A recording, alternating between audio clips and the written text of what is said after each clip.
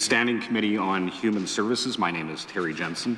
With us today are committee members Mr. Mohammed Fayaz, Mr. Marv Friesen, Mr. Warren Kading, and substituting this afternoon for Mayor Conway is Ms. Nicole Sauer, and substituting for Mr. Joe Hargrave this afternoon is Mr. Travis Kiesig.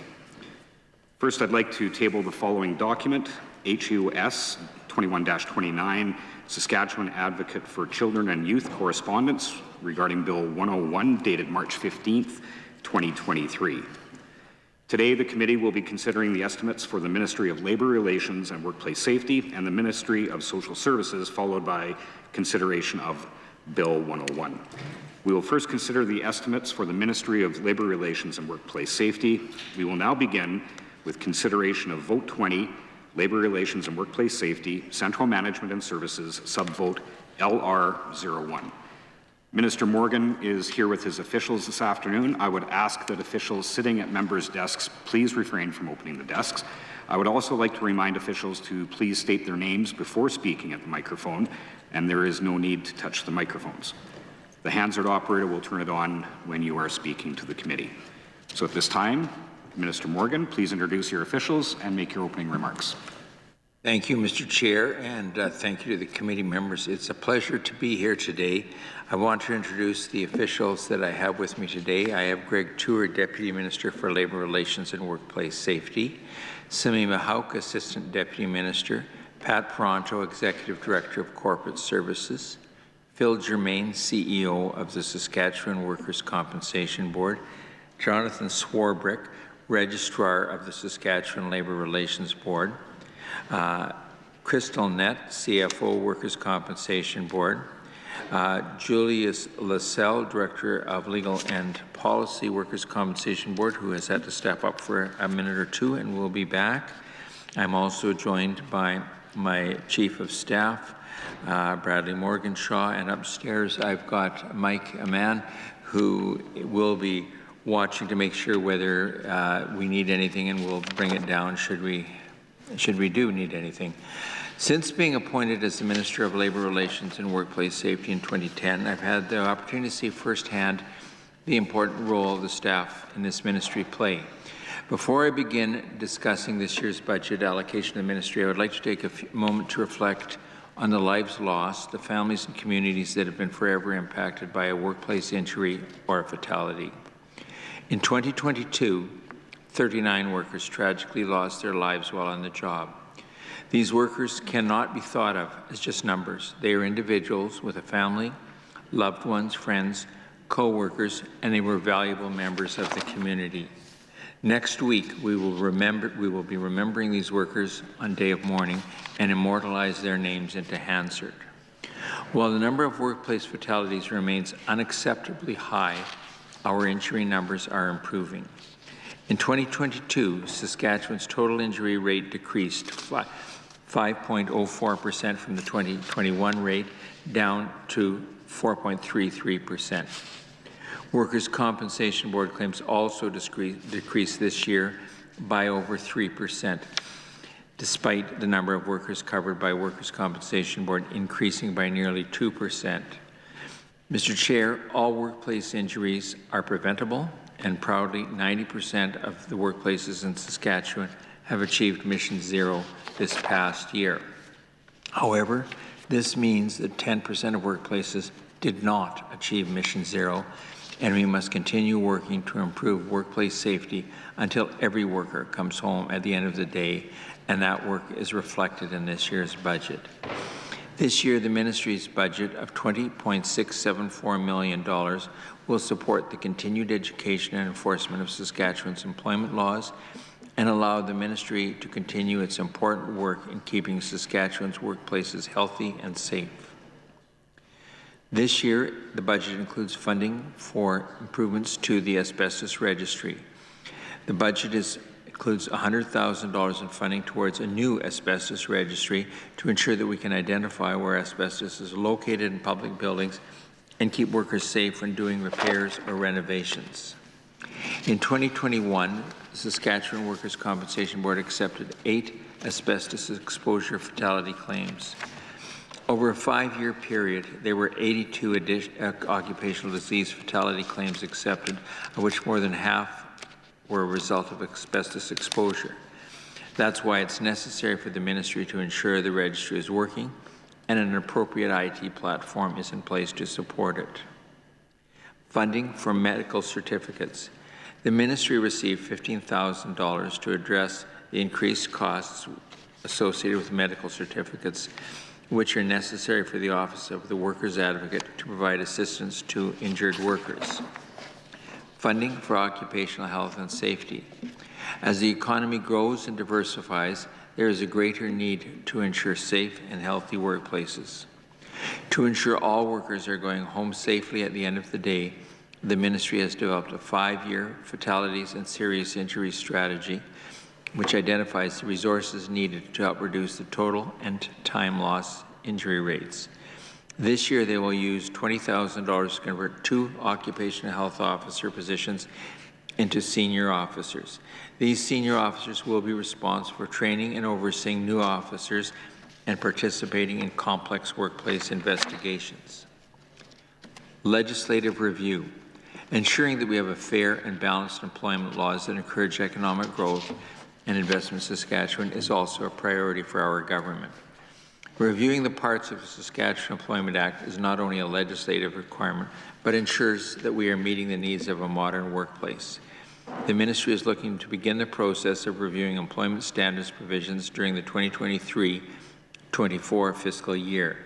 The ministry will continue to find efficient and effective ways to engage stakeholders in this legislative review process. Transfer of budget. This budget also includes a transfer of $180,000 to the Ministry of Justice for a dedicated prosecutor for occupational health and safety cases. This is an important position, particularly in ensuring employers are held to account for serious injuries and deaths in the workplace. Mr. Chair, I'd like to conclude by saying that the staff in this ministry are passionate about making a difference in the lives of others. They are all doing their part to ensure that everyone they serve benefits from growth in our province, and I'm very appreciative of their efforts. That includes my introductory comments, and Mr. Chair, we will be happy to answer questions. Thank you, Minister. Before we get started with the question portion, just want to recognize that we have Terry Dennis substituting now for Mr. Hugh Nerlens. So with that, I will open the floor to questions. Ms. Saar. Thank you, Mr. Chair. Thank you, Minister, for your opening remarks. And I just want to start off with this opportunity by thanking all of the officials for being here this afternoon. I know it takes a lot of work to prepare for afternoons like this, and I do very much, as do all the members of the committee, appreciate all the work that you do in the preparation for this afternoon. As I am relatively new to this portfolio, I am taking this as also as an opportunity to learn more about the ministry and the work that you do. So please forgive me in advance if some of my questions seem a little basic.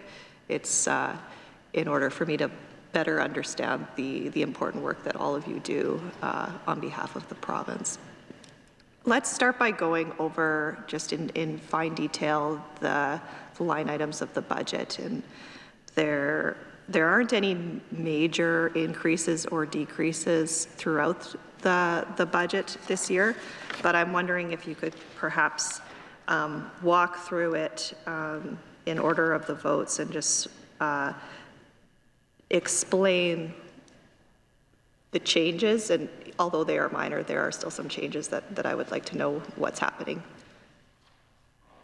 But then I'll ask the officials to give you a bit more detail. both the Workers' Compensation Act and the Employment Act contain statutory provisions that provide that certain provisions of the legislation go through a review process. The Workers' Compensation Act has got provisions that are that call for creating a committee of review over so many years to do hearings and do meetings to review the legislation. And over the years, they've made recommendations to increase the insurable earnings, change the processes for how the board works, raised issues with regard to the length of time that it took for appeals to be heard, and how the process at WCB operates. I know that some of them have done fairly extensive interjurisdictional reviews. I think the underlying Meredith principle of being an insurer rather than someone that seeks blame has been fundamental to all of the processes that they've followed. But they've, I think, come back with meaningful changes, and for the most part, I think those changes have been accepted. And as you're aware, the legislative changes that are in before the House now are all ones that are there.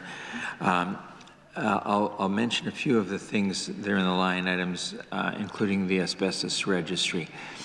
We have had over the year what I think are unacceptably high numbers of asbestos injuries, and we've had a lot of public interest in it. Unfortunately, the public interest hasn't developed towards a lot of safer practices. So the asbestos registry was one method of having information available so that a person could go online and seek information about a particular government building, for example, this one, to determine whether asbestos has been used. Asbestos was used initially in a lot of new buildings and then was used in later years for renovations and updates. So it's very difficult to tell by when a building was built as to whether it's likely to have asbestos in it. So the role of the registry was to identify, okay, this would have asbestos here or there or whatever the situation was. When the registry started, we discussed with other provinces. No other jurisdiction has taken us up on the offer that we would give them our technology. I'm somewhat disappointed that other areas of the country haven't used it. We're now sort of into another phase of asbestos claims. Initially, the asbestos claims were from people that had contact with asbestos during construction decades earlier. What we're seeing now are asbestos claims for people that are involved in remediation or the next generation, and a growing number of claims where the asbestos content has come and affected firefighters. So that's sort of an ongoing issue. Hopefully the changes to the registry will make it easier to use and more accessible, and we hope that we're able to see a reduction in the number of asbestos claims. So, and we know that that's an area that we think there should be more work done on it. We also have got the start of some of the legislative reviews. I think I mentioned in the opening remarks that labor standards, employment standards would be the next phase of that legislation. The Employment Act is done through reviews that are done year by year with different sections that are there. So anyway, with sort of those as being sort of the highlights that are there, I'm going to turn it over to the officials to go through it on a bit of a line-by-line basis. I would make the offer that if you wish to interrupt them, please feel free. Fair enough. Thanks, Minister. Greg Tour, Deputy Minister, Labour Relations, Workplace Safety. So maybe the easiest way for me to do this is I'll go through sort of what increased, what decreased, and some of this will be restating what the Minister already said, but probably helpful to do it this way.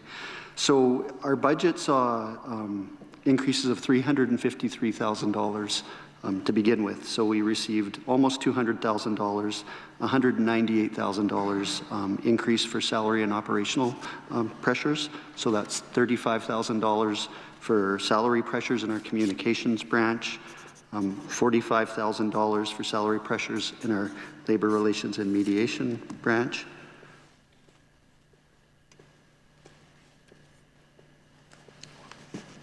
$110,000 for salary pressures in the Office of the Workers Advocate, and $3,000 for statutory increase to the minister's salary. Included in that is that $100,000 that the minister spoke to about building and maintaining a new asbestos registry. The current technology is getting to the end of its life, and so we need to create a new one. $20,000 in operating funding for legislative reviews. So as the minister mentioned, that will be for the upcoming employment standards review. $20,000 increase to convert to occupational health officers to senior officers. And so the thinking around that is a year ago, we felt we were kind of at the right level in terms of our staffing in occupational health and safety, assuming that we're going to see more economic growth and in particular in terms of the employers in the province, making sure that we're laying the foundation to have those senior officers that are there to be able to train any new officers we have, take on some more of those complex files. So this is really, for me, sort of foundational work to preparing for that.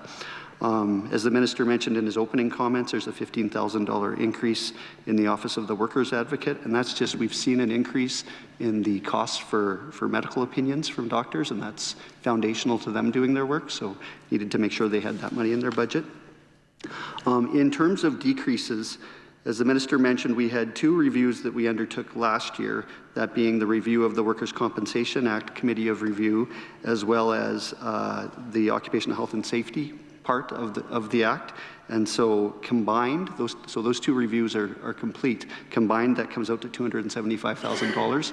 So that's money that we don't need going forward, so that was given back. We also had 3 vacant positions in program branches that we abolished, and so there's funding associated with those. There was $110,000 in labor relations and mediation, $60,000 in employment standards, and $50,000 in the Office of the Workers Advocate. So there's some ins and outs related to those. And then also, as the minister shows, there was, or mentioned earlier, there's a couple of transfers here as well. So they'll show as a decrease, but really it's money going elsewhere in government. And so the first is $180,000 that you'll see come out of occupational health and safety, but that's money that's gone to Justice for the funding for a dedicated prosecutor. That's a long-standing agreement we've had with Justice, and frankly, it just didn't make sense for them to be billing us for those services, and we had the money and it was going back and forth all the time, so we thought for simplicity's sake, they've got the lawyers, we had the money, now they've got the money, and we've got an agreement that they will continue to support our prosecutions. And the last piece is a $23,000 transfer to SAS Builds and Procurement, and that's just due to consolidation of some of their project delivery and real estate services. So those, I guess, on a high level are kind of the ins and outs of our budget. Thank you for that detail, and I think it provided an answer to the question that I had when I initially was looking at the estimates. I noticed that it seemed, when you look at the numbers, that there was there is a slight decrease in the line item for salaries at OH&S and employment standards. I think I understand it now, but just can you be clear on the record as to what that means? You've mentioned there were 3 positions that have been abolished. There are no decreases in anybody's salaries. Are there any other positions that have been abolished in addition to that? Just so that I have a full picture of why there is the decrease at the salary level. Absolutely. Yeah, so there was three of our program branches we abolished vacant positions. The first being labor relations and mediation branch. second, employment standards, and the third, Office of the Workers Advocate. And so beyond that, I guess important to say those were all vacant positions. There were no staff incumbent in those positions, so it was just a straight abolishment of vacants. Why were those positions abolished? I guess, frankly, we part of that was making sure that our budget reflected the work we were doing in the ministry. So when we got our envelope, we took a look at what our priorities are, and one of the biggest priorities being occupational health and safety. And so we made sure that we had the appropriate resources going to occupational health and safety, and just, my words, right-sized the other branches to make sure that we fit our budget. You had mentioned that a position within occupational health and safety was being elevated, correct? 2 positions? Can you provide some more detail around that? So we have 2 occupational health officer positions that will be reclassified to senior officer positions. And again, the thinking there is to make sure that we have adequate supervision, oversight, training, and development for our new officers, as well as make sure that we have capacity to investigate some of the more complex cases that come our way. And then again, for that, I think as we look down the road, should we increase the number of officers that we have in occupational health and safety, making sure that we have adequate capacity in that leadership group to take on the new officers and do those things I just mentioned. That's going to be my next question, whether or not you were going to then fill the junior positions that were gone now that you've elevated those folks into senior positions. Currently, right now, we have 5 vacant positions in occupational health and safety, and so a couple of those will turn into seniors, and then we will staff the remaining vacants. How many other vacant positions are there within the ministry?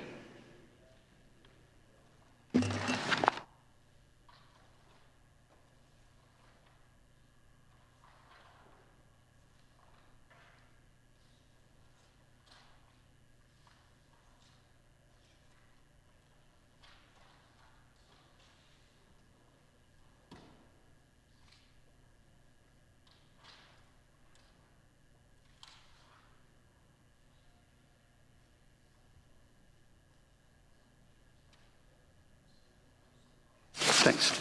We have a vacant position in our communications branch, so that's a communications consultant. The permanent incumbent in that position's on a temporary definite leave of absence to another ministry, so we're in the process of staffing a term in that case. In our corporate services branch, we have a vacant policy analyst, and so we're currently in the process of staffing for that. I think I mentioned occupational health and safety. And nothing in employment standards. And nothing more in employment standards. We have similar to the communications branch, we have one in the deputy minister's office as well, but the permanent incumbent is elsewhere, so we're just holding that vacant while that person's off on another assignment.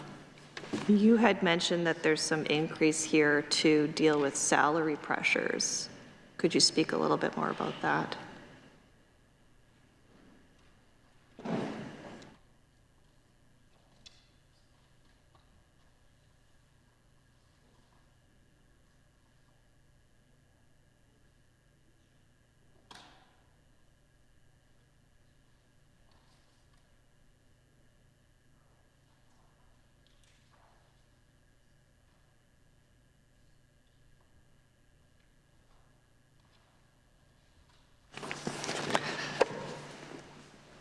Thanks.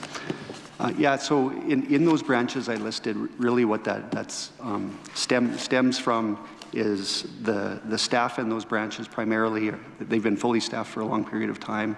The staff are at the top of their ranges, and so as we've had our economic increases, our budget didn't have capacity in order to pay for all of our staff. So through the budget process this year, we asked for additional funding to make sure that we actually had the money to pay everyone. Are you finding any challenges with recruitment or retention in your ministry? It depends on the occupation. I think where we're finding difficulties is bringing in term staff. people to come work for a 6-month term when somebody's on a leave of absence or things of that nature. So we've tried to focus at times on internal. So yeah, I guess I'll leave it at that. It kind of really does depend on the occupation.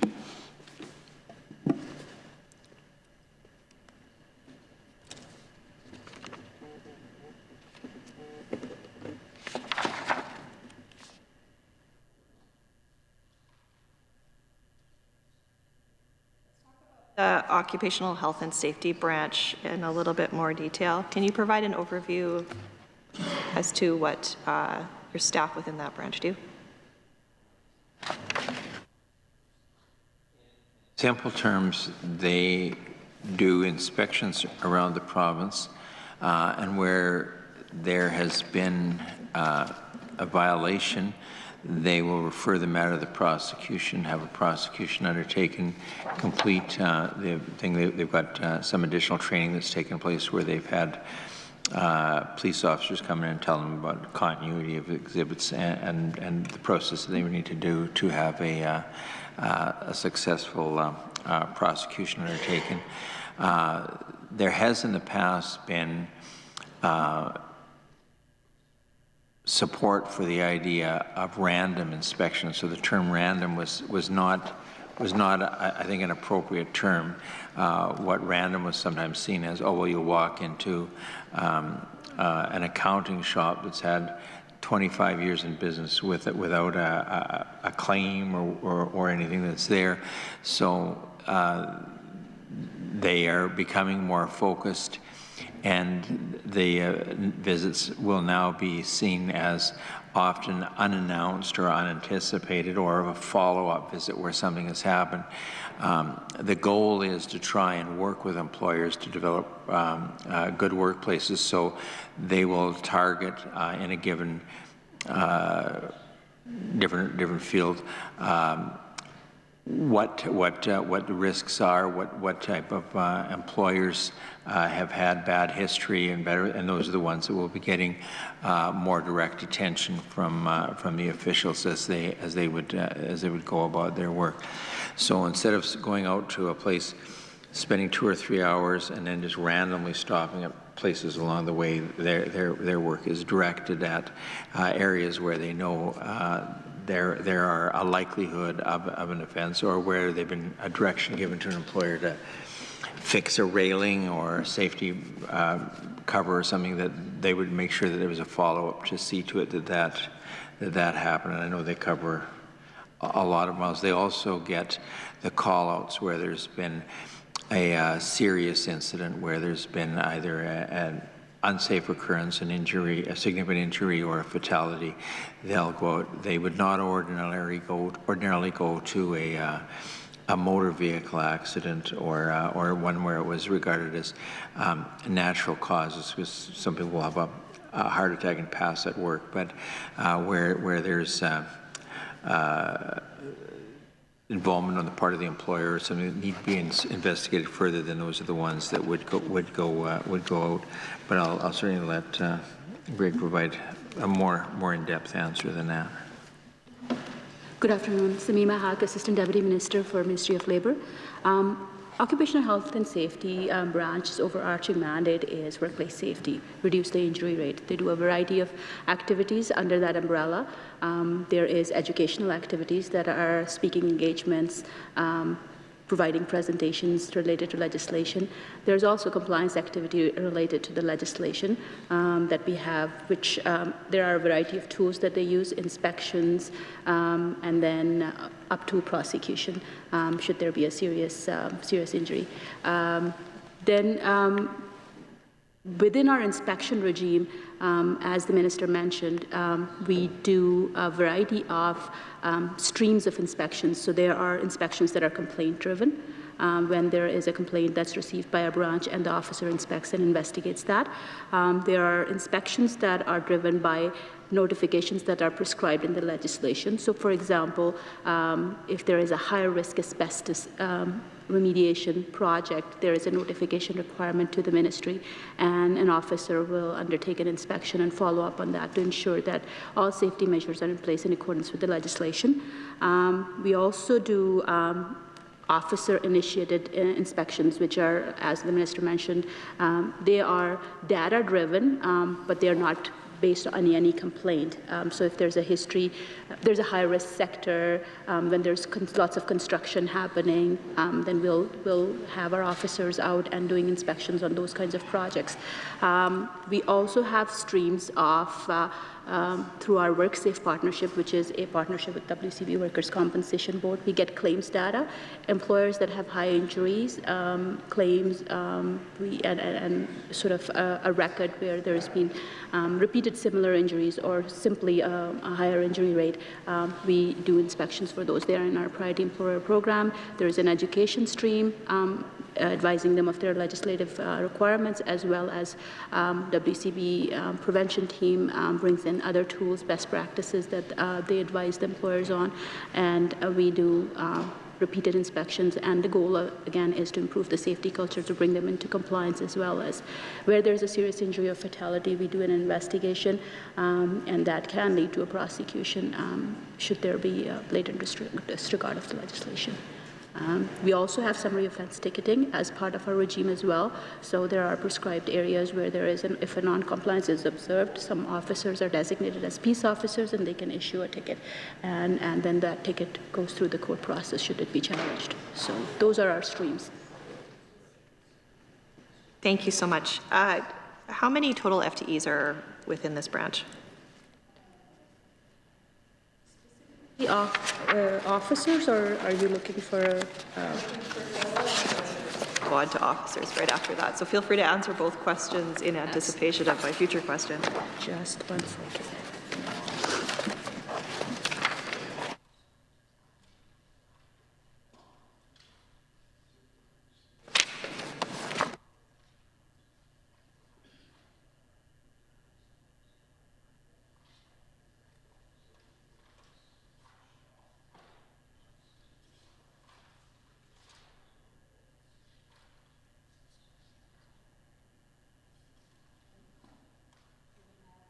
Eight officers, 13 administrative staff, which do a lot of data entry and other related work, and we have 13 management staff in that branch. If I read the estimates from last year correctly, the Hansard, you had 69 last year. Why was there a decrease this year? It's just the designation, whether they're called an officer. So so for example, our health standards person who is looking at the standards that are issued, CSA standards for safety. They're reviewing those and ensuring that any standard that's issued by the industry and is acceptable and is approved by CSA is acceptable within our legislation, and employers are actually allowed to use that. They are designated as an officer, but they are actually an engineer, so they are truly a management person. It's just the optics of what we call them. There's been no change in the FTE numbers. There's no increase or decrease in number of officers. No. Are there any general trends that they were seeing in their inspections in the past year? There's always trends in industry-specific trends that you can see, but it's hard to generalize it to an overall safety trend. Certainly, I think there's a level of acceptance as far as education and those resources are concerned, and we have a close partnership with not only WCB, but we also work with all the safety associations to provide tools. Of course, COVID had its own impact, and there was more awareness in regards to public health issues and those hazards and how to manage those hazards. Those would be the more general trends, I would say, in the recent time, but industry-specific issues always arise. Issues, and you can break it down by industry, understanding that they're all quite different, but any common issues, challenges that various industries are seeing, inspectors are seeing within various industries? 3 areas we're focusing on: false. Yes, so those are overall like our common issues when we look at that employers are facing, and these are what we focused on in our serious injuries and fatality strategy.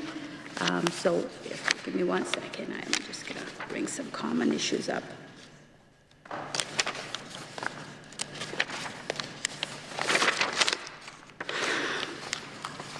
So when we look at common issues across across all sectors, motor vehicle crashes are one of the leading causes of acute fatalities. So here we're not talking about simpler, smaller injuries. We're talking about like life-impacting injuries. Asbestos remains an issue that we continue to do a lot of campaigns on. Falls, fall prevention is another important area. Industrial ergonomics seems to kind of ebb and flow, and I think pandemic and people working from different locations has had some implications associated with ergonomics.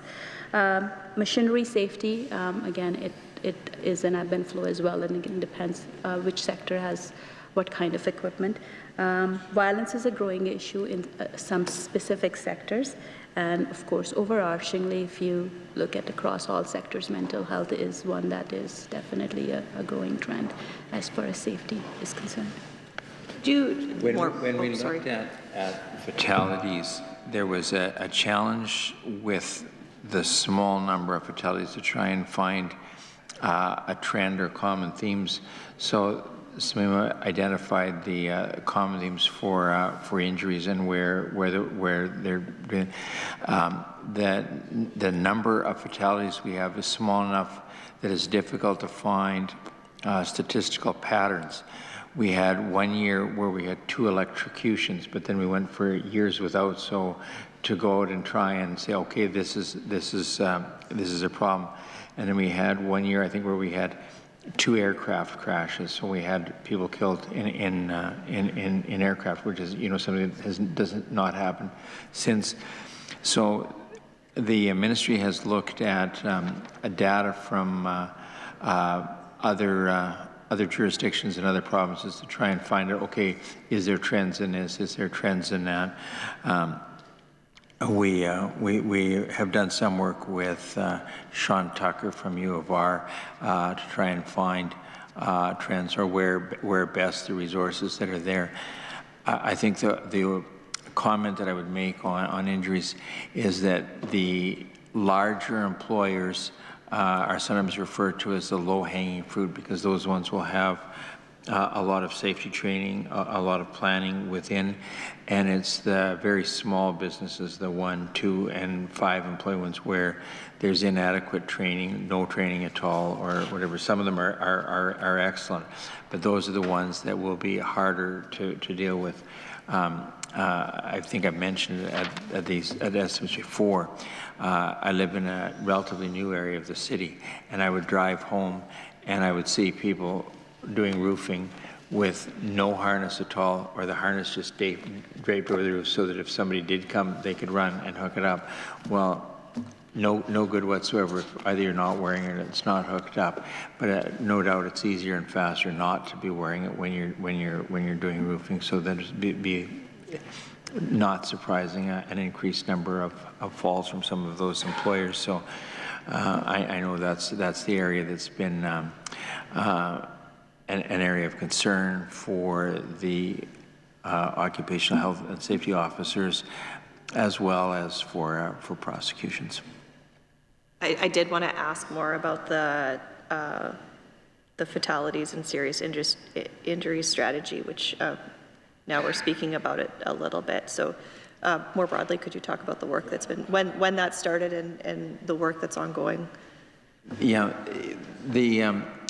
there was a 3-year program that was there that brought some significant benefits, and it's hard to say how much were legitimately because of work done by employers and employees, and how much was a reduction caused by COVID. There was so much less activity during COVID. But we know that since COVID is not a significant factor anymore, that our numbers have increased.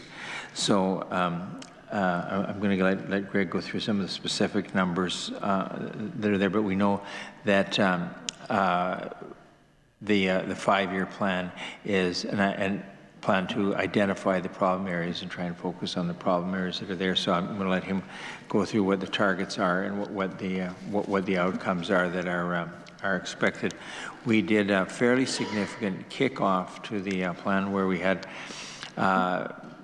people from industries, people from SFL and people sort of across the, so with the idea being that people would know that there was a new plan in place, that they needed to refocus and start to look and become engaged on workplace safety. So the hope and expectation is that the plan will drive numbers down over a period of time. Thanks, Minister. So the Minister mentioned the previous 3-year strategy, and so this is a Work Safe initiative, so this is the partnership between Labour Relations, Workplace Safety, and the Workers' Compensation Board. Big part of the work they're doing is sort of on the prevention side, where the regulator come in with the enforcement. So the initial fatality and serious injury strategy ran from 2019 to 2021, and I'll just walk through, I guess, some of the key achievements there. One of the key areas of focus was around asbestos awareness, and so as an objective, they wanted to improve general asbestos hazard awareness to 39% from 19%. So this was based on a baseline study that was done. So by the end of December 2021, a follow-up survey was conducted regarding asbestos awareness in the province, and the survey results indicated an increase in awareness to 33%. So, you know, above what the goal was there. Motor vehicle crashes. So again, that is transportation, as Sammy mentioned earlier. The objective there was to reduce work-related motor vehicle crashes by 30% from the 2018 baseline. The outcome was just short of that objective. However, there was a 25% decrease over the period of that strategy. Firefighter cancer exposures was also an emerging area we were looking at that point. So the objective there was to improve firefighter cancer prevention controls by 50%. The result, so we did an initial audit in 2021 to take a look at the progress that we've made. On average, scores have jumped by more than 100% in terms of the awareness and the prevention methodologies that they're using there. Falls from heights, Sammy also mentioned that. Our objective there was to reduce falls from height injuries by 30% from 2018. Our result was those injuries have reduced over the 3-year span of the strategies. Again, we didn't meet that 30%, but we did see a 19% decrease. So we set some pretty lofty stretch goals for ourselves there, and we were able to address that. So kind of maybe just broadly some of those targets and outcomes. Again, asbestos exposure, we wanted to improve awareness from 19%. It improved to 33% in the follow-up. I mentioned the motor vehicle crashes. We were able to reduce those by 25%, or sorry, they did reduce. Can't take full credit for that. Firefighter cancers, so improving the firefighter cancer controls by 50%. Our follow-up work found that it was 100% falls from heights. I mentioned the goal was 30%. We were able to see a 19% reduction there. In the healthcare, and so healthcare is one of the 3 sectors that we're focusing on in our new fatality and serious injury strategy. The goal there was to reduce serious injuries by 10%. We saw a 5% decrease. So healthcare is a large employer, so 5% is significant, but we didn't quite make our goal there. In the transportation sector, which is another sector that we're continuing to focus on, the goal there was to reduce serious injuries by 10%. We reduced them by 3%, or they were reduced by 3%. Psychological injuries, the goal there was to reduce the duration of the psychological injuries by 20%, and the outcome was overall durations were reduced by 17%. Which includes a 25% reduction for public safety personnel in their claims. And in the manufacturing industry, the goal there was to reduce serious injuries by 5%, and we saw a decrease of 8% in that sector. So going forward, the new fatality and serious injury strategy, we're going to continue to focus on 3 sectors, that being construction, transportation, and healthcare. And hopefully through partnerships of ourselves and the safety associations, other technical experts and institutions, that we'll be able to continue to drive those down. Try to separate to make sure that my questions are targeted to the officials that are in front of me, so there isn't a bunch of jumping around. But I see how integrated and married really everything that's happening within the ministry is, including WCB. I noticed that WCB reported their top injuries for 2022, the farly outweighing second and third place was in first place with the health authority, hospitals, care homes, and occupations with the highest rates were nurse aides, orderlies, and patient service associates. So I can understand why that is a part of the top three industries that you are looking at in this strategy as well. Majority of the health-related injuries are caused by lift sprains and falls. So the health authority has, over the last number of years, committed a lot of resources to making sure there was lift equipment and training, and I think if you go into most of the facilities, you'll see the equipment that's there, and the issue is whether enough people are trained and whether the direction has been that they actually have to use the equipment.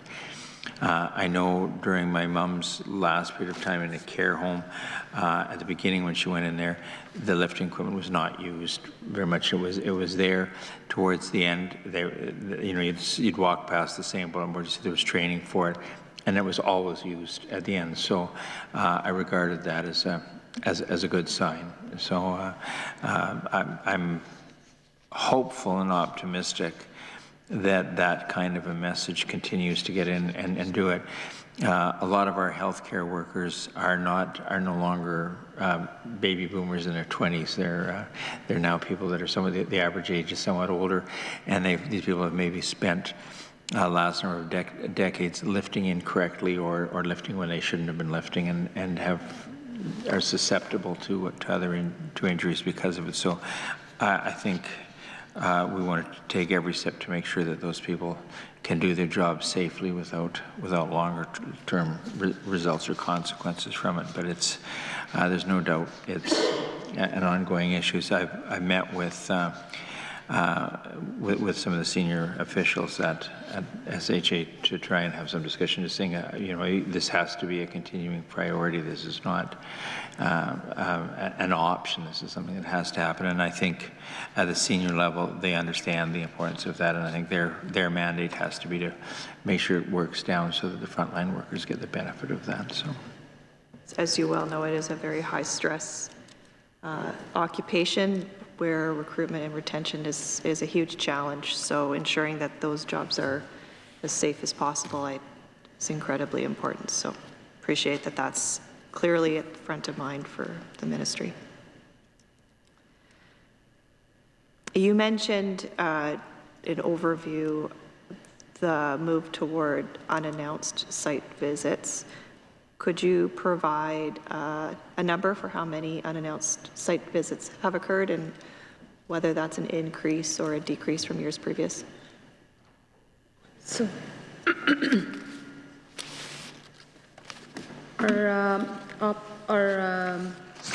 we refer to them as officer-initiated visits, and so in the last fiscal year, up to February 28th is what I have data for, and we had 888 officer-initiated visits.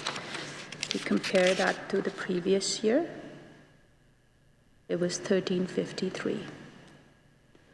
53? But that's a full year's information, and I have 1 month less for this year.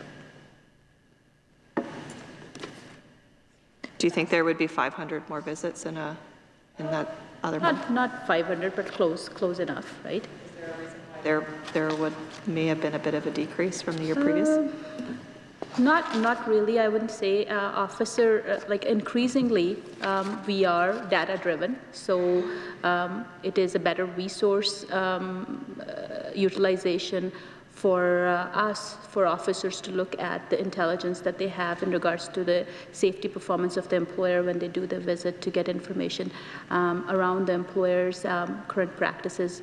I think that just that little bit of research that they do before they go out tips them into more of a direct stream.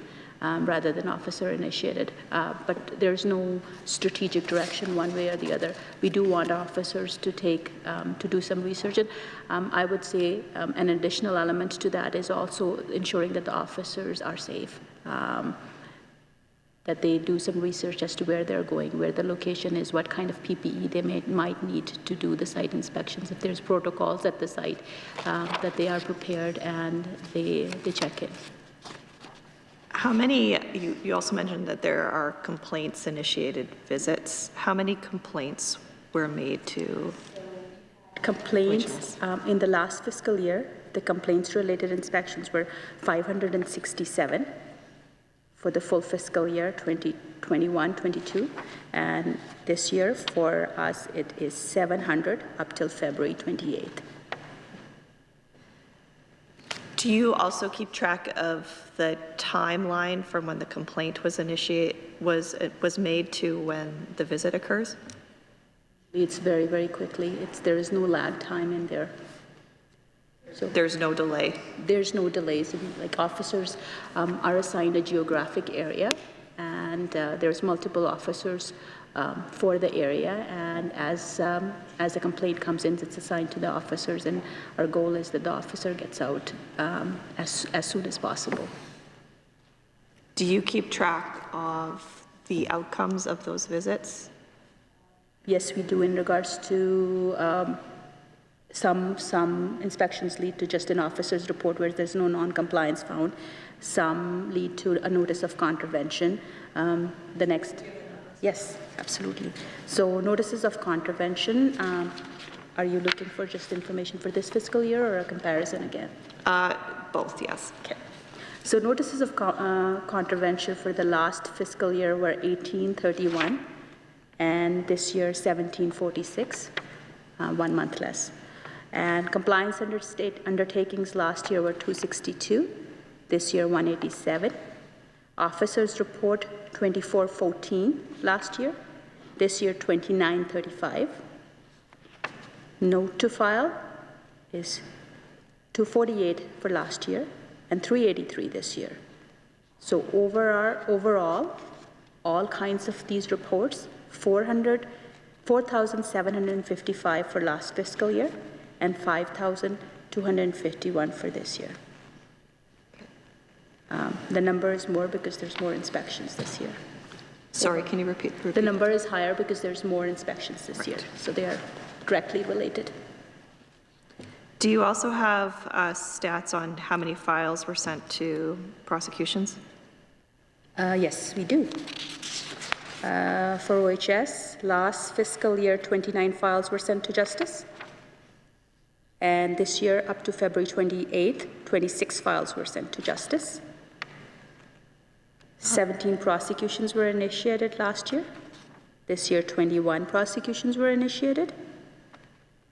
11 convictions last year, and 13 convictions this year.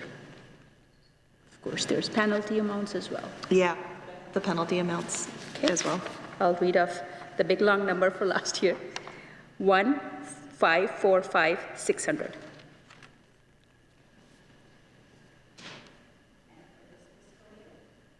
Up till February 28th, we have 847,500.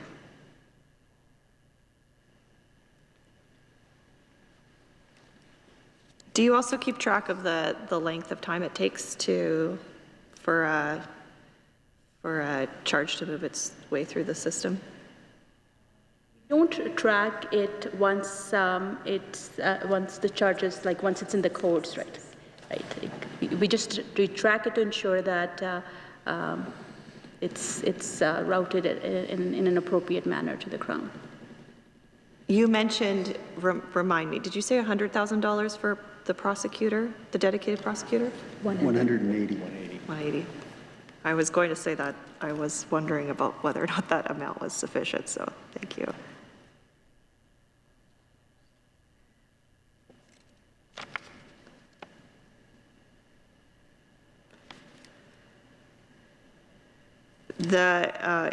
as you well know, Minister, a few years ago there was an expansion of the protection provisions in the legislation. I'm thinking about the sexual harassment provisions and the like. Has the ministry been keeping track of whether or not there have been an increase in claims? And if so, could you provide some detail?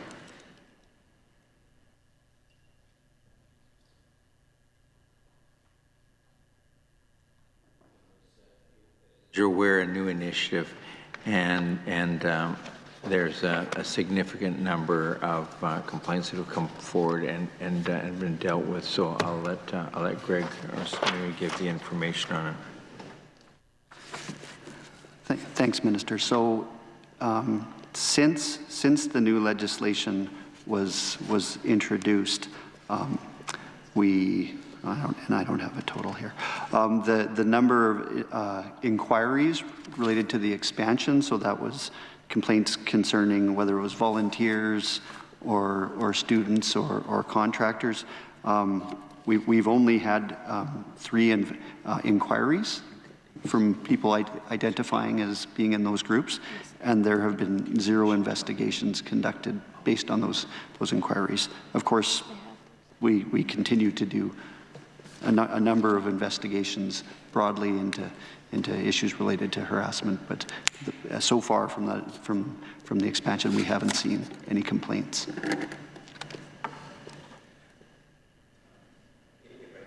A bit of a clarification. You asked about the timeline on prosecutions. There's a prosecution log that's maintained, and it puts names of unconvicted defendants on it, but that log is provided to us in the context of whether there's a delay that would prevent a charge from going ahead, and sort of the status of them that were there, so that the ministry can be aware of whether there's adequate resources being provided. And we have in the past asked for additional support from Justice by way of additional prosecutorial support. So, but it is logged, and so far as I know, I'm not sure of any in recent past that have been struck for delay. So.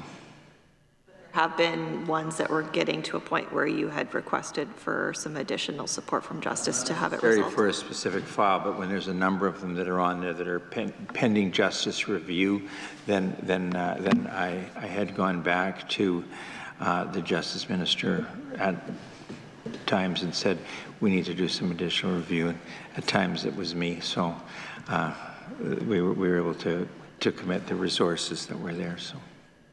Thank you for the clarification on that earlier question. I appreciate it. So That is what we track. That it gets to the Crown Prosecutor on a timely fashion. Once it's in court system, we don't track to the outcome. Moving back to the harassment piece, I'm thinking you might have more you want to add, or is... Yeah, just as it relates to the prosecutor, we actually, I mentioned the transfer of funds. I'm told in about 2018, we actually added an additional prosecutor because of the number of files that we were forwarding to Justice for review. And so the second prosecutor is shared between occupational health and safety and employment standards.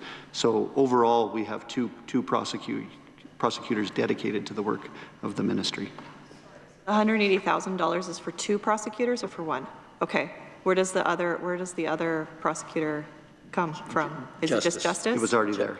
Already gone to Justice. Yes. Gotcha. Okay, now I understand.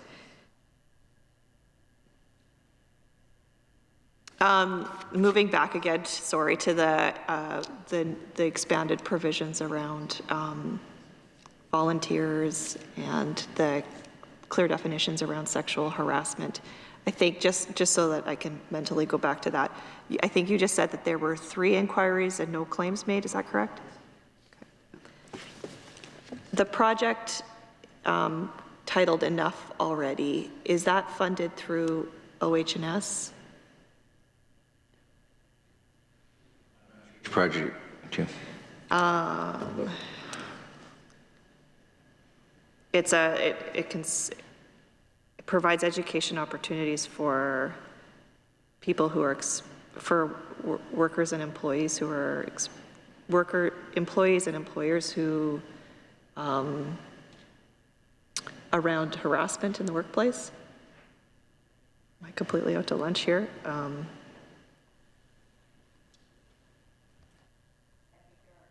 People? To employers at their request and provide training. We also have resources in the form of videos that we've provided to stakeholders as an educational tool, but I'm not aware of any project. It's workplace sexual harassment. A project that's with a dedicated budget. It's done within the resources of the ministry, and it's a service that's provided. I think is that. Oh, hang on.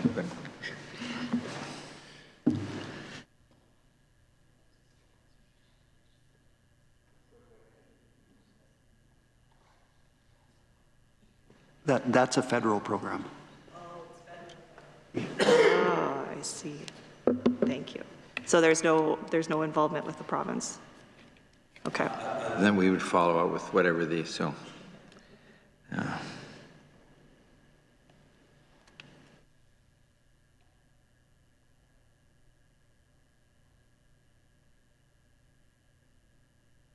Mentioned, in addition to, of course, charges being laid, or in the alternative of charges being laid, there can also be tickets issued.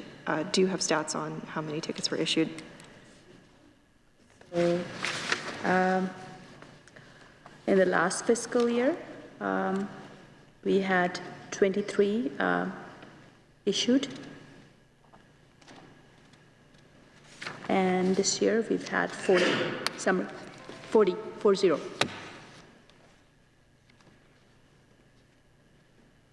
mentioned in last year's estimates that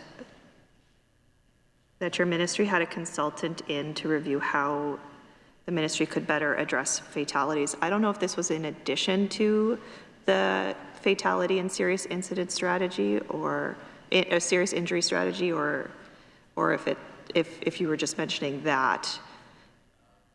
I would have mentioned the context of that. An external consultant was brought in for the early stages of developing this strategy. Thank you. You also mentioned that the ministry was working to post the outcomes of any investigations, in particular when serious incidents occurred, online, so it'd be accessible to the public. Has there been work on that? On the WorkSafe website, there are summary reports for serious injuries and fatalities. And so people can go to that and get sort of de-identified information about specific cases that have occurred. Typically, there's a lag there until a matter has made its way through court. And so I think the most recent ones we have right now go back to, I think it's 2020 or 2021.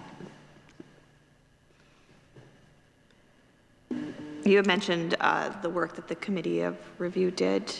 Could you speak a little bit more about the recommendations made and what were accepted and what weren't?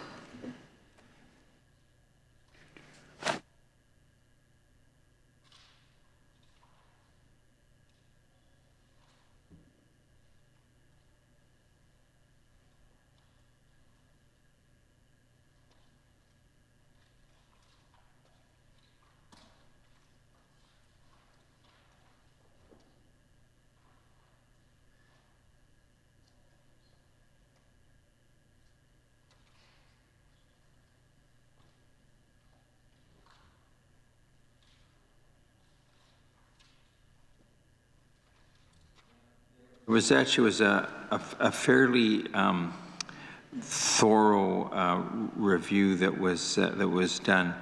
The review usually consists of a number of people.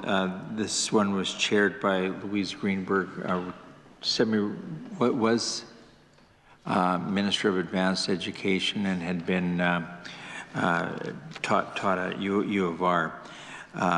Anyway, they reviewed and went through a process involving social media, electronic media, and they sent letters to some 271 organizations, and they informed through WCB some 6,000 claimants that the process was underway. 96 submissions were received from 35 individuals and 61 organizations. So some of the things that were included in the recommendations were amending the definition of worker to include students while in the work-based learning program, and including executive officers that would be eligible for voluntary coverage, increasing the minimum and maximum awards payable for permanent functional impairment, ranging for and covering the costs associated with transporting a deceased worker's body back to the home location. I was actually surprised that that wasn't already covered. They created a new death benefit to the estate of a deceased worker who has no dependents, providing for equitable compensation to workers' dependent children or other dependents, regardless of whether the injured worker had received benefits for less or more than 24 months before the worker passed away from a non-work-related injury. So these would be long-term pensioners, people that had workplace health issues. Amending the privacy provisions to mirror the Health Information Protection Act and to provide for administrative penalties if a breach of privacy occurs. Improving the medical review panel process by simplifying the requirements in the Act. Clarifying the psychological injury provision to provide quicker supports. And creating a requirement for all decisions to include reasons similar to other tribunals. So essentially there would be a body of jurisprudence with de-identified names or information, and so that people could say, okay, well, this is typically covered or not covered. So the report was, Cabinet approved the release November 2nd of 22 and solicited feedback on the recommendations. The ministry commenced public engagement end of November 2022. News releases and additional stakeholders were informed, and then you'll be aware of what's taken place on legislation since. Does that, the legislation that's before us, does that conclude the legislative changes that will be occurring as a result of this review, or are there more to come? Some were brought forward early, as you're aware. The remaining ones will be brought in the fall. And you mentioned that employment standards is next. Yes. Could you speak a bit about the what that work will look like?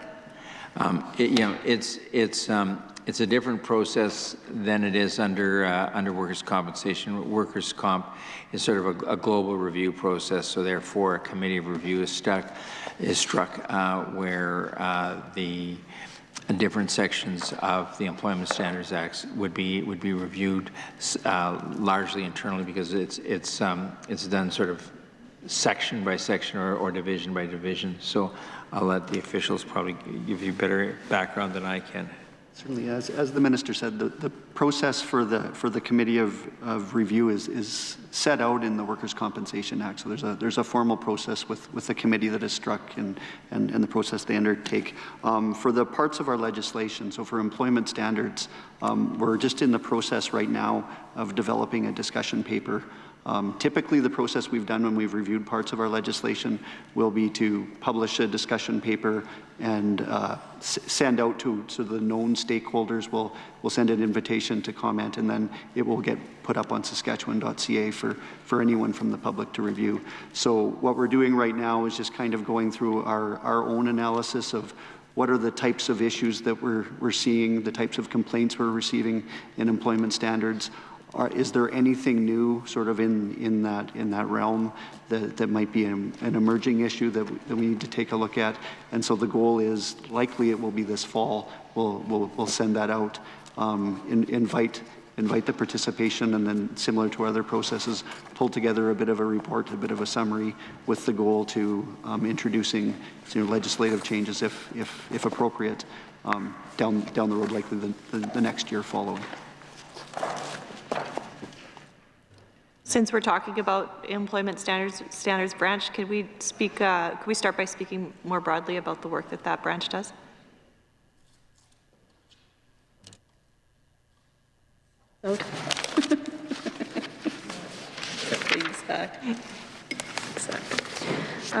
So employment standards branch is largely what we are complaints-driven, claims delivering.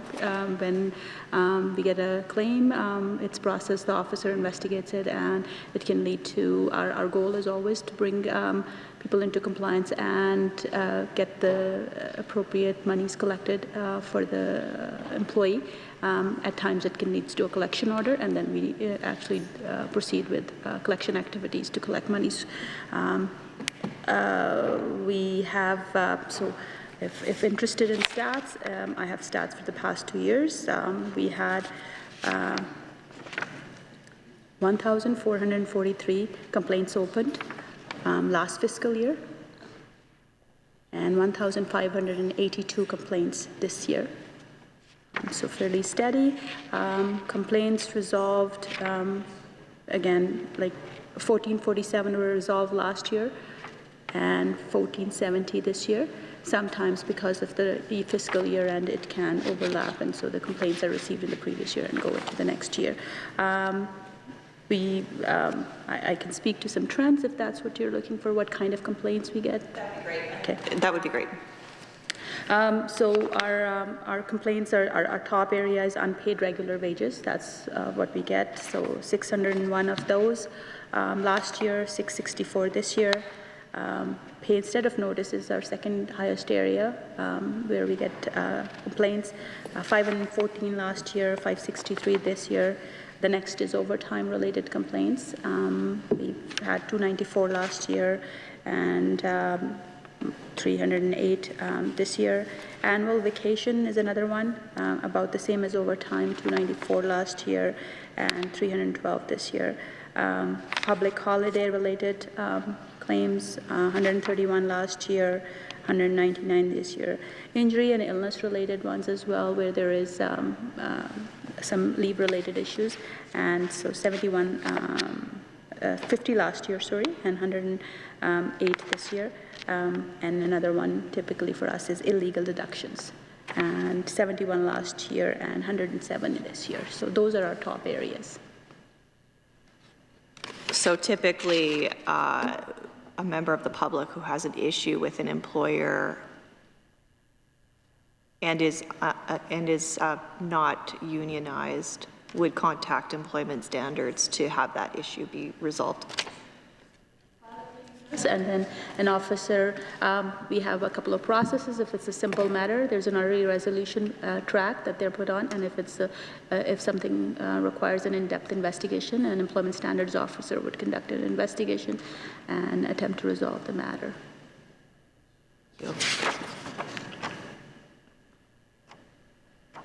I'm looking at the Saskatchewan Labour Rights Report, which I'm sure you're all very well aware of, that was written by Dr. Andrew Stevens and Angela Poirier in March of 2023. And it had mentioned wage theft as being one of the challenges experienced by workers in Saskatchewan. Could you speak more broadly about how, and I'm not sure if you're looking at this, but perhaps you are, how we compare to other jurisdictions in terms of this challenge for workers?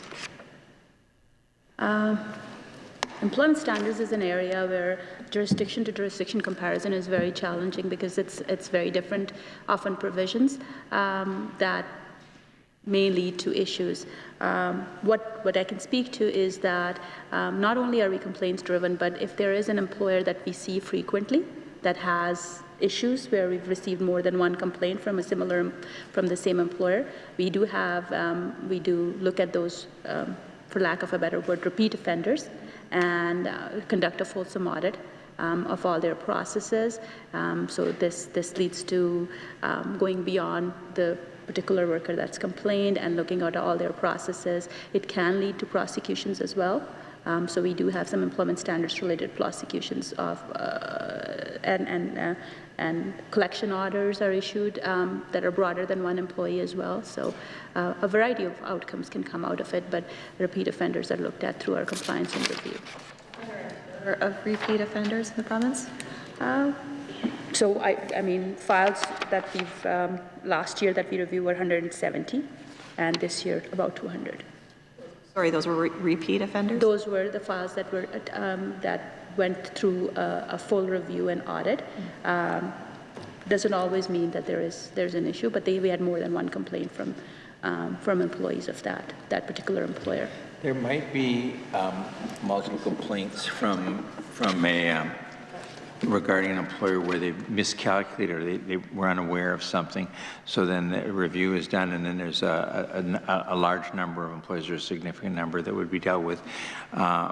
Hopefully, most of those are rectified or those are dealt with.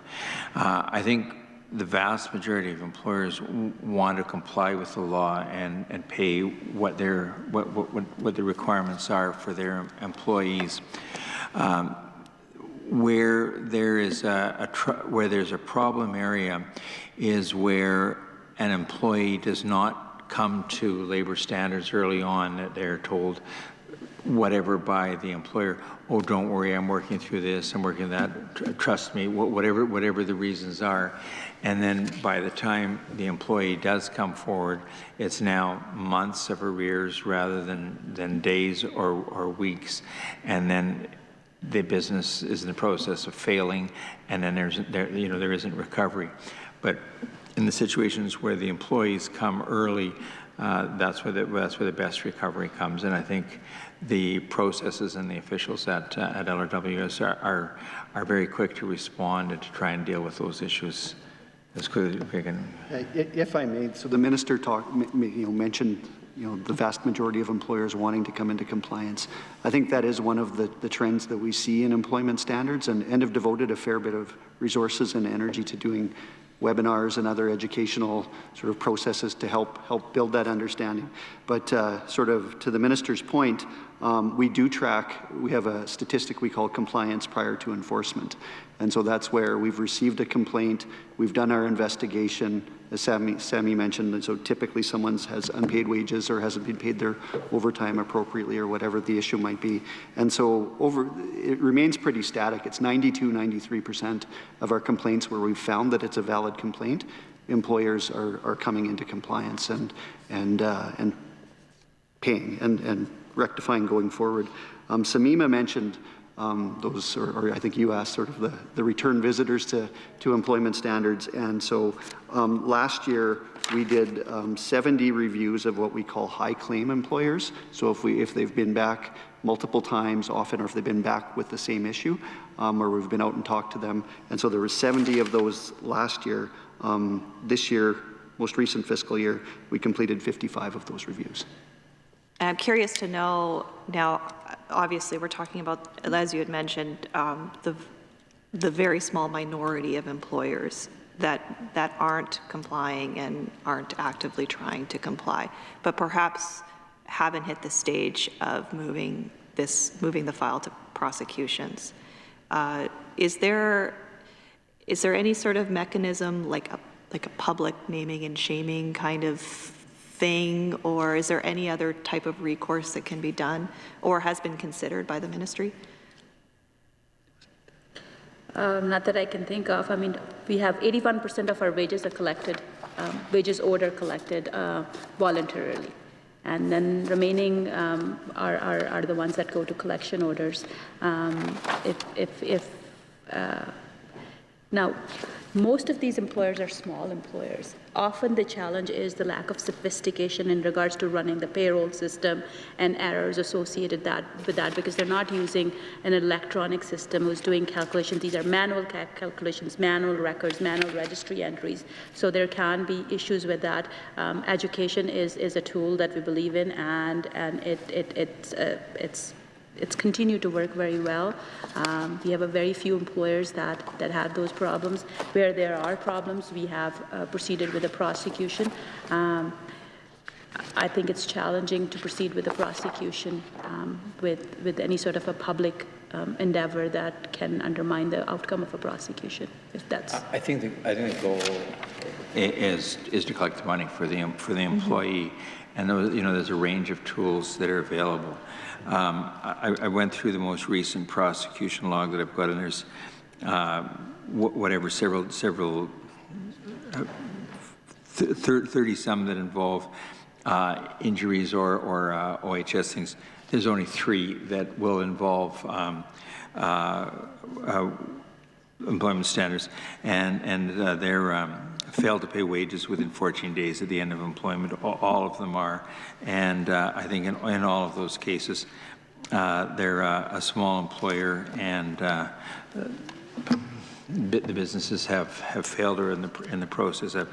I don't have particulars as to the amount of the claims from any of those, but was going to be another one of my questions was prosecution numbers. I was thinking more not just about the goal of course, the important goal of collecting wages for employees, but also the goal of ensuring that no other employees walk into a situation similar to those employees when I was talking about any sort of public-facing recourse that could be. That's all I was thinking about is preventing that situation. I think when the complaint comes in,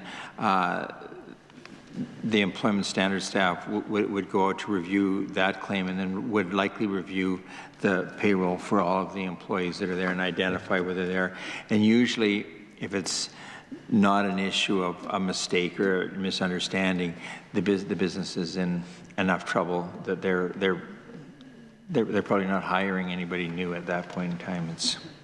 We do release a news release when we do prosecutions, and that does name the employer. It names which provision of the act that they were offside, and the amount of what the fine is. So at employment standards, last year we had 2 prosecutions. We don't do the same volume as done in occupational health and safety, but so those do get posted.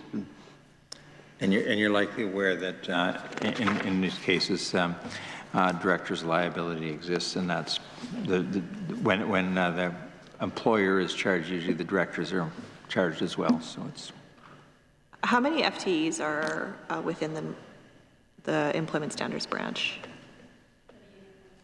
38.1. Any change from last year? 1. One increase or decrease? Decrease. That was mentioned by Greg. Okay.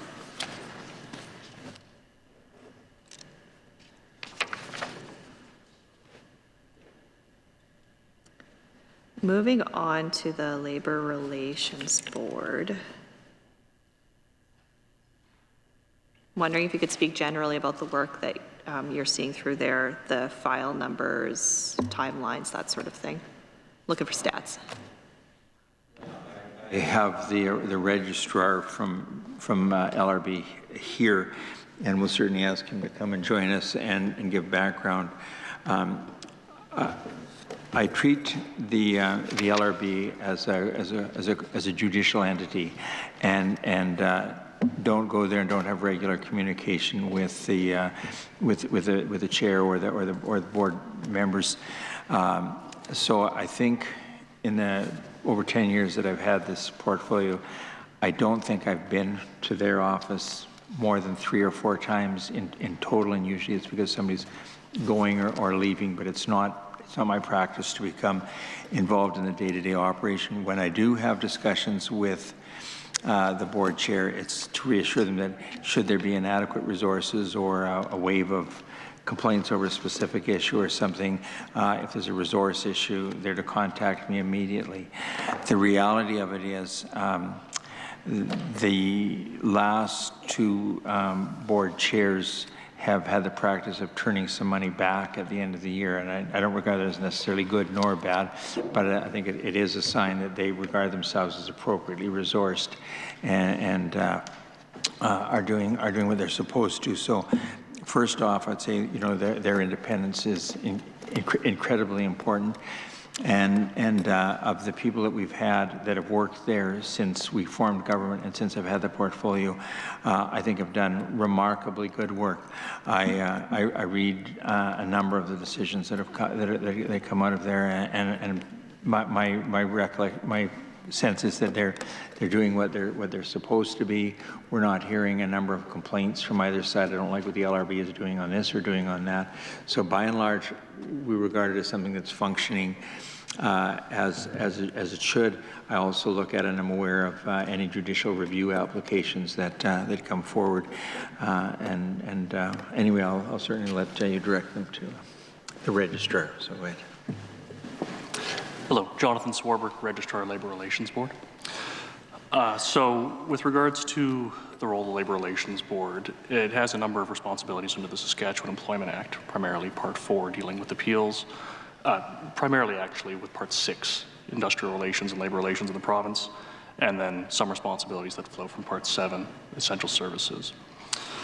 The board receives a number of applications each year. It's how it proceeds with the matters before it. I can tell you that in the 2022-23 fiscal year, the board received 175 applications with regards to labor relations under Part 6 of the Act, and it rendered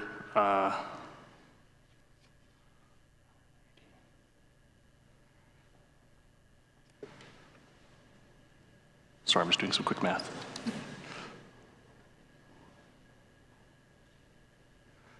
203 decisions or 203 dispositions of matters, which includes matters who were granted before the board, dismissed, or withdrawn by the applicant prior to a decision being rendered.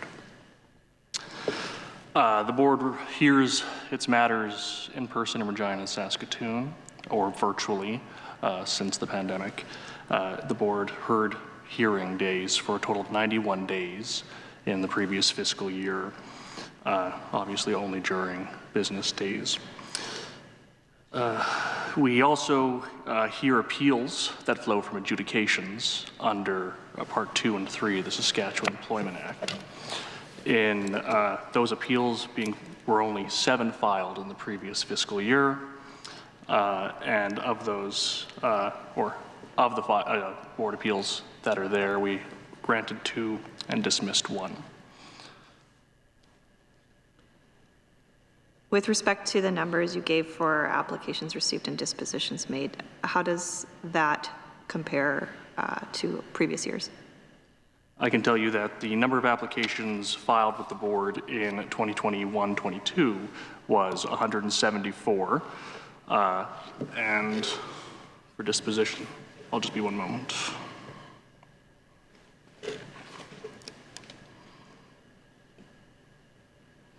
And the board disposed of 176 Part 6 applications in the 2021-22 fiscal year. Do you also have an estimate of, because I'm assuming you're also tracking this, timelines from application received to hearing to decision being rendered? We do. So for a labor relations matter before the Saskatchewan Labor Relations Board, the average days to decision, which would be from the date it was heard to the date that a decision was rendered, would be 59 days. Do you also have date the application was made to date the hearing occurred? Not on hand.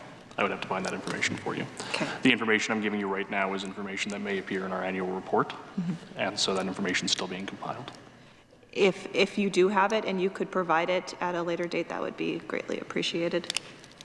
Are there any issues with backlogs or anything like that at this time within the board? No. Okay. Any trends that you're seeing in terms of applications being made?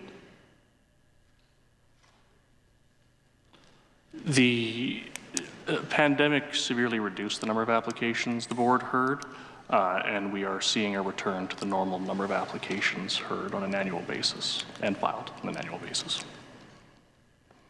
Thank you so much. Appreciate that a lot.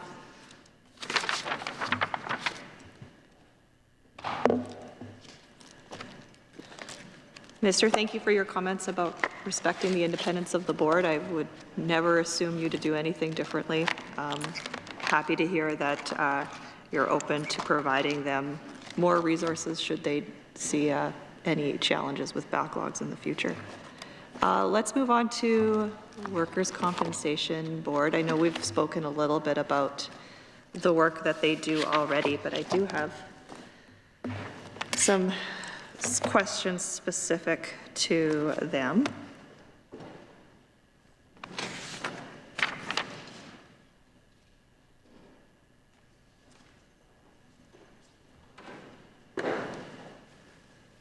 So just, sorry, Ms. Sauer, just before the officials take their seats, I just want to put it on record that we have 2 committee members that have taken their seats. So just let the committee know Mr. Hargrave and Mr. Nurdin took their seats at 4:40 p.m. So back to the floor for you. Okay, thanks.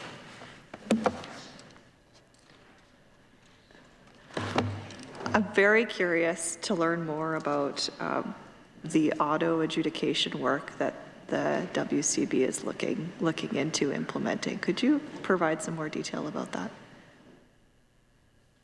Philip Germain, CEO of the Saskatchewan Workers' Compensation Board.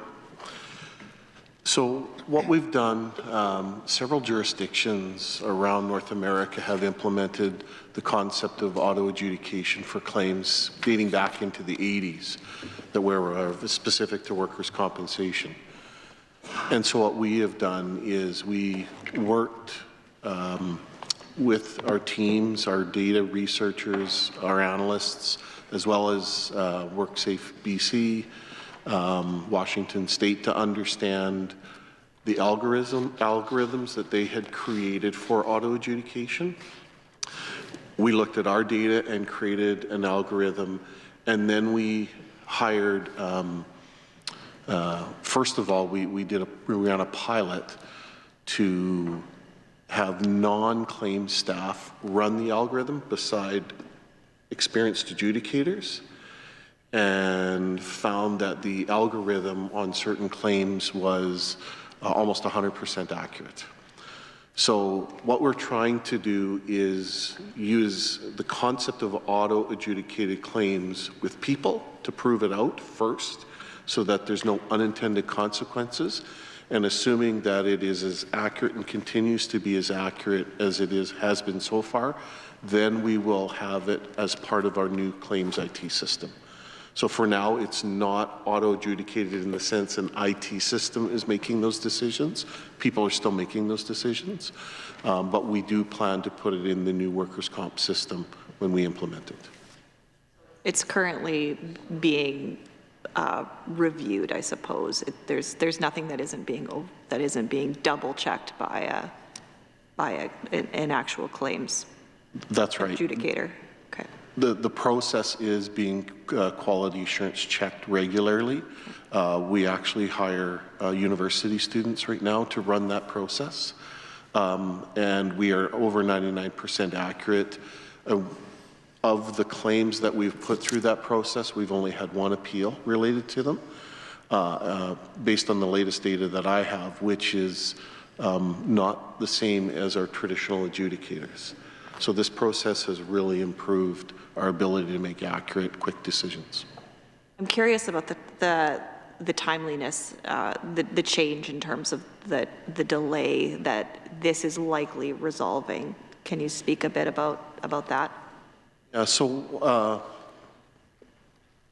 if you go back prior to the auto adjudication pilot, we had about 1,800 claims sitting in the queue waiting to be adjudicated. Within a few months, that immediately went down to about 1,300. And we've been staying around 1,200 to 1,300 since the pilot. And we expect that to speed up once we have an IT system that's making these decisions 24 hours a day, 7 days a week. Are you disclosing what types of claims are going through the auto adjudication process? Right now, we're still working on the definition. It's in constant review. Right now we call them low complex or low risk claims for now. We're trying to be very safe about this process, and as we learn more about it, we'll apply them potentially to more complex situations. But when you think of a low complex claim, it can be straightforward. Broken arm, the worker reported it, the healthcare provider reported it, and the employer reported it. We get all that information, and it's easy to make the decision. even though the injury is severe. So, Could you provide more examples of what would be considered a low complex claim? again, that's kind of the nature where the injury is obvious. So we've got medical, we've got the worker that's reported it, and we've got the employer that's reported it.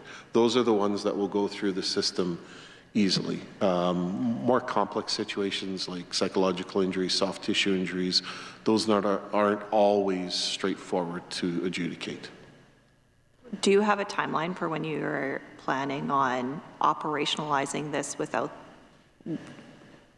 the added quality assurance check? So we will continue to have quality assurance checks even when it goes into the IT system. That will be necessary. Anytime you use our kind of artificial intelligence to make decisions, you always need a human double checking the formula and making sure it's still accurate and appropriate and updating it. So that quality assurance process will not stop. Phase one of the workers' comp solution, which is really the premiums insurance side, will happen between 2023 and 2025, and then the core claims side of the project will happen between 2024 and early 2026. So we hope to turn the claims side of the system on early 2026.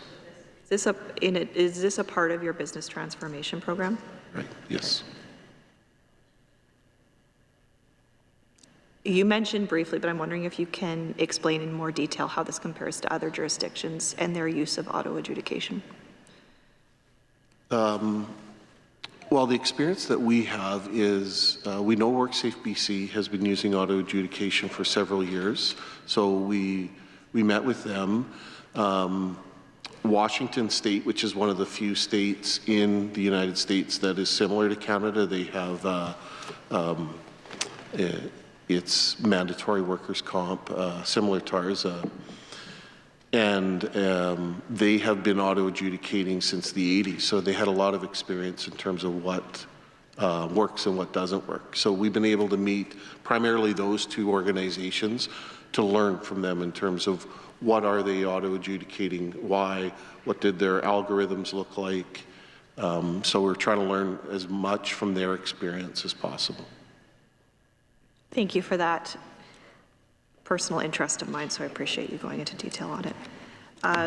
We had already spoken about this a little bit, but now that you're here, I'm wondering if you could provide some more information about your report states pretty clear that the top 5 rate codes with injuries, the number 1 by far was health authority, hospitals, care homes, and top 5 occupations with injuries, the number 1 again by far was nurse aides, orderlies, and patient service associates. Can you speak a little bit more about what you're seeing in the healthcare sector? So as Greg and Samima talked about, with healthcare, most, and the minister, what most of the injuries are related to is patient handling. And it's complex. It's not like picking up a box. Patients will move, sudden movements. So it can be challenging. And if the equipment isn't used or isn't used properly, it can quickly lead to injuries. So patient handling is the number 1 injury type or source of injury for healthcare. And the other types of injuries that we are looking at or issues within the industry are psychological, mental health related injuries and violence. A little bit more about that in particular, this psychological, mental health, and violence injuries. Yeah, so we have a comprehensive strategy, psychological safety and violence prevention are two of those what we call cross-cutting issues across many industries that is in this fatality and serious injury strategy. And so in particular, a few years ago, we provided additional funding to the Healthcare Safety Association, SASWA, Saskatchewan Association for Safe Workplaces and Health, to adopt and adapt a violence prevention program specifically for healthcare that came out of Ontario. So they partnered with Ontario and then worked with industry to try and bring forward a framework and tools to help the industry deal with preventing violence. Recently, WorkSafe has also started to partner with some researchers and programs out of Australia that have seen significant reductions in violent-related injuries in some areas within Australia. And we've done teleconference with those experts and the Saskatchewan Health Authority management in learning more about that program. And then that individual will be actually coming over to Saskatchewan to speak to some of the healthcare professionals to figure out whether we can adapt and adopt that program here to help address the issue better. Could you speak a little bit about presumptive coverage for PTSD as a psychological injury? Yes. So presumptive coverage for psychological claims are for all types of psychological injuries, including PTSD. And once the new legislation came in, we saw an uptick in reported psychological claims, which I think just the legislation gave people a bit more confidence to report. We know that many people do not like to talk about their psychological injuries or whether or not they have one. So getting people to report is an important aspect of this. And so since the coverage, we've actually created a specific unit, a unit that focuses solely on psychological injuries. And that unit is evolving and learning better and better how to deal with psychological injuries, how to adjudicate them better. One of the things we've learned, which is obvious in hindsight, is people with psychological injuries don't like to talk about their injury. So creating handoffs within the system, preventing handoffs within the system, really critical. So now with a psychological injury and somebody doesn't adjudicate the claim and hand it off, they do both adjudicate and manage the claim. So there's no handoffs for the injured worker. Briefly mentioned earlier was around some of the presumptive coverage for firefighters around specific cancers. They've, as you know, have been requesting an increase to that coverage, an increase to the types of cancers that are covered. Could you speak a little bit about their request? The request has been received. We've asked people at WCB and the ministry to do a review and a comparison. As you're aware, the presumptive coverage for cancers doesn't arise because of a medical link between the cancer and the occupation. It's a statistical difference between the general population and the worker. So we've reviewed them as they've come forward and looked at what the stats are and done a comparison, and there's variations across the provinces as to what's covered. I think it's whatever appears to be of significance in a particular province, whether there's been a higher number in a particular province or not, but it's under fairly active review right now. The last time was 3 or 4 years ago, where I think at that point in time, virtually everything that was requested was brought forward and was covered. Now there's two or three additional ones that there appears to be some statistical information on, and I think we're wanting to have a look at those in the next while. Do you have a timeline for that at all, of when that review will be completed? I don't have one. I'm guessing it won't be, not something measured in years and years, but probably some months.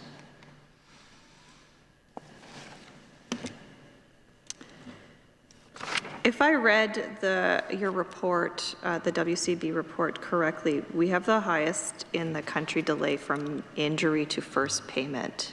Is that correct? And if so, what is WCB doing to resolve that? So part of that is piloting the auto adjudication process. If we can get adjudication, we can get payment out quicker. That change in the statistic was also related to two factors that happened in early 2022. So you'll see there was a jump from 2021 to 2022. Two things happened in early 2022. We had several people who delayed their retirement in 2020 and 2021 and decided to retire in early 2022. So we had several staff retire in early 2022. At the same time, there was a temporary jump in COVID claims. So we had slightly fewer staff and a dramatic increase in claims that we hadn't anticipated in early 2022. Those two things ended up delaying the adjudication and ultimately the payment of several workers. That has turned around in the latter half of 2022, but the first quarter really put us statistically behind the 8 ball.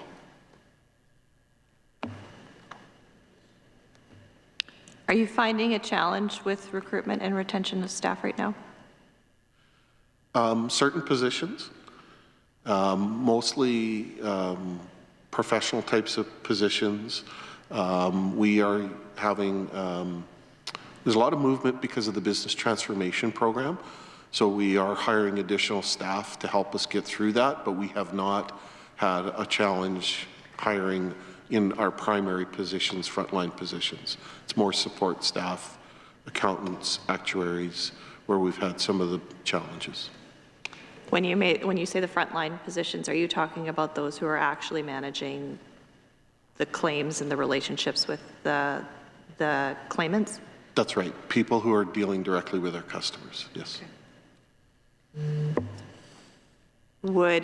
Would an increase in those individuals, an increase in those FTEs, would that help alleviate this challenge? The timeliness to payment? Yeah. More people would obviously make it easier to make that, get that work done. Having said that, though, as we make our process improvements and the new system, we also don't want a bunch of additional people hired temporarily just to get through a short-term issue. As others have pointed out, we find it very challenging hiring people into temporary positions.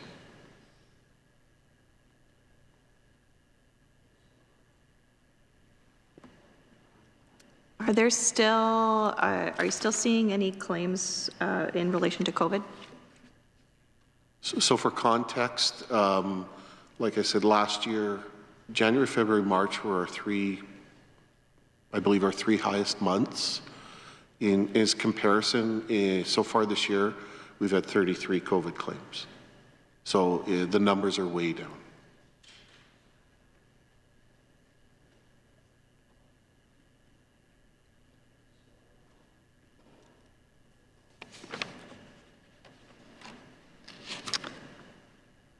I was also wondering about the wait times for having an appeal heard. Could you speak a little bit about that? I believe, if I read correctly, it's 5 months for the board, but I'm just wondering about how that's being monitored and what sort of work is being done to ensure that that process is also timely. I'll give you a little bit of context while Mr. Germain looks up the information. The board members will indicate that it takes a certain amount of time from when the worker comes to them to sort of get the worker ready to do the appeal. Usually they would be required to get some additional medical information, so the worker would have to make an appointment, see their doctor again, and then get that information in a written form. They would, in most cases, want to work with the advocate to try and get some assistance so they're able to present adequately and properly, and then there's whatever time it takes to do the hearing and render the decision. I think they would indicate that 5 months is probably too long, but they say that a claim that's, an appeal that's heard and a decision rendered within 3 months falls within what they would regard as a typical or normal standard. So anyway, I'll let Mr. Tremaine give you.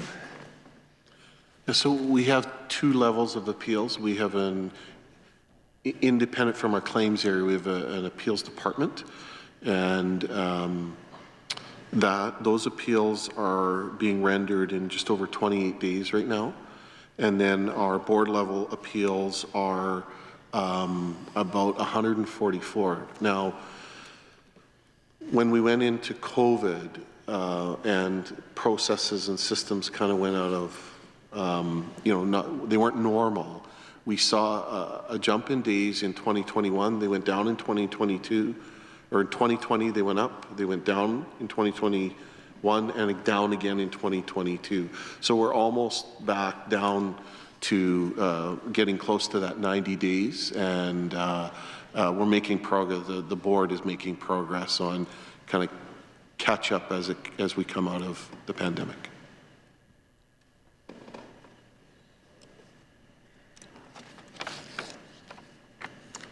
I'm also curious about, we spoke about timelines from injury to first payment, broadly speaking. I'm wondering if it also breaks down to challenges on types of claim. More specifically, I'm curious about the psychological injury unit and the work that they're doing. Do you have that parsed out from the broader numbers? And could you provide that to us? So you're right. Durations of most non-psychological claims are around just under 39 days. Durations of psychological claims are around 70-ish, a little under 70. I do have...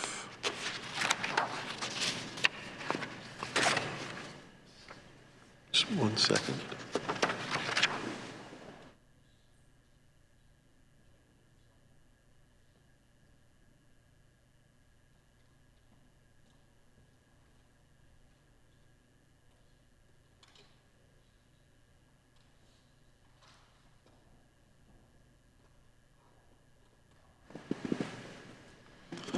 So average days to decision so far in 2020 was 20 days for non-psychological claims and 34 for psychological. So far in 2023, duration to decisions for non-psychological claims 14 and for psychological claims 16. 16. 16. 16. Why is that different than, sorry, what was the number that you said it was So 40 something? that's the whole duration of the claim. The time to decision, to get to the decision, was 34 in 2022, and so far in 2023, it's 16 days. And payment, And then payment would come after. Okay.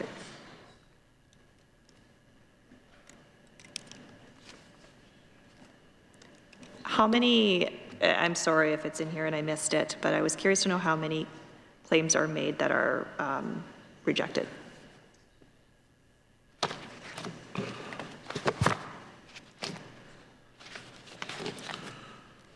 So depending on the year, in 2022, there were roughly 9,000 out of 20, a little over 9,000 out of 27,000 claims that we would say were unaccepted, but that needs to get broken down. The majority of those claims are what we call abandoned claims, meaning we get a piece of information, we follow up with people, but they don't return our calls, whether it's the worker, the employer, the healthcare provider, we get no new information. So we've got one piece of information, and as we do follow-up, we're getting no follow-up. Nobody's returning our calls or letters or emails. The numbers for those two? Yeah. How that 9,000 breaks down? I do. So as an example, in 2022, which there was no response was 4,532 out of the 9,300 roughly. Where there was no coverage, meaning the individual was not covered by workers' comp, was 1,672, and where it was not work-related, the injury itself was not work-related, was 2,995 out of the roughly 27,000 claims registered with us. Compare year over year? So the not work-related is very comparable. It's typically between 2,600 and 3,000 a year. The no response was significantly higher in 2022 than 2021, and I'm not sure why.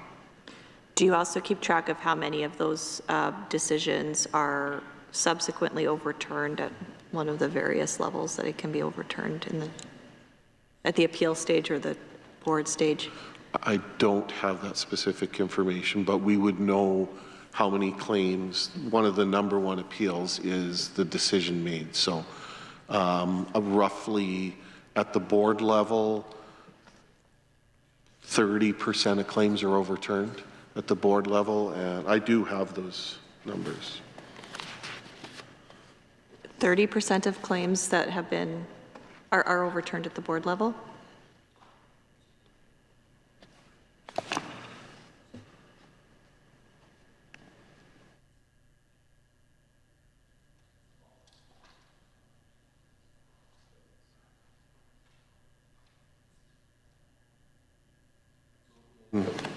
In 2022, there were 256 appeals to the board. But those would be for everything. Everything, yes. Yeah. And 114 accepted, 165 denied. Of those, 32 were withdrawn.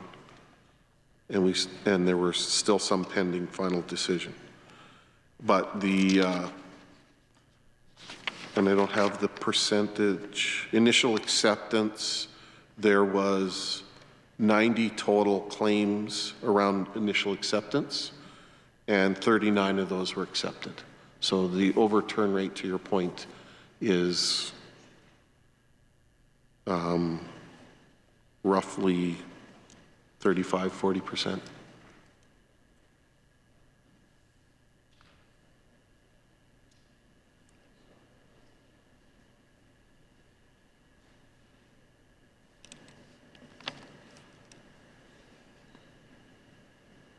Does that strike you as a bit high, or is that standard for your industry? When we look at appeals, first and foremost, the appeals are made just on the information that's provided, so those numbers can fluctuate up and down. When we do look at appeals across Canada, our what you would call acceptance or denial rate isn't really dramatically different. I'm wondering if Mr. Newman might tell us that, you know, the total number of applications in a year, and then how many go through the appeal process, and then it gives sort of an overall context of you know, how many would be accepted, then the number of appeals, and I think your sense is whether that's a high or a low number on the percentage of acceptance on the number of appeals. I don't have an answer, and I'm not sure there is one. If you had a high level of acceptance on the appeals, you would wonder whether the process is too difficult, and whether you should change the process. Or if it's too low, you wonder whether or not enough people are applying, whether it's too there. I don't know on a percentage basis what should be, but if you look at the total number of applications for the year of all claims. Yeah, it's over 27,000 in 2022, and 356 of those were appealed to the board level. So we're talking, you know, a small percentage of a small percentage go through the appeal process and are initially rejected, and some of them, because there is no time limit, they may come back 3 months, 6 months later with some additional medical information or whatever the particulars they might need to go through the process to get accepted. So I've had the same sort of thought process as to what's a reasonable number and what's an acceptable number, and I don't have an answer. I hear you. I don't really have a thought other than, yeah, it's hard to know what the outcome of that is. So thank you for that, and thank you, Minister. I agree. I don't know if it highlights anything in particular or not. It's a bit difficult to know, but I appreciate the conversation very much. I wanted to ask about the Workers Advocate and Fair Practices Office, if you could provide some explanation as to the work that they do. I understand that the WCB funds their work.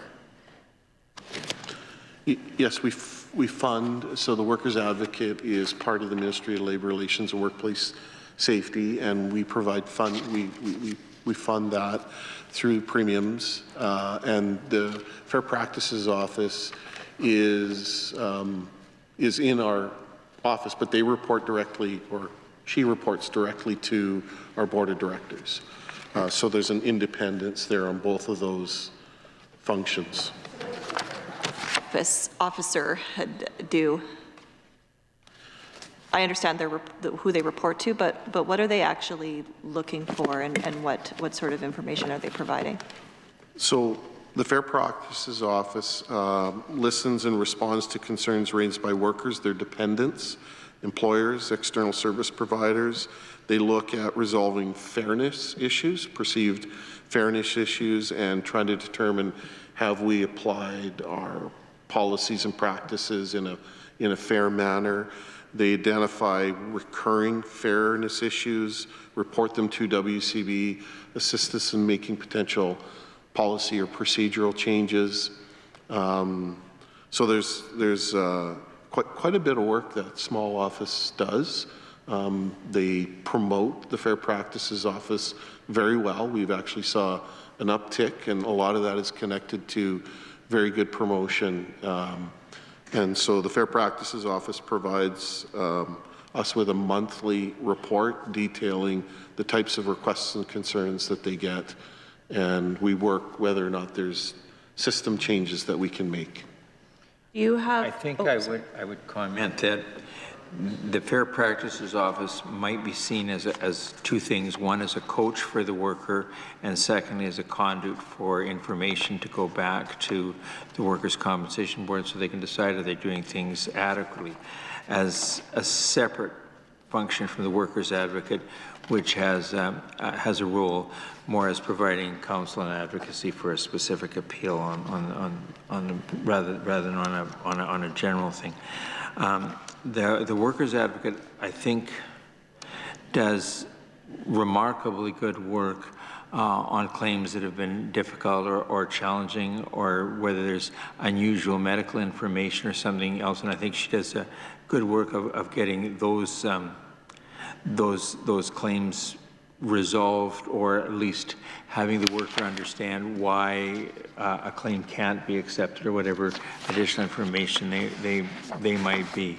So they've got in the last year 262 new appeals, but they've got a process that they're following through, and they're recovering back pay for injured workers because of the successful appeal. So it's I think they're doing a remarkably good job. So the Fair Practices Office is looking for more systemic challenges and recommendations, whereas the Workers' Advocate is advocating for individual cases. I think the Fair Practice are just two things. One is looking for the systemic problems, and that, but also dealing with, okay, what do we need to do for this one before it goes through the claims process, or the appeal process, rather. Great. So there'll be an independent voice to explain to an employer, an injured worker, or maybe a family member whether or not they've been treated fairly. Is the interpretation, the decision that they've got within the legislation and the policy? But at the end, sometimes they will coach them that they need to go to the Office of the Workers' Advocate sometimes.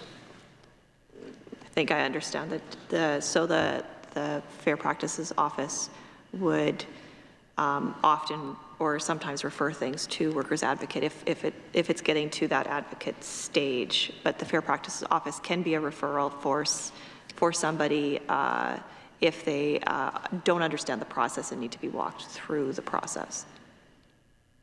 Okay.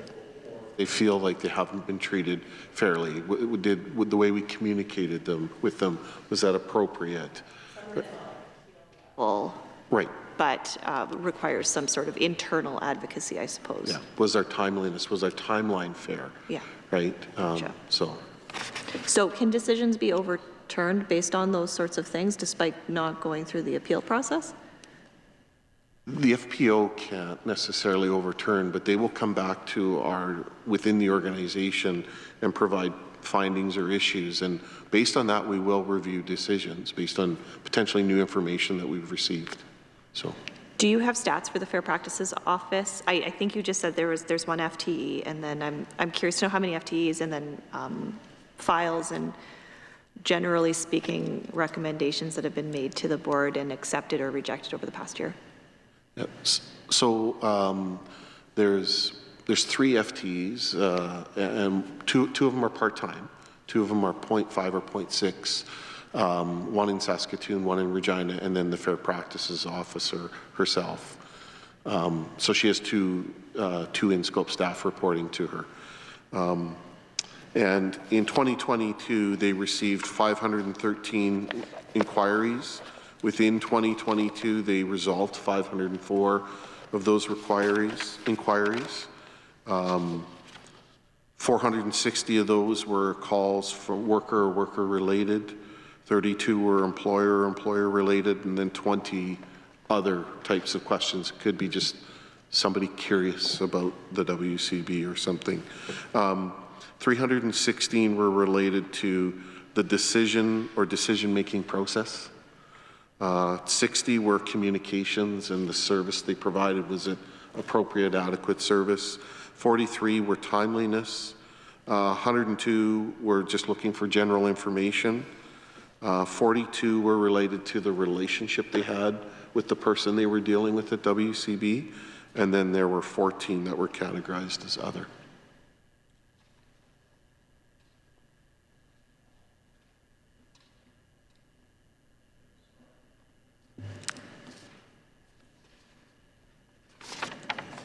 Before I move on to asking questions about the Workers Advocate, I want to pause that and get to a couple of questions that I wanted to make sure that I got to before we had some time, or before our time ran out.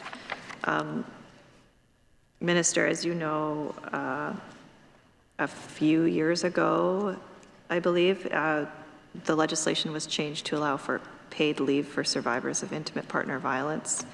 Has the ministry been keeping statistics on whether or not, or inquiring as to whether or not that provision is being utilized? To the extent that the employers know about it and provide it, then we wouldn't know about that. But I think I would ask Samima to come back and to provide an answer whether there's been any complaints in that area. Or Greg.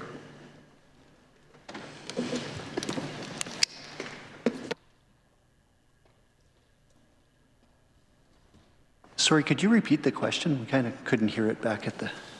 I had mentioned that a few years ago there was, as you know, the change to allow for paid leave for survivors of intimate partner violence. I'm just curious to know if that provision's being utilized. I understand the ministry may not be able to know every time it's being utilized, but if there is any way that the ministry has been able to do any sort of work either through complaints or inquiries into the office or any type of information as to whether or not the broader public even knows that this exists.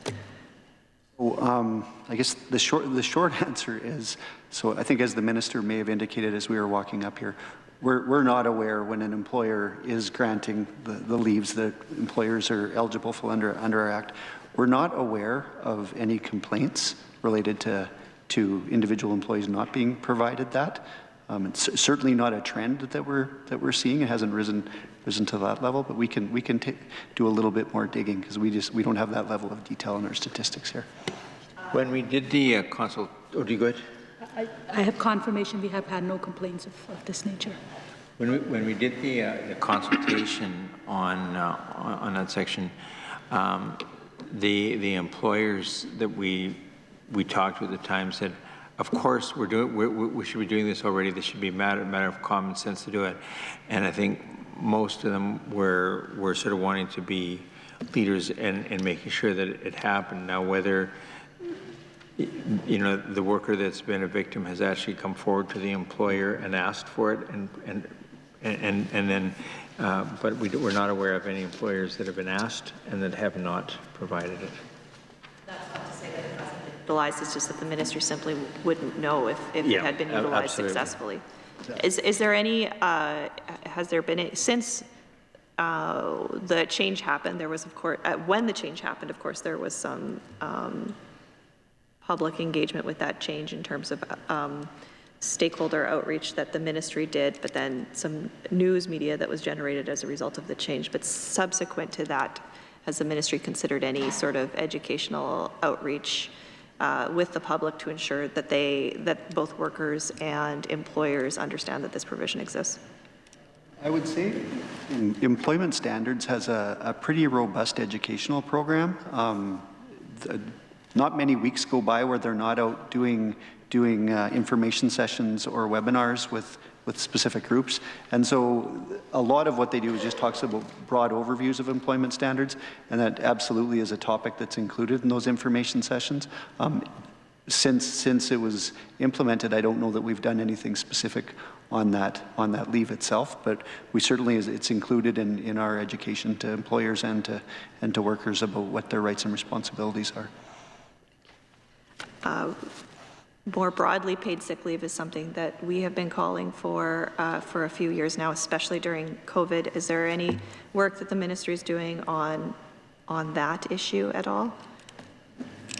At the present time, our province has the highest number of paid holidays and other resources that are available. At this point in time, it's not something that's under active consideration. As I'm sure you're well aware, Minister, the CBA National Branch has recently passed a resolution calling for the end of the use of non-disclosure agreements in employee harassment situations. Is the ministry looking into this as a potential legislative change for the future?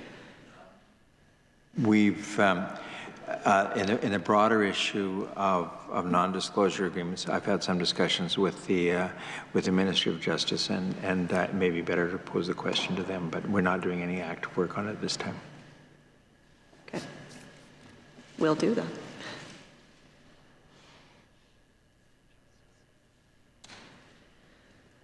Okay.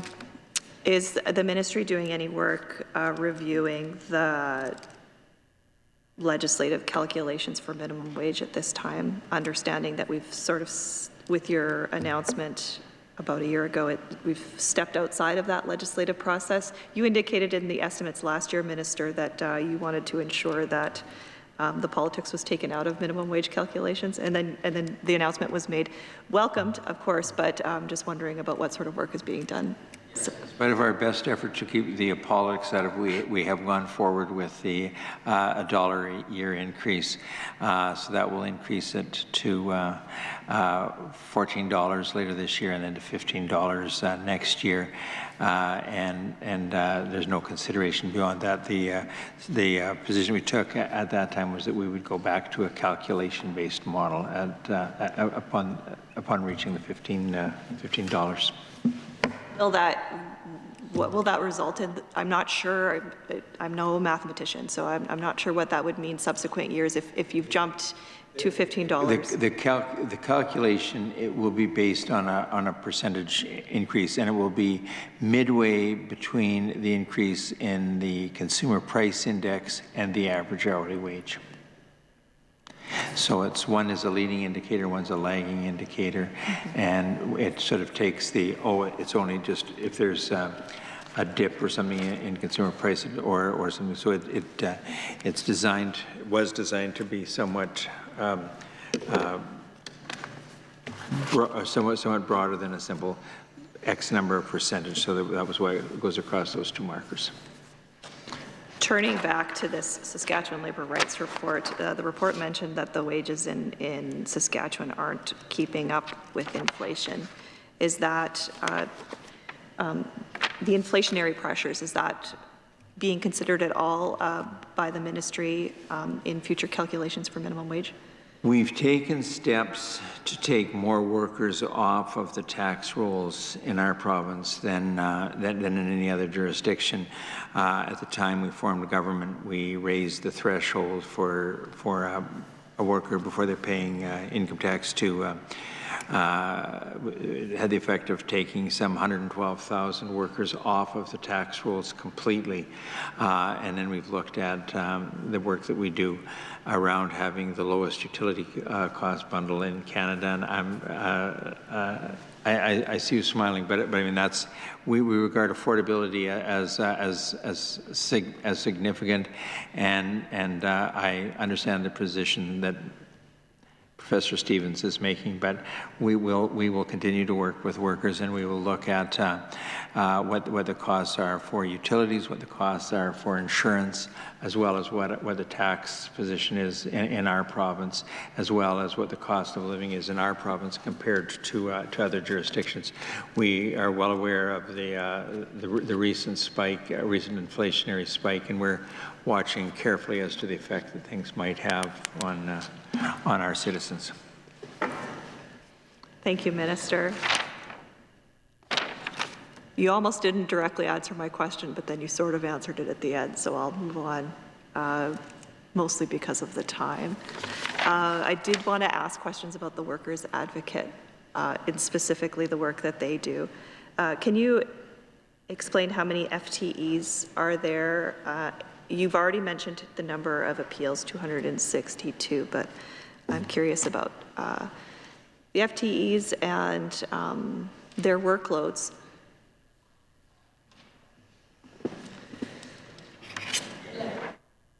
There are 11 FTEs. Are you keeping track of their average file loads and the amount of work that each FTE has? Process that's established within the branch in regards to file assignment. Of course, different files have different complexity. There is a senior advocate that looks at the file. There's a triaging process, some early information provided to the client, and of course, there are some files that are that are considered no basis, where there is no grounds to do any further work. So there is a significant number of interactions with the client, and that determines how the caseload is assigned. Can you speak a little bit about the stats around the files that, or I guess the inquiries that are made? You mentioned there are a number of files that are deemed no basis, so I'm curious to know how many inquiries made or requests for assistance, I suppose, and then files, and then what happens with those? I can give you some background about the same information you do or not, but there was 1,456 workers that were assisted. A lot of them would be the nature of an inquiry. New files that were brought in were 328. Of those, 285 were assigned. Some would have been dealt with through giving advice or guidance or whatever. The average time to assign a file was some 27 days. 262 appeals were filed. The appeal success rate, and that includes closed files, was 71%. So they were getting 52% dealt with an initial review, and the appeals anyway. There was actually 66% of them were actually had the tribunal or went and gave direction at or assistance at the appeals board. And they keep track of the amount of money that they recovered from WCB for back pay, and it was $1.4 million. You just gave me a lot of numbers there, Minister, so forgive me. The 27 days, I'm looking specifically around timelines and delays. Can you reiterate what the 27 days meant? Each time to assign the file, and then they would not assign a file until the worker had received a written decision from WCB. I don't know how long that might take, but if the worker was unhappy with the outcome of WCB until WCB had rendered a decision in writing. There's an appeal period, right? There's a timeline requirement for when an appeal is allowed. Is that 30 days? I don't think.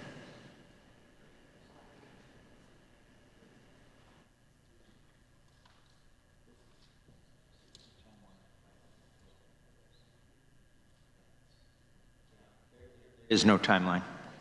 No, that's one of the things about the workers' compensation system. It's never final. If your situation changes or whatever, you find all of a sudden that you've got additional problems relating to the injury, or get additional information as to how the accident or the incident happened, you can go back anytime. That's different. If you disagree with the decision, though, and there's no new information, or you simply disagree with it, you think they made some sort of an error, is there a timeline for that? No timeline, okay. So from the decision that's received to the file assignment, that's an average of 27 days? Are there any stats around delays subsequent to that in terms of decision, the work that's done after the workers' advocate takes over the file? I don't have anybody here from the workers' advocate, so I don't think that's information that we have. We can provide a little bit of information. So it depends. The advocate has to review the files. If a medical opinion is needed, then they write to the right for that, and it might take a little while for the medical opinion to be received. So it depends on all kinds of information. There might be assessments needed. There might be multiple medical opinions needed.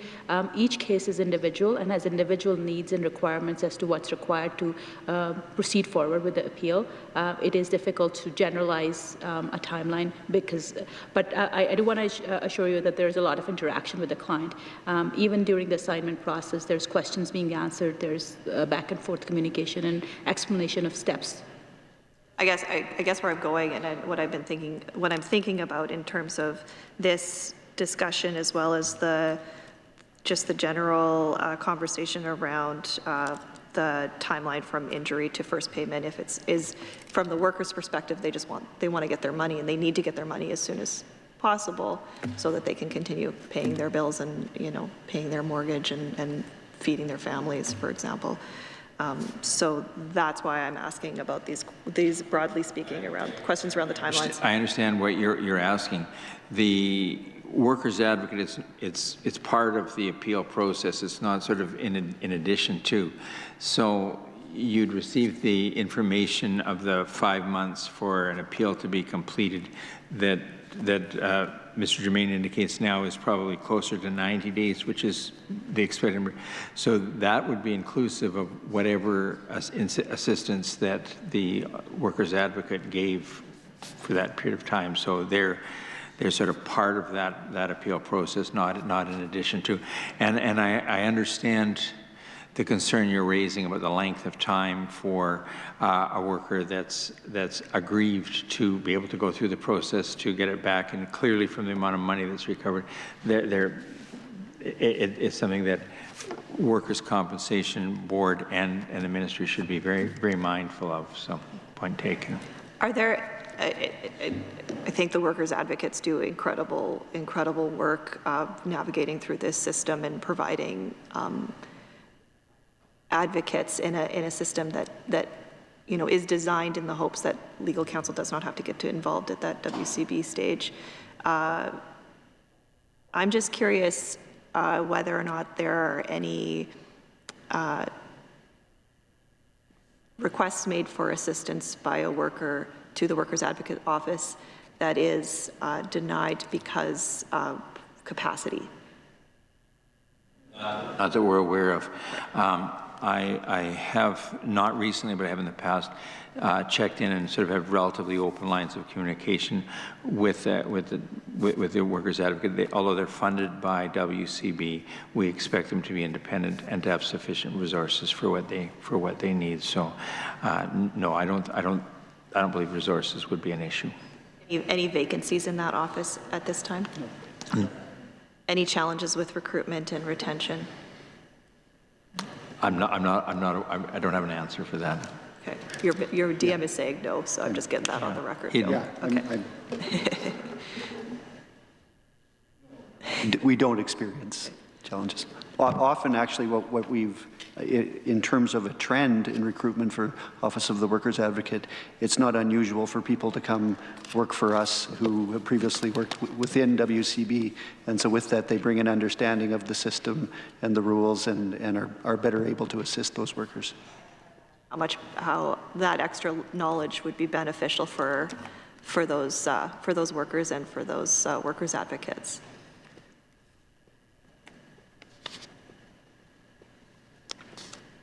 We touched on this very briefly, but I'm wondering if you could speak a little bit. I'm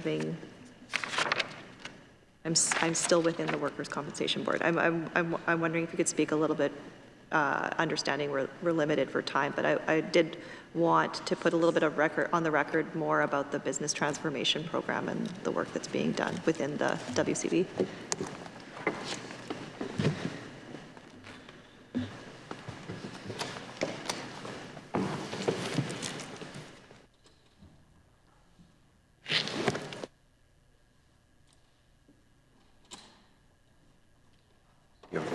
A brief overview of the transformation. I don't know whether you've got some specifics you want to ask, whether you just like him to give you an overview of. Cole's Notes overview is what I'm looking for.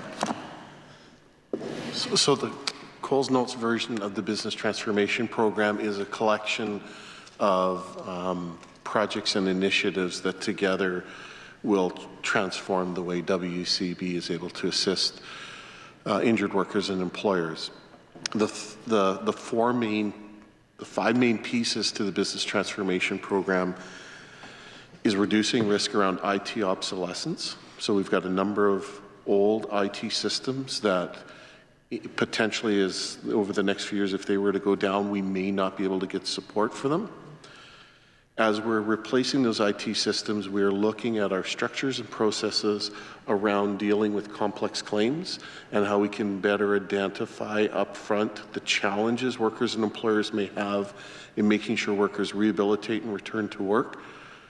And then the third piece is really the fatality and serious injury strategy. How do we prevent fatalities and serious injuries from happening? And how do we get better if a serious injury happens at understanding how to better rehabilitate and return injured workers to work? On the IT side, it's a replacement of our core workers' compensation system, our finance system, and our HR system. In a nutshell, all of those projects together make up the business transformation program. Thank you. Okay, I've got one more question. I wanted to ask around the time loss injury rate. I understand there was an increase from last year. Could you speak a little bit about that on the record?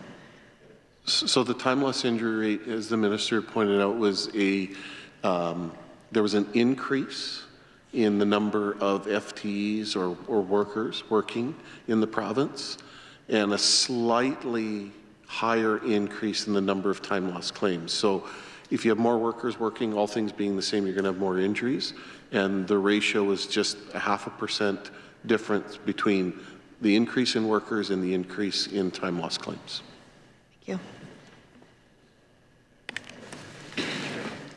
Thank you very much, Ms. Sauer. Having reached our agreed upon time for consideration of these estimates, we'll now adjourn our consideration of the estimates for the Ministry of Labour, Relations and Workplace Safety. I'd like to thank Minister Morgan and his officials for being here this afternoon, and if the Minister has any closing comments he'd like to make. Thank you very much, Mr. Chair. I'd like to use this opportunity to thank outgoing Labour Relations Board Chair Susan Amrud, who's worked there for a number of years, former employee of the Ministry of Justice, and someone who I think has given us, our province, great service. And I thank her for her independence, hard work, and commitment. Mr. Chair, I'd like to thank you and the members on both sides of the House, as well as the employees and workers from Ledge Assembly Services, Hansard, Building employees, broadcast services, security, as well as the officials that were here today and all of the Ministry of Work tirelessly year-round, not just in preparation for what they do here, but for the work that they do in ensuring that our workplaces are safe and well operated. So our population continues to grow, our business economy becomes increasingly complex, and I think they do very good work at doing what they need to do to keep our workers safe. So I thank them for that. Thank you, Minister. Ms. Sauer, do you have any closing comments you'd like to make? Sure. I'd like to echo the remarks of the minister by, first of all, like I opened, thanking all of the officials for all of the time and preparation it took to work on preparing for today and answering my questions. I very much appreciate it, especially to the officials who literally spilled blood on behalf of their ministry this afternoon. Thank you so much for that. Please pass on my thanks to your staff as well for all the work that the ministry does. As the minister said, not just today, but every single day on behalf of the people of the province. And thank you, Minister, for the conversation this afternoon, as well as to all of the committee staff, yourself, Mr. Chair Hansard, and all those who work within this building. Thank you, Ms. Sauer. This committee will now recess until 6:15 p.m.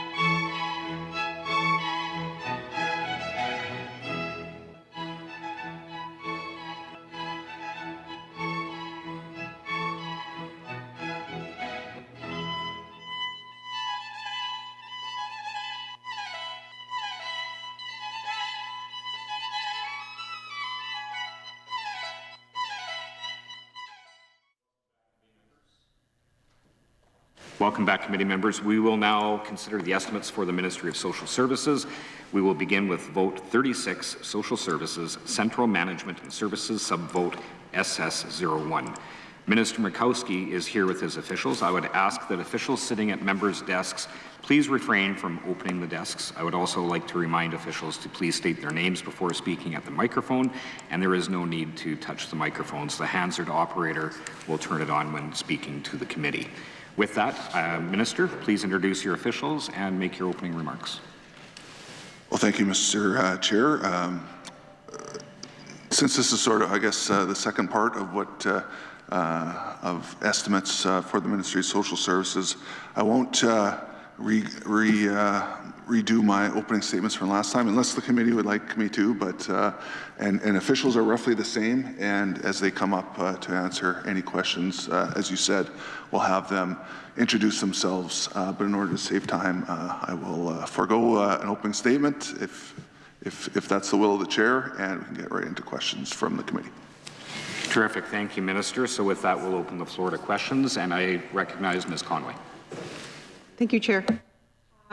In terms of my approach tonight, I'm just going to circle back and maybe revisit a couple of the topics we've already covered. We have 3 hours allotted tonight, so hopefully we can get through earlier than 3 hours. So I'll try to be moving things along. I'm going to try again to kind of ask 2 questions, one about housing and income support, so maybe we can use our time efficiently. If that becomes too confusing, just let me know and I can abandon that approach.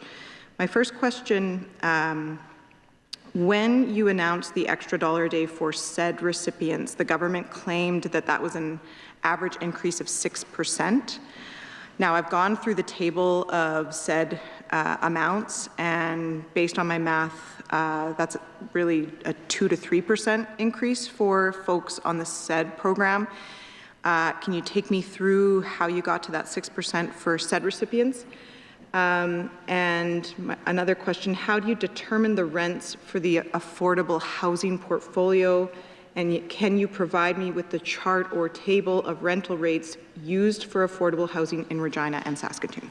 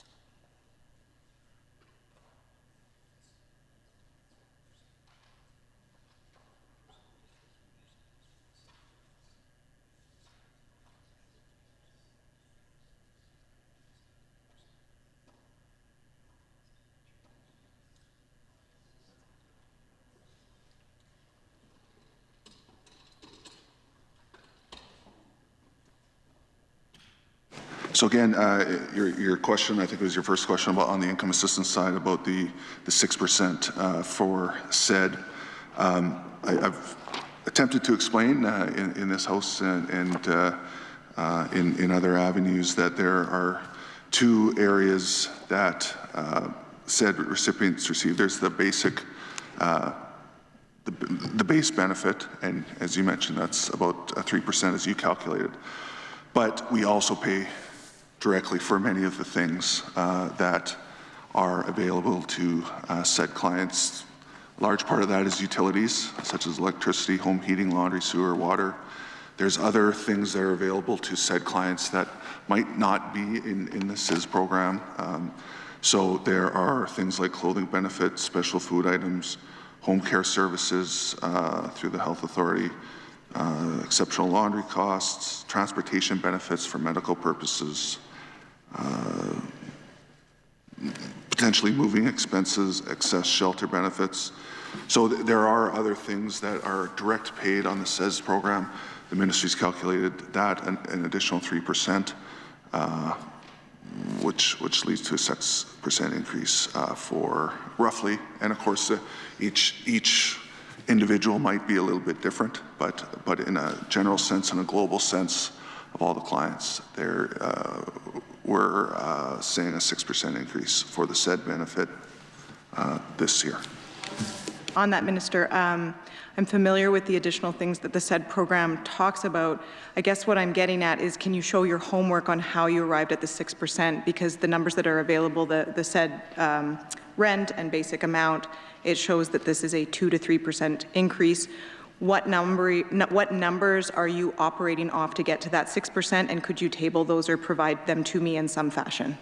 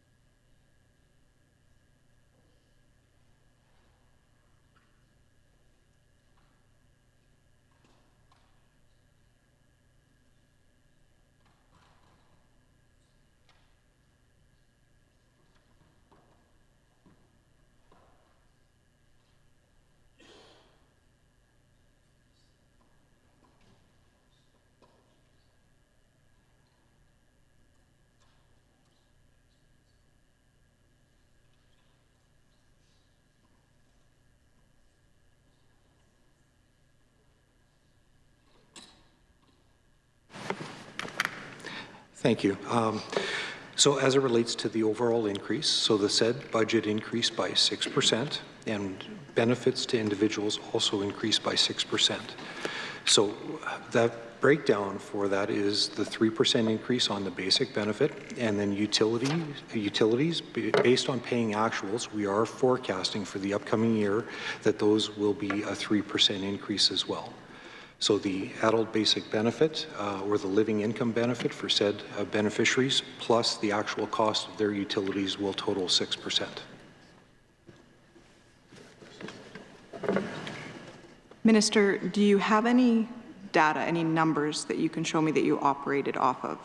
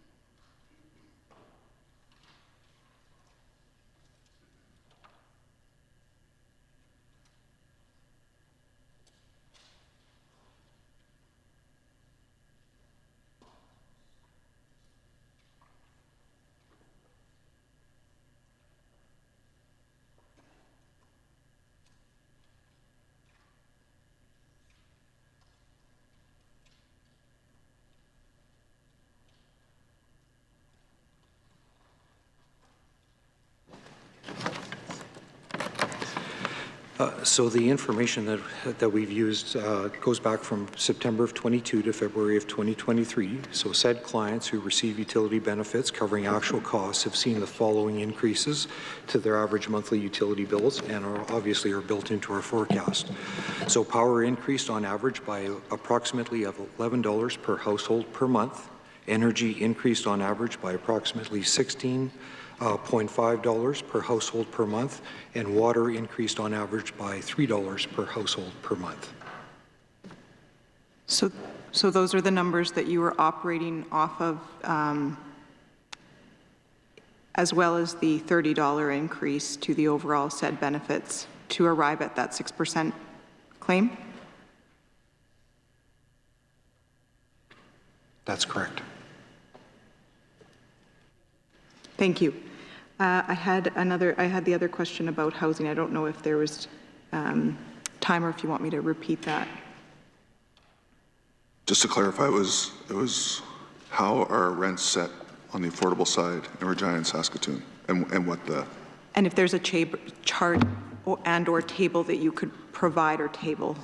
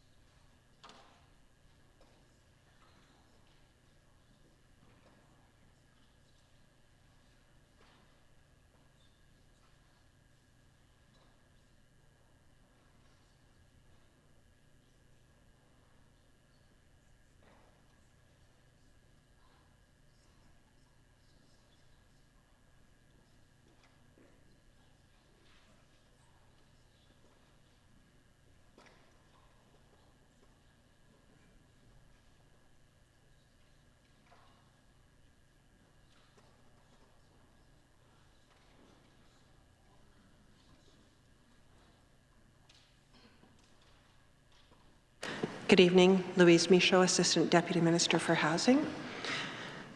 Affordable housing rents are calculated using 90% of the average market rent based on CMHC survey data. It's worth noting for Saskatchewan Housing Corporation, we offer affordable housing only in communities D and E, so the smaller communities, and we've actually transitioned the social housing stock to RGI in the major centres. Nevertheless, we do use the affordable housing rates for organizations that want to offer affordable housing. Those would be based on, again, as I said, 90% of the CMHC market survey data. We don't have a table or a chart of rents in those communities. Thank you. I have a couple additional housing questions that maybe I'll try to ask now. But just before I do that, going back to the amounts that you provided me for the average SED increases that led you to the 6% number, could you provide me with what the average amounts you were paying for households in these three categories, power, energy, and water, prior to this increase? So, because I need that number to kind of compare the additional dollars. I'd appreciate that. On the housing, last session, you made a commitment, Minister, to provide maintenance and rejuvenation budget information for SHC-owned units for the past 10 years. Could you provide those numbers? Could you break them down when you provide them between social and affordable housing units and between maintenance and capital rejuvenation budgets in each portfolio of units, please? Would that be possible?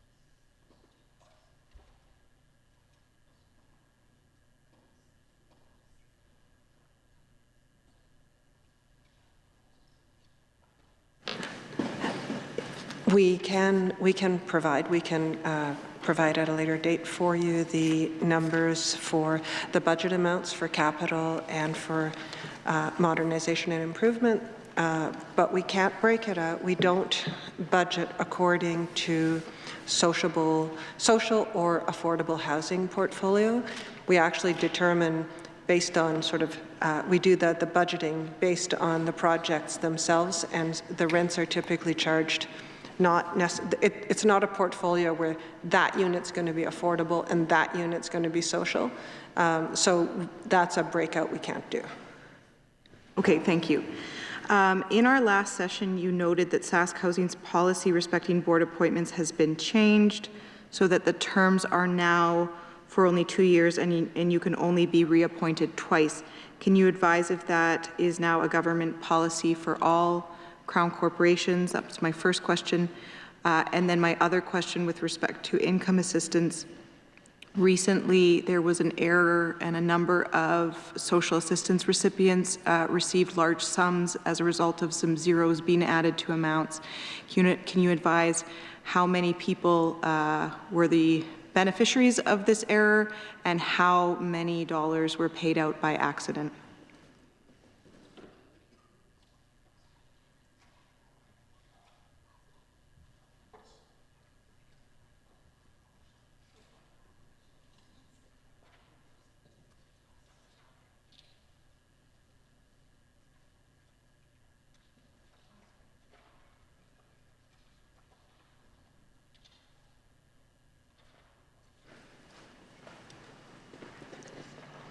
Hi, Kimberly Kratzig, Deputy Minister. Just to let you know, in terms of your question about Crown Corporation policy, we don't have that information. We don't know if it's been established throughout all Crown corporations, but it has for the Saskatchewan Housing Corporation.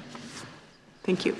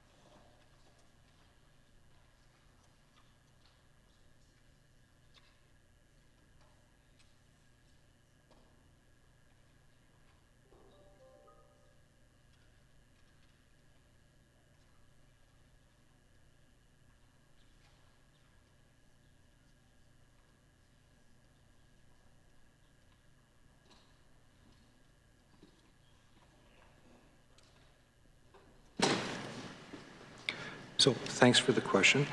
In October of 2022, we identified a processing issue that impacted the Microsoft Enterprise Payment System, and this was globally, not just our system. It resulted in a small number of Saskatchewan income support clients receiving a benefit that was higher than they were approved to receive. The amount of clients that received a benefit that was higher than approved was 175. Amount, please.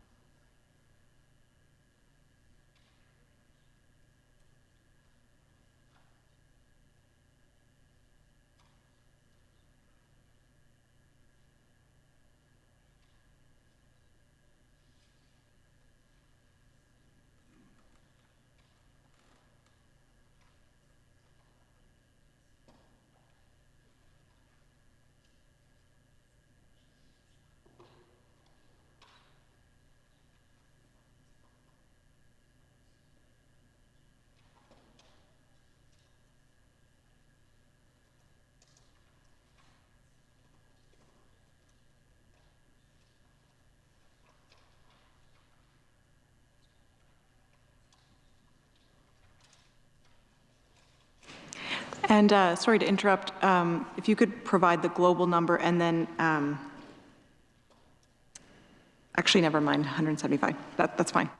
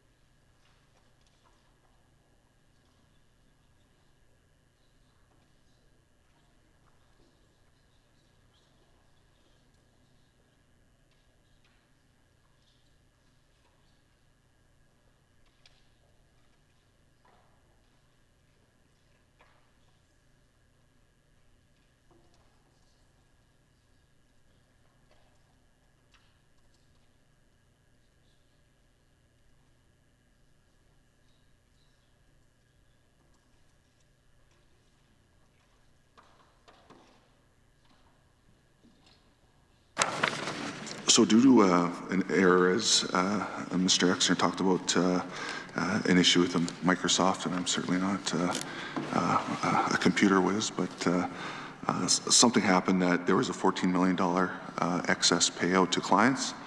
The ministry's worked with the banking sector to retrieve 96% of that, which leaves $569,247 still outstanding. Working closely with clients to work with them on those outstanding dollars still out there. When a client received these funds and then spent them, or it went somewhere else, were they kicked off social assistance, or are you retrieving that money on the $50 a month or whatever the maximum repayment plan is?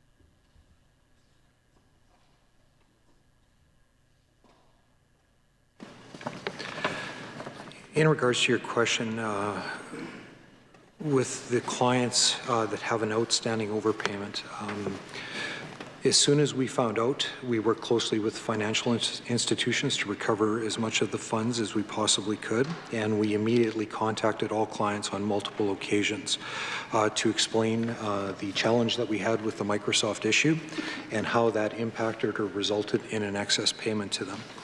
From there, any clients that we were able to engage with, we continued to work with them to ask them to return the funds. And if the funds were returned, we would continue to provide basic benefits. For individuals that contacted us and had spent the money, they may have disposed of the money to meet some of their basic needs. We worked with them on a case-by-case basis to understand what that meant to their monthly budget for that month and the months going forward. Thank you. So this is the MyCase software? Correct. Okay. Lincoln was originally contracted to do child protection and income assistance. It was never expanded to include income assistance, correct? You just have to say it into the record.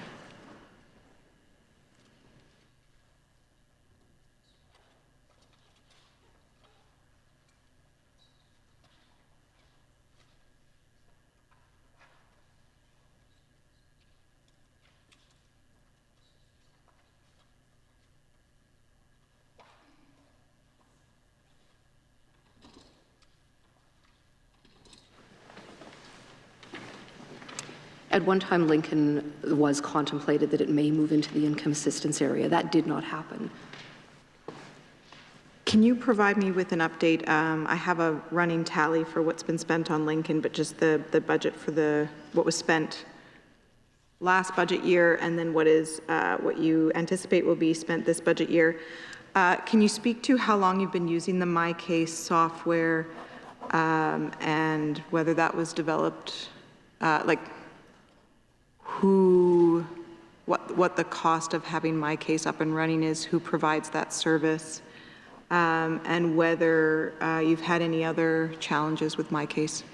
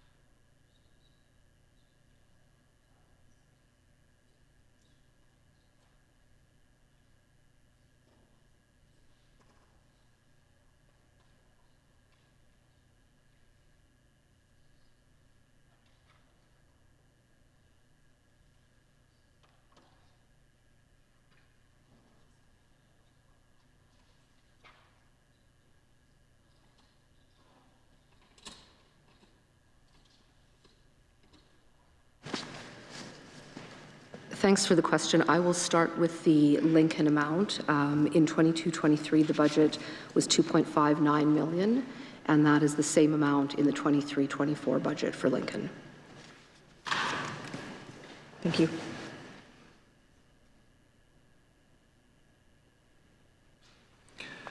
Your question was around the development of the MyCase platform.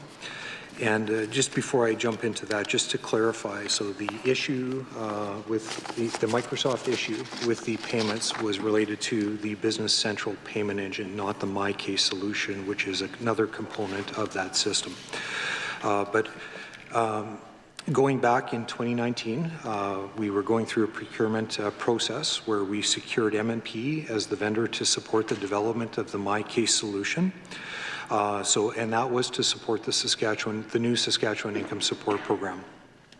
So going back to 2019 and throughout to develop the functionality and the system to support our staff and our clients to make payments and manage their case plans, we spent just over $24 million. The $24 million, that's everything to get this program up and running, as well as ongoing maintenance costs. I want to be sure you're getting the global number for this program and not leaving anything out.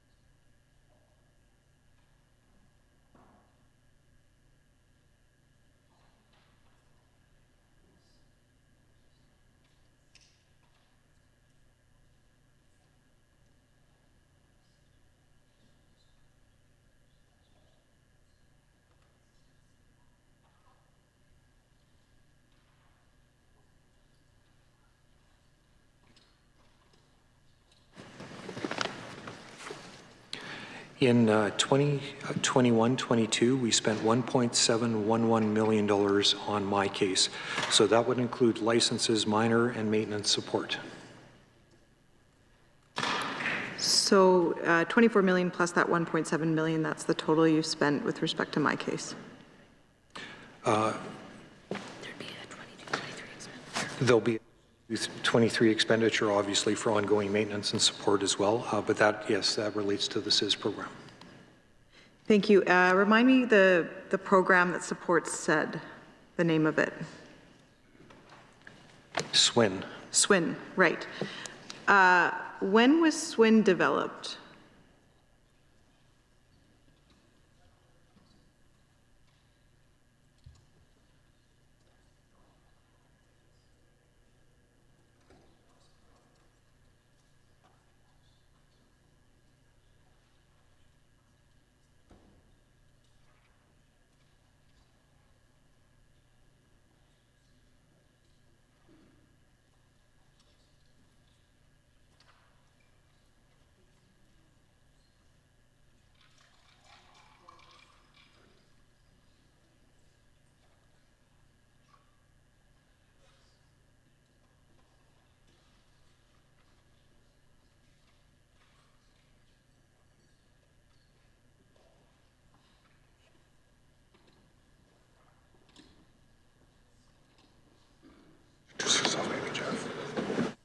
Jeff Redikoff, Executive Director, Income Assistance. I'm going to be going by recollection. I don't have the actual numbers in front of me, but I believe the SWIN program, previously referred to as the Social Worker Information Network, was developed in the late 70s, I believe 78. And I recall well, I wasn't here, but I understand we implemented it in 1984. So SED is a relatively modern program compared to that. It was brought in 2009 for folks in residential care and then extended to folks living independently in 2012. So you use SWIN to support this new program. Why not use SWIN to support, I guess, first of all, was SWIN used to support T and SAP and the other precursors to CIS? And why develop a new program to support CIS instead of keeping with SWIN?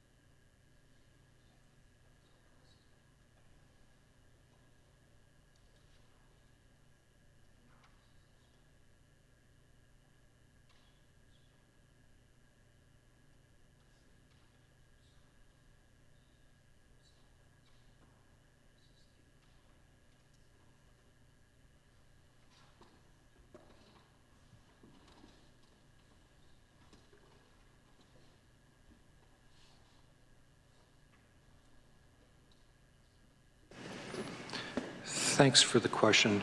I'll try not to get into too many technical details here, but so when we were developing the new CIS program and thinking about our goals around providing simple, transparent, client-friendly, and sustainable programs and services for our clients to support them to become self-sufficient to the best of their ability, we did conduct a review of the SWIN system, which is really at that point in time, it was a great tool. It's a mainframe system that is used. So it really didn't offer us any sort of advantages when it came to how could we work with our clients differently, which was one of the principles around the new program. So thinking about it from that case planning perspective, ensuring that we were providing supports to clients in a different way. So with those mainframe technologies, you don't have the ability to take an online application. Clients would not have the ability to update their information, such as family composition change or an address change. We are able to send text alerts when they're missing critical information or we need to notify the client of something. So this is, our clients had been asking for different modes or methods to connect with us. It wasn't always convenient for them to come to an office and work from a paper-based application. So this gave our clients a lot more flexibility to apply for benefits when it worked for them. It also ensured that our CBOs and our staff could support clients to complete that application, whether it be over the phone, in person, or online from somewhere else. So it's a much more efficient tool in that respect, where we're able to ensure that we're receiving the appropriate documentation before benefits go out to determine eligibility for ongoing benefits, and being able to really follow up and set those case plans and work with clients, which our mainframe did not support us to do. So it really wasn't an option at that point to really do that sort of development in that SWIN system to really take on, I'm going to say, some of these benefits that new technology provides you with. My understanding is that, you talked about flexibility and applying. Folks can't just go down to the ministry office and apply in person. They have to do it through the call center. Isn't that correct?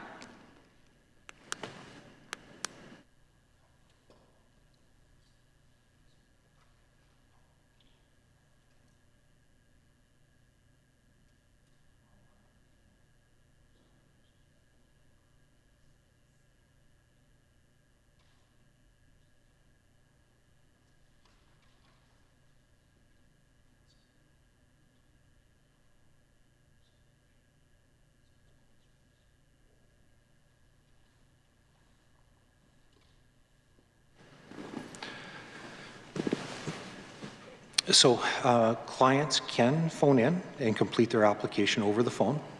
Clients can come down to the office, and if they come down to the office, they can choose to use the phone and phone into our client service center if they didn't have access to a phone, or if they want support, one of our workers would help them to support them to fill out the online application in the office. I'm just going to read you an email I got from a CBO last week. So this isn't even just an individual. This is a CBO who took an individual trying to apply for CIS in person to the office.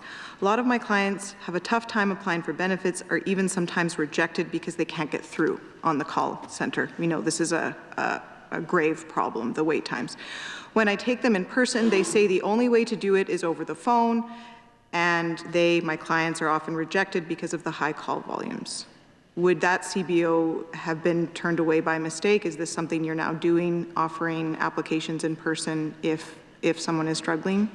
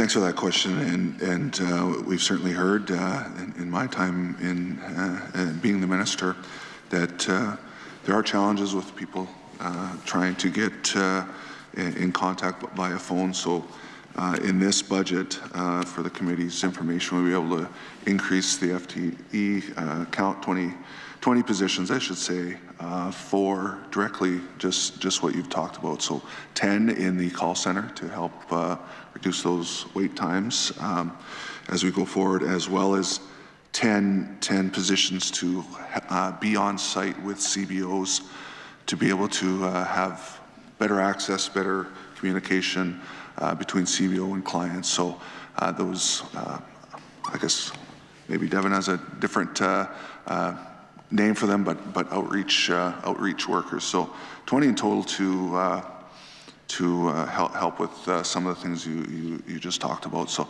and Devin was going to talk about the specific CBO in question. Yeah, we've done extensive engagement with a number of CBOs about how to access CIS as an example from an application perspective. So we have information on our website that walks you through the steps of registering in SAS.ca and how to set up an account and how a person can support you to do that too. So many of our CBOs do take advantage of that and support their clients to submit the application from their office rather than bringing the client down to our office, because that can be sometimes a challenge for some of the clients that we serve.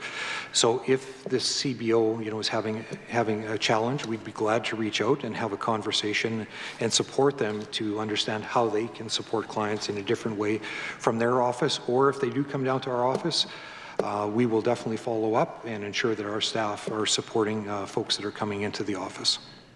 Thank you. I guess what I'm getting at is the overwhelming feedback from CBOs, both CBOs and individuals on the CIS program, is this is a less user-friendly, less flexible program. And in the context of what we're talking about here this evening, we have this Lincoln program that was announced in 2009. The anticipated budget was $15 million. That budget has ballooned to over $75 million. Originally, it was supposed to apply to child protection and income assistance and disability services in the original announcement. We've seen the scope much narrower. And now we hear that CIS came with a new IT program that cost over $24 million.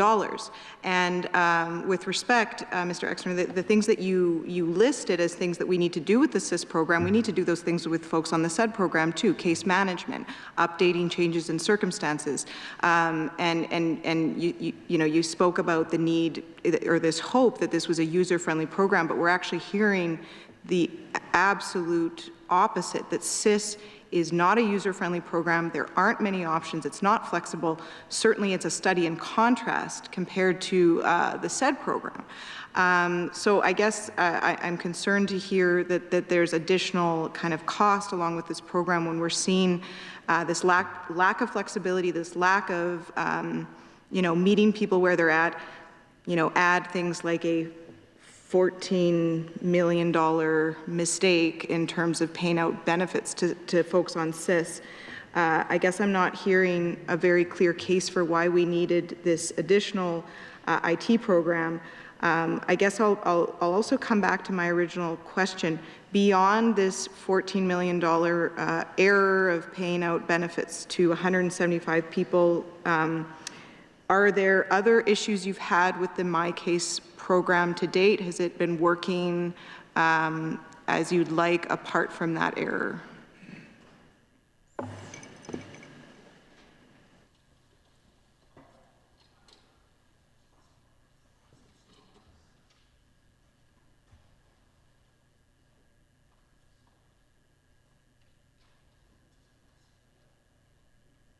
And just one more thing, could you clarify MNP? So were they the broker or did they develop the software? Could you clarify who developed the software for the ministry?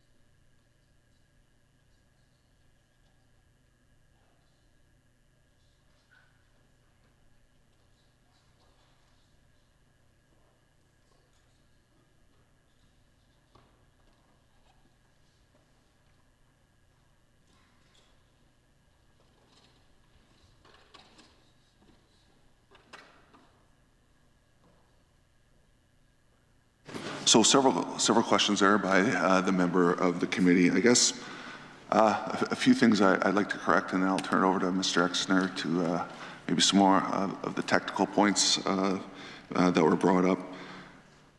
Most important, I think, is the situation you mentioned with 175 clients receiving payments in error. That was not the ministry's error. That was another provider that we rely on that made that error. So in terms of the who is the vendor, again, it was MNP. There's a Microsoft program.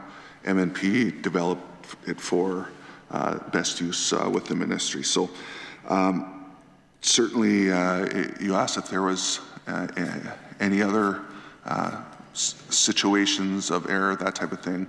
My understanding is there's been no major challenges with this program. Keep in mind that this does support roughly 18,000 clients every month. Millions of dollars goes through it. It has become more user-friendly over time as we develop and go along. In terms of the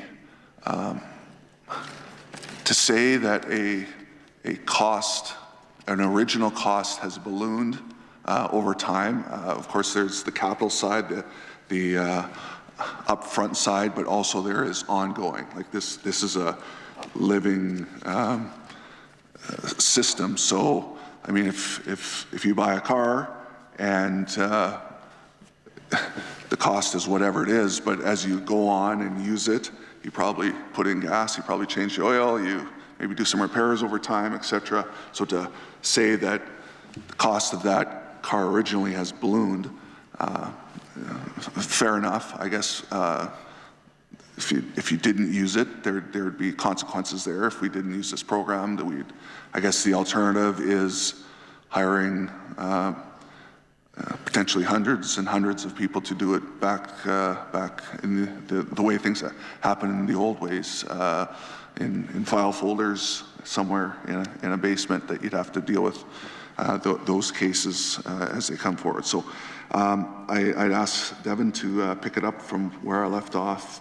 If there's something, again, there's quite a few questions there, but just on the user-friendliness of the SIS program and how this, the MyCase software and some of the questions the member asked. Yeah, so along the lines of those benefits, so we talked about online, well, 50% of our applications come online. So that's fairly significant when you think about the time and effort that it used to take somebody when we had our SWIN system to travel into an office. Maybe that's a bit easier in Regina, but when you're living in rural Saskatchewan, it's not as easy to come down to the office and complete that paper application. So really making things accessible, and not just for people that maybe live remotely, but for those that have a disability. Our wait times have decreased since we've launched our online service. So that's part of being more efficient than we were back when we had the SWIN system and required, we're leveraging and using that system. I did mention that the portal also, there's a dashboard for clients to understand what sort of documents they need to bring in. There are requirements of the program, so we wanted to make it as easy as possible for people to understand what they needed to support their application to ensure that their benefits could get out to them in a timely fashion. We very much, we pride ourselves, and our staff do a great job of supporting clients. When documentation is received, we get benefits out within 5 business days, which is basically our standard that we achieve on a regular basis, which was not achievable in the old programs and systems. We have more than 90% of our clients on direct deposit these days. There's a lot of overhead that goes with creating checks and processes with payments that are potentially lost or destroyed. So the security that clients have to ensure that that money is in their accounts when they need it, and it allows us to process benefits quicker as well. We're not waiting on delivery, as an example. So, you know, all in all, those are some of the efficiencies and some of the gains and some of the client service aspects that we really aim to achieve, and we're continuing to do that. I mean, the program and the overall system and platform was only introduced in 2019, and we continue to make improvements and work with our clients to understand what their needs are and look for opportunities to continuously improve. Thank you. You know, you mentioned this word accessible. I'm really going to push back on that because, again, the overwhelming feedback I'm getting about the CIS program is that it's not an accessible program. There are barriers to accessing, that it's not user-friendly, far more than we received in terms of feedback prior to this on the TAP the T or SAP program. And I'm sure, and I know your office is getting that feedback as well, because I'm often copied on it, or folks come to us and we send them to you. You mentioned, Minister, that there haven't been any more major challenges, but there have been some minor challenges. Can you speak to what some of those have been? MNP, so is this as in the consulting, tax, and digital services firm out of Calgary? This is like Mary Norman, I just want to make sure I heard MMP, but then I heard MNP. Their official name is MNP. I believe at one point in the past it was Myers Norris Penny. Thank you. Just clarifying. And for the development of my case, was that taken? Would that be found in the Ministry of Social Services budget or the? Sorry, it's escaping me because it's changed. Yes, SAS builds. Thanks.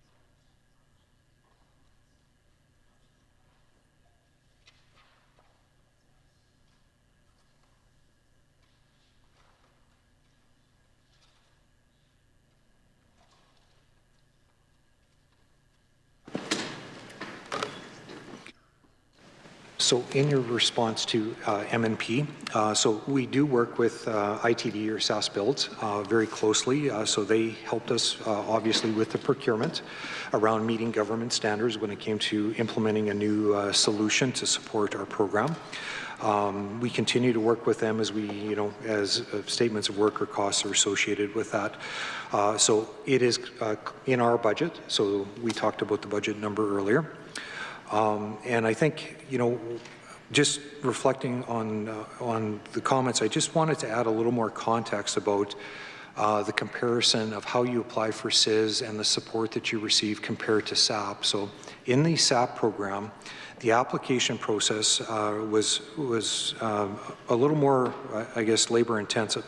A client would call into our client service center, so our call center, and as you had indicated, at that point, wait times were a little bit longer. We would do a quick screening with them to determine if they may be eligible. At that point, they would then be booked to a regional office, and they would have to go to that regional office. That booking was approximately 5 to 10 days from the time that they called in. The client would then come down to the office. They would fill out a paper application, which took approximately probably an hour to an hour and 15 minutes sitting with a worker going through a paper form. The client often did not have any supporting documentation with them, so they were not able to determine eligibility right at that point. I would suggest that on average, clients it took a minimum of 5 days to bring in their supporting documentation, at which point the final eligibility decision could be made. So we were having clients that were sitting there for lengthy periods of time. We absolutely had emergency resources available to those people to help them for a day or two, and then they'd have to come back and kind of reinitiate. So it was causing a lot of challenges for our clients and putting them at risk because we weren't able to ensure that they were getting the benefits to which they were entitled because we needed the supporting documentation. So now our application process is much more efficient than it was back when we were administering this app program.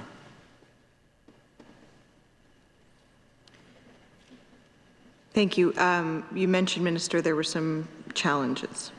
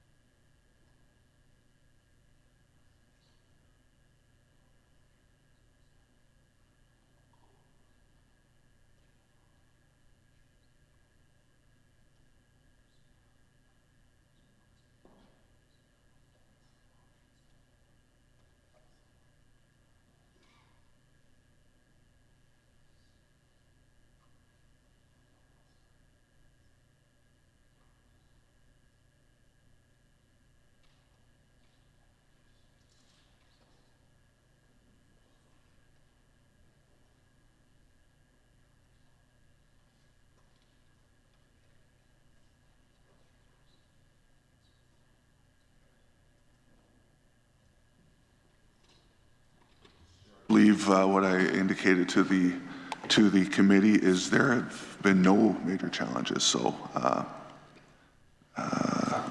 clients are receiving their benefits, and I talked about how many are, and that continues.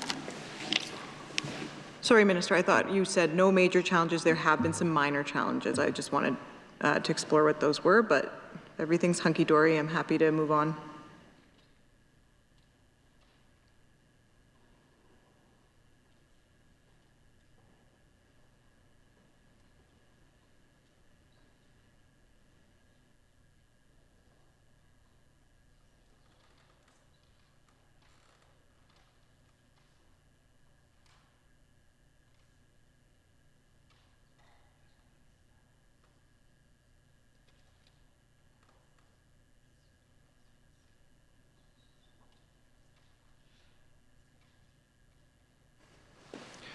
So I'll maybe just step back a little bit just from, there's always challenges when you're implementing a new program, new policies, new regulations, new procedures, new system. So, you know, some of those things we worked very closely with our staff and our stakeholders around change management plans and, you know, how to effectively administer the policies and the processes. So, you know, there are times when maybe somebody missed a step and, you know, there was, as a result, we had to make a correction and work with that client. There could be a small outage, such as there's an internet outage, so our clients don't have access to our portal for, a couple of hours until the internet is restored.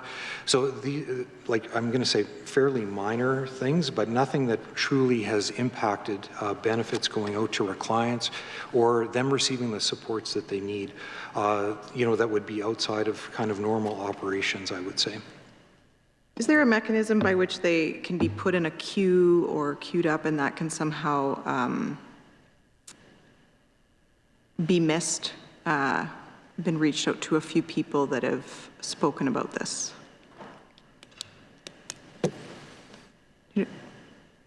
No, with the folks that are on the call center say they're dealing with something, they'll put it in a line or a queue, and the case will kind of get dropped and people won't get their benefits unless it's brought to your attention. I don't know the technicalities, but this is certainly a challenge that I've heard about. I don't know if you know what I'm talking about.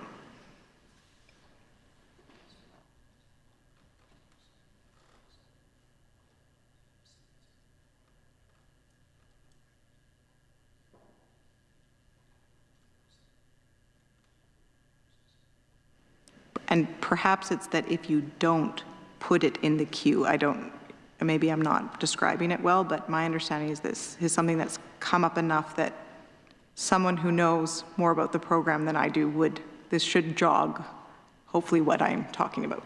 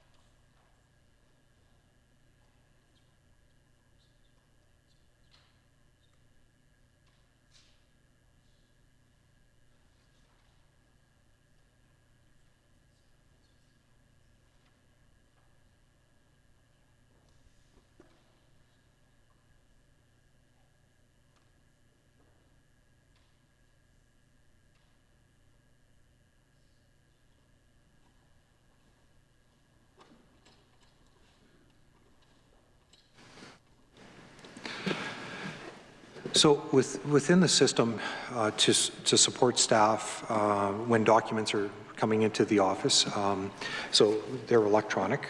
So the SIS program is completely paperless.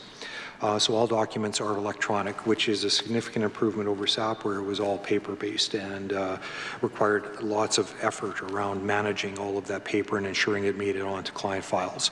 So that's one of the efficiencies that we have with the new system. So I would say it's not a system issue, it's probably a procedural error.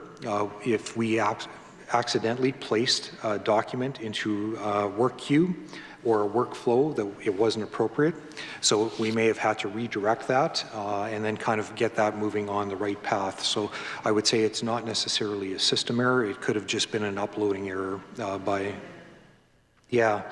which, we all do, and we have, we misplace a piece of paper, or in SAP, a document ended up on a different worker's desk and was there for a couple of days. So we work with our staff to ensure that we are meeting within standards, and when clients contact us, we're able to find those documents really quickly because they are electronic, they're in our system. We're not running all over the office looking for those documents. Thank you. And I guess I want to be clear. My biggest concern with the SIS program is really the insufficiency of rates. Again, we did go over this a bit last time. A single person, even with this latest increase, gets, someone here in Regina at least gets $345 to live off. So that's food, transportation, clothing, really everything they need to survive, and then $630 for shelter. Minister, you talked about, this isn't the only source of income. For a single person, they don't have the child tax benefit. This is often pretty much it. Do you see it as, again, it's really this historic cut to utilities that I think are just really hurting people, especially with the steep and continued rise in utility rates. Do you see it as, just so I understand the program, do you expect clients to pay their utilities out of the $345 they get for living or the $630 they get for shelter, single individuals on the program?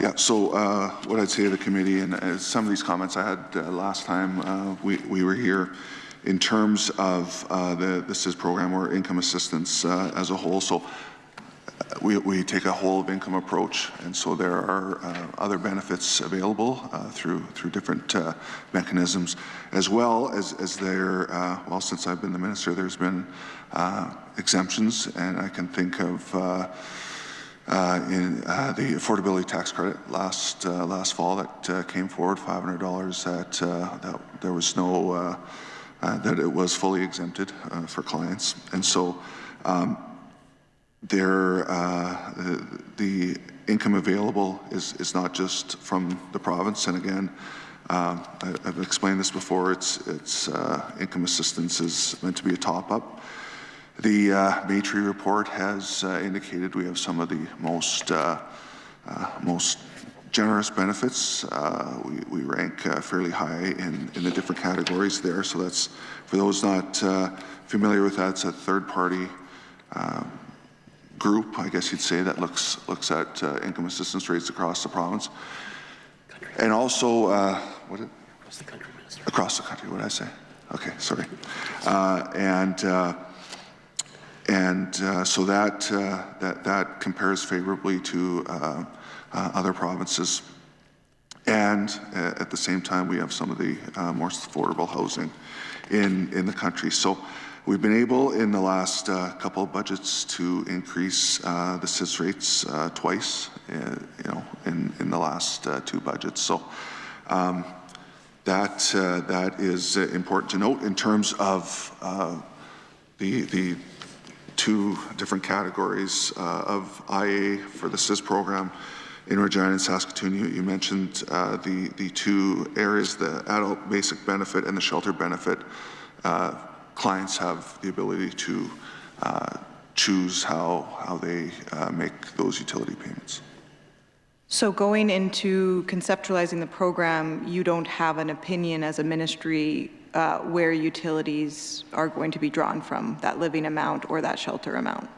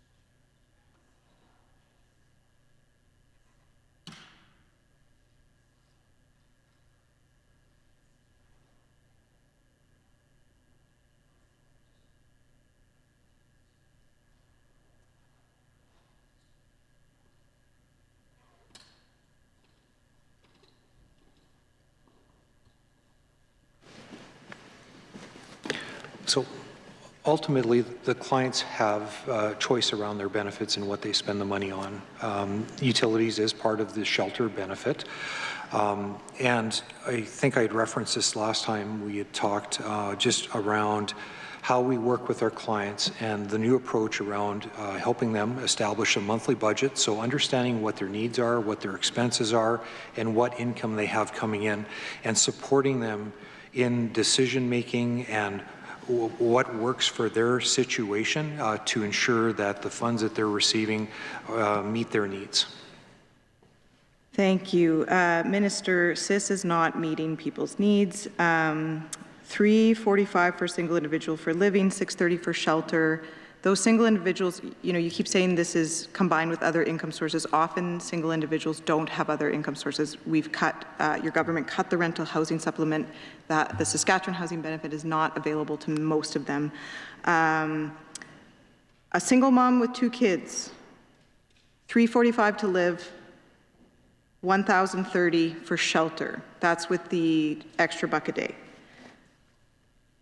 A single mother with 3 kids, $345 again to live, no extra dollar to live.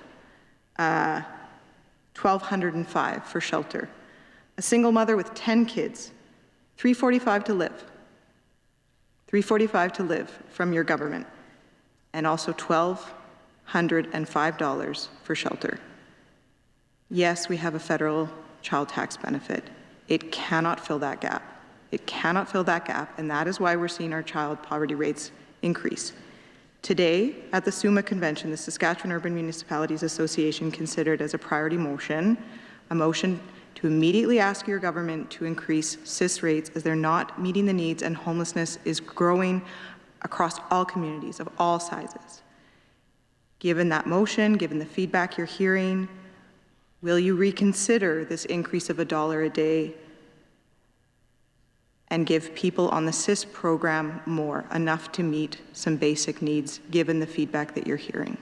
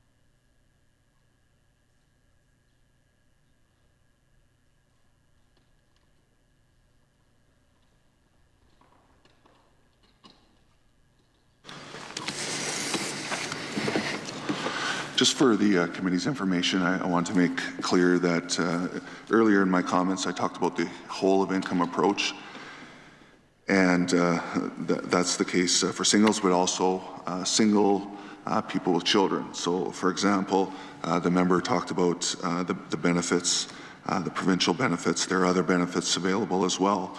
So if, for example, in Saskatchewan, one adult with 2 children would receive $2,771 per month. Adult with 3 children, $3,463. And with 4 children, a single person, $3,979. So significantly higher than what the member had referenced earlier in her comments. So over the last 2 budgets, as well as I mentioned, we've been able to make some strong investments into the CIS program. $60 this year, $55 last year, and those living in northern areas that don't have natural gas, I believe, alternative heating requirements also saw a $30 increase.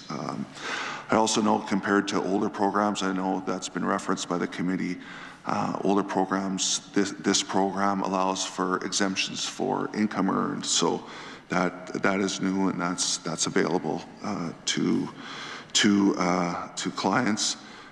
Again, I referenced that whole of income approach to calculate the benefits. So $620 million this year we're budgeted for income assistance to help those most vulnerable, Mr. Chair, as well as, again, I think I've reiterated in this forum, but others, some of the most generous rates by comparison with other provinces, as well as some of the most affordable housing that we have here in the province of Saskatchewan. I think we're always reviewing programs, looking at programs, and that has resulted in increases and exemptions, and so we'll continue to look at things. Minister, just for the record here today, do you take issue with how I've represented the CIS rates? Like, are you saying that those are not correct, or are you referring to benefits factoring, say, the child tax benefit? I just want to be clear on the numbers that you just quoted.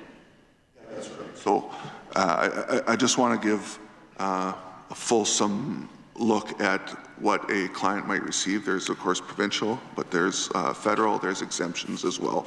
So that what you said, I believe, was accurate on the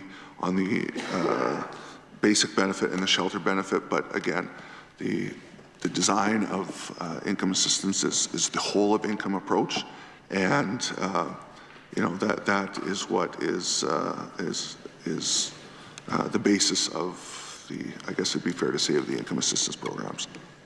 Minister, I have a couple, just 2 remaining housing-related asks. I believe these are just things that could be provided to me together with the other items you've committed to providing. I'm wondering if you can provide me with a list of positions, titles, organization, and an organizational chart for the housing division within the Ministry of Social Services, plus an organization chart or listing of the housing authority structure that is used to manage the housing units, including the list of housing authorities and regional housing authorities. I'm wondering if you can provide me with that, as well as the audited financial statements for the Regina and Saskatchewan housing authorities for the past 10 years, plus the 2023 and 2022 approved budgets for each of these 2 housing authorities.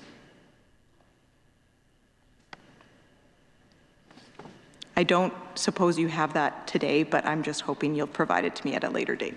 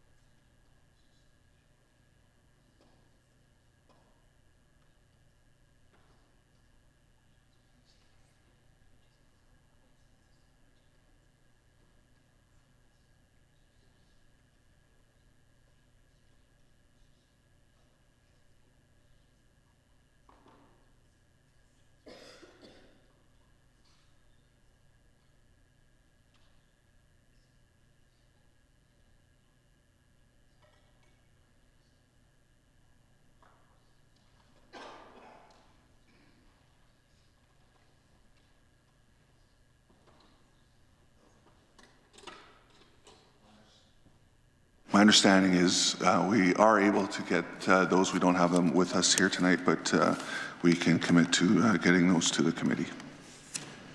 Thank you, Minister. I have a couple more social income assistance related questions, but I think I'll move on. I'll ask maybe one more and then move on to some other areas and come back if there's time. You mentioned Maytree earlier. Maytree, as far as I can tell, according to Maytree, our dependency rates on social assistance continue to rise in this province. Can you speak to that? Can you speak to what's responsible for that?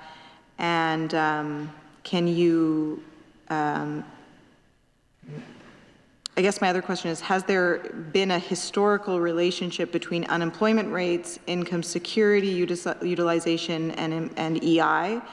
And have things changed? And if so, why?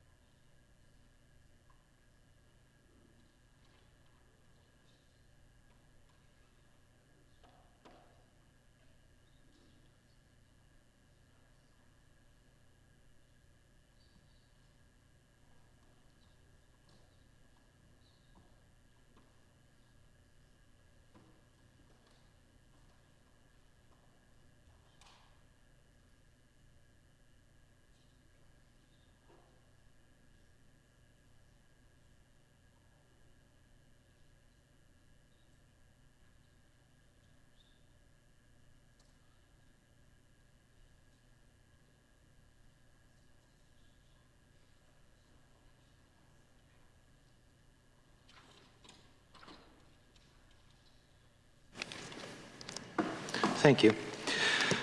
So, yeah, you know, trends are definitely noticeable as it relates to the economy and the labor market. You know, access to EI and who's benefiting from those programs. So those are trends that we monitor and look at. So you'd asked a question about dependency rates, and there's one thing that I wanted to note around dependency rates. So in Maitri, in their report, they look at census data across Canada. So they do not differentiate between individuals that are receiving provincial income support versus receiving federal income support on reserve. So our dependency rate in February of 2023, so this is data that's consistent with the caseload that we had, caseload and beneficiary information we provided at the last committee meeting, was 5.7% for CIS and SED. And that compares with 2018-19, the dependency rate for our core IA programs, so pre-CIS implementation, which would include SAP, T, and SED, was 5.9%. Provide a breakdown of dependency rates going back to 2007, please.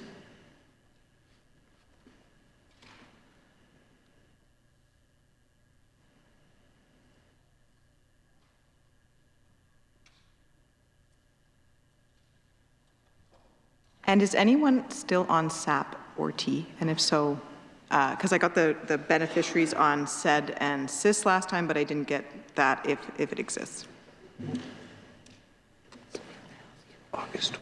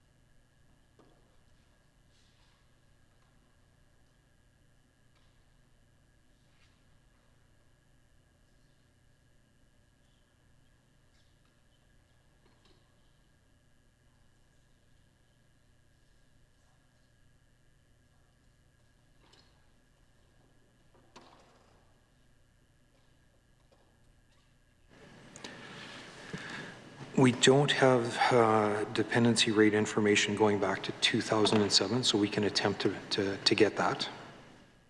What do you currently have it going back to? 2018-19, so the numbers I provided. So you just have to crunch some numbers because you don't have that readily available? I will have to go back and ensure that we have the data to support those numbers going back that far. Okay, just as far back as you can reasonably go. It doesn't have to be 2007. I just assumed it was something you tracked, but you know, 10 years would be great.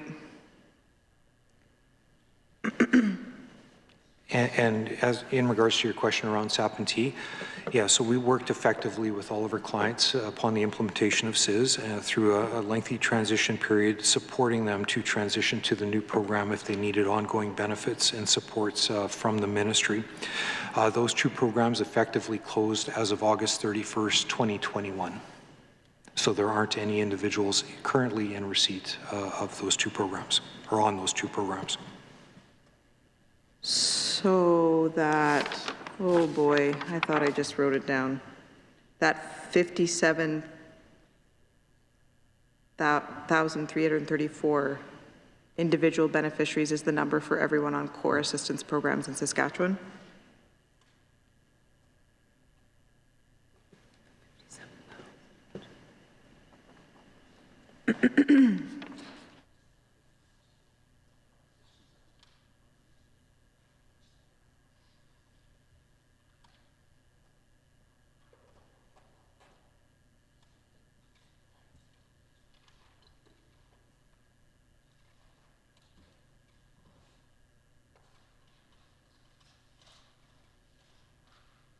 And just a reminder, before I forget, I had asked for the average that said clients pay for power, energy, and water prior to the $30 a day increase. So just so we don't lose that in the plot.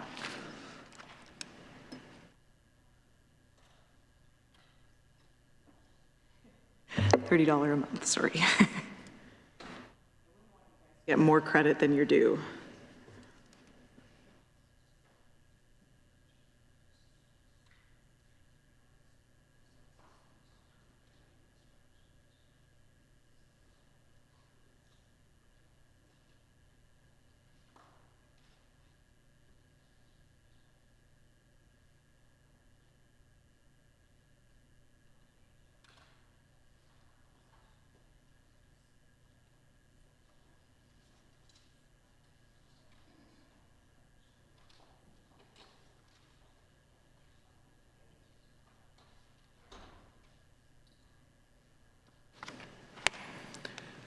If I could just clarify the number you were referencing, the 57,000?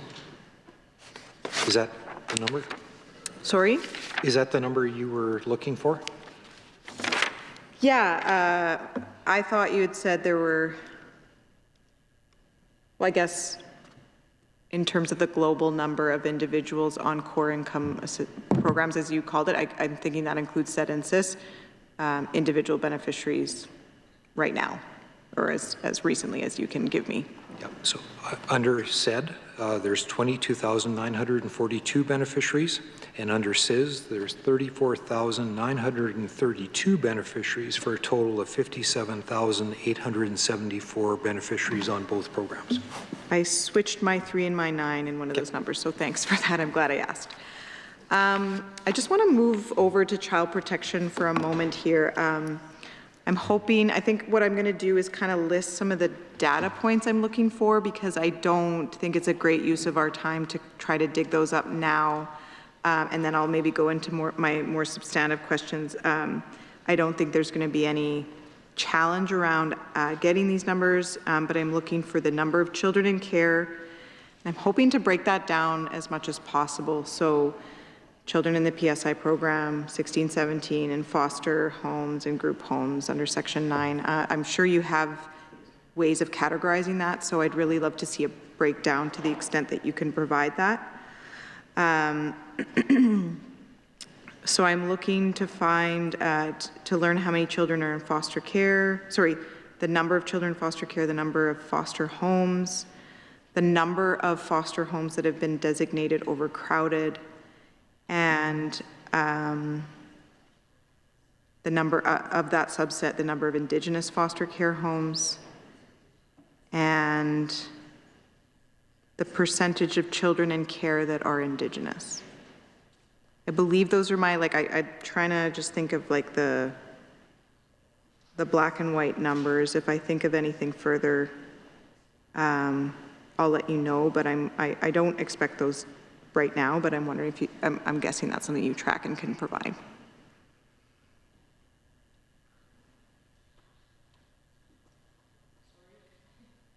Sorry, I also had the number of Indigenous run group homes, like the number of group homes, but also the number of Indigenous group homes. And I believe that's it.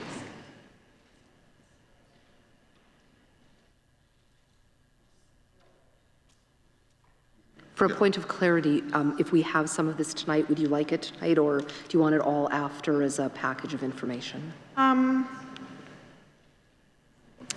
I don't need it right now. I guess what I'd like to know is whether the number of children in foster care is trending upwards, whether the percentage of Indigenous children in foster care is trending upwards, and maybe some substantive commentary on those trends.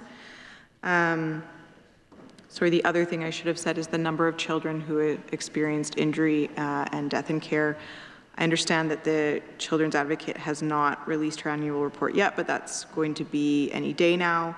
I don't actually know the extent to which you guys are kept in the loop or know what's coming, but I'm wondering what you expect to see there. I know that in the last couple of years, we have seen, again, that trend going in the opposite direction of what we'd like to see. So if you could speak to where you are seeing that trend, where you're expecting that trend, and just, again, maybe provide some substantive commentary around any trend that you're seeing in that category.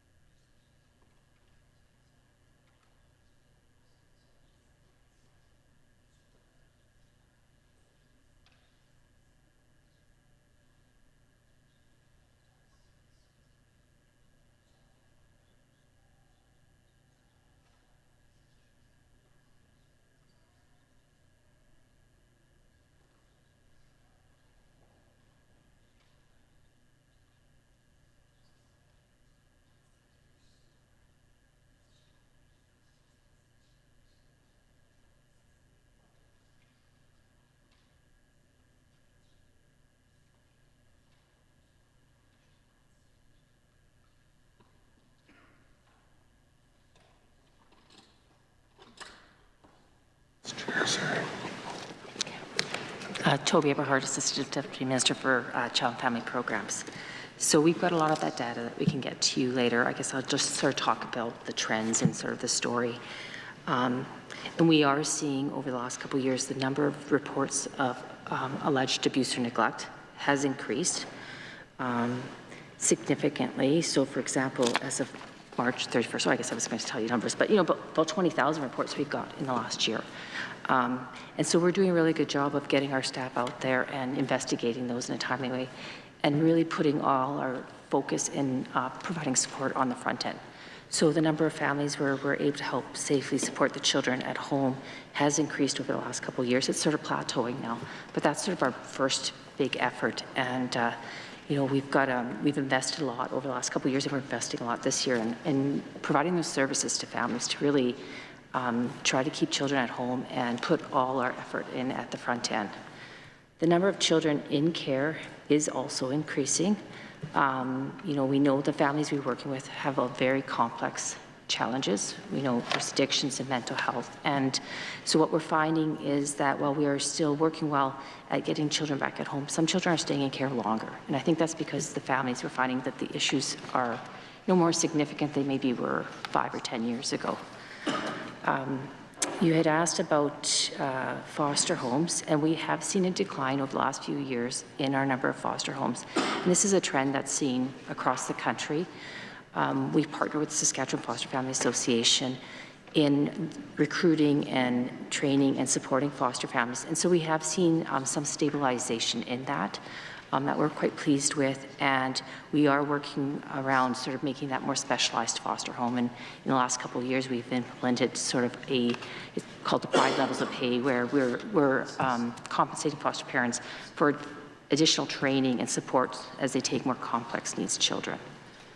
One of the other things you had mentioned that I just want to talk about is around Indigenous children in care. And so our statistics on the percentage of Indigenous children in care has gone up. It's not that we think that the actual number of children has increased. What's happened is we've put a lot of effort in identifying children that come into care to see whether or not they have the right to be registered to a First Nation or Métis Nation Saskatchewan, and we've added additional resources. And so what we're really working closely with our First Nation partners to get the kids registered so that they have their connection to their home community and all the rights that go with that. I just have a question about that, because each year I come back to estimates. That's what I hear, is that the percentage of Indigenous children in care is going up, but it might just be that we're keeping track a little better. Like, how long? I guess, I mean, this is anecdotal, but I was speaking to someone who was in government in the 90s, and they talked about, you know, the first time they were able to give, you know, chiefs lists of all the Indigenous kids in care that were members of, like, of their First Nation. Like, this is something we've been tracking for a while. At what point are we going to be able to call this a statistic reality that we need to face, that, you know, the percentage of Indigenous kids in care continues to increase versus, oh, we're just tracking this better? Like, do you have a sense of, I guess I'm struggling with hearing that response. And I'm wondering, is there an end to that? Like, and why is the assumption that the percentage of Indigenous kids in care isn't just high and getting higher? I mean, we know that's happening in incarceral settings, for example. Can you speak to, or Minister, can you speak to that?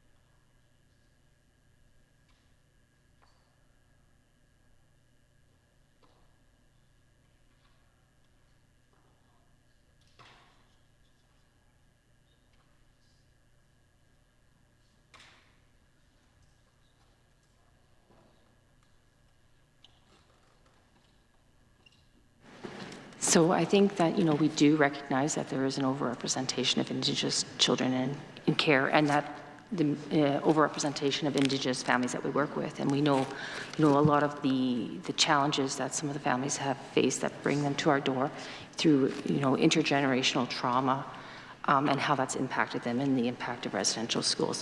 So we recognize that. I think that, you know, the number, when we talk about the number, it's also a little complex in that, you know, there's children that coming and going. So we have children come into care, we might work to get them connected to their First Nation community registered, and then they might be returning home to their family. And so there's sort of a continuous work on that. So we have a dedicated team, and they're full-time just trying to do that work. So I think that, you know, we will see that number. I don't know if, you know, it's probably where it'll stay around that area. We work really closely with our First Nation communities and agencies to connect children that we are caring for to their home communities and try and build those familial and community connections. Can you speak a bit to identifying Métis children in the community? I understand that there may be some moves to maybe explore Métis communities, looking into, you know, providing some of these services. Obviously, there's potentially some challenges around that because there aren't maybe geographical or nations in the way that we think of maybe First Nations communities. They're more dispersed throughout the province. Can you speak to any work that's being done identifying Métis children and youth in the province? So the unit I spoke to, they are working closely with Métis Nation Saskatchewan around some of those connections. You know, and I think the other part you had talked about or asked about was really our work with Indigenous group homes or Indigenous organizations that provide services. So we partner with some Métis organizations and a number of Indigenous organizations to provide a variety of services. So that's always our priority when we're looking to develop a service for a family. How can we develop one that is really meets their needs, meets their cultural needs, and connects them to that heritage and that familial connection that they need.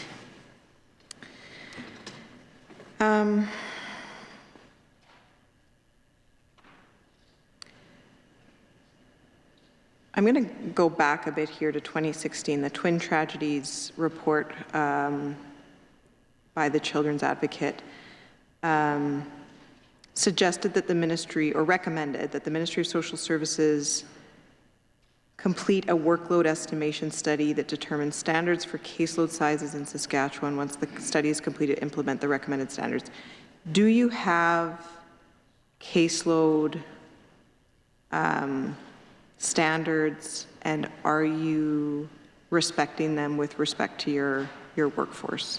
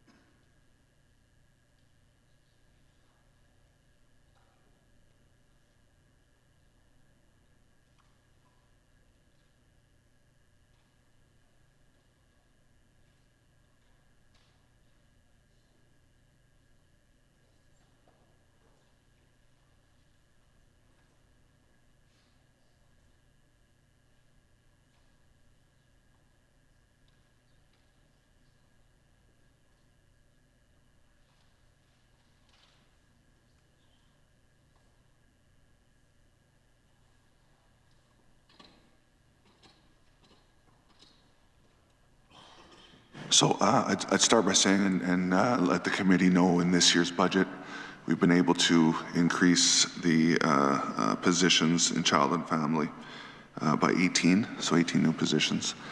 And that follows on increases in previous years, but I'd ask Toby to, Miss Eberhardt rather, talk about those added positions, but just in a general sense how they're distributed throughout the ministry in terms of caseloads and how those are, how that's done. So.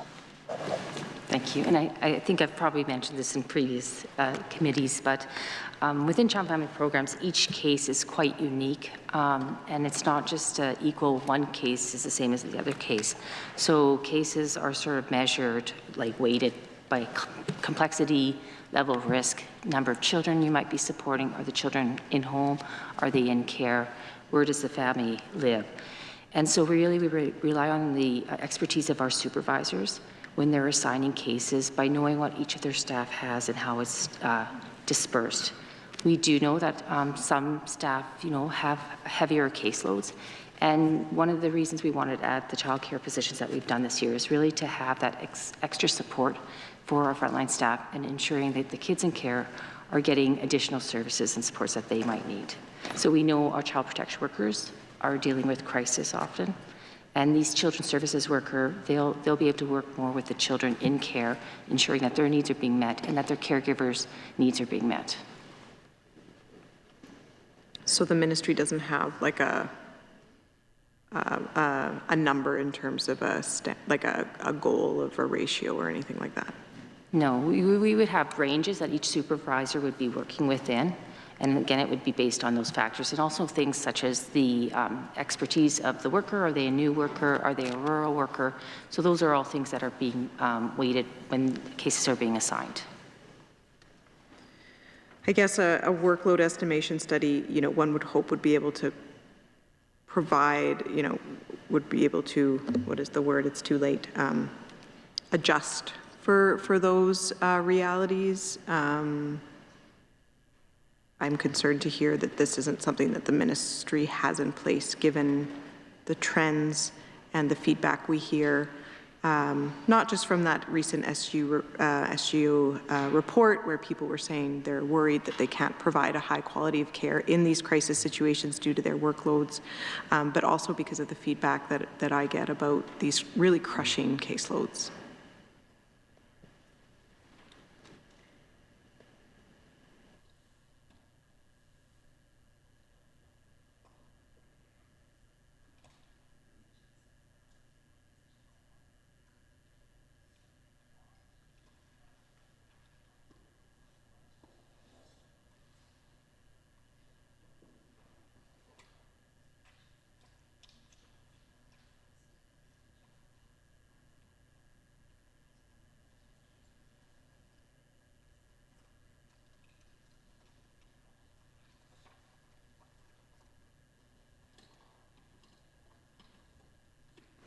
So, we really do rely on the expertise of our supervisors. They monitor what's happening on the front line. They let us know when there's maybe additional pressures in certain cases, and we do move positions around to where they're needed. We also do add positions on a temporary basis at times if it's needed to ensure that the services are being met. Minister, there was a workload study done internally in 2016. Would you be willing to provide me with a copy of that workload study?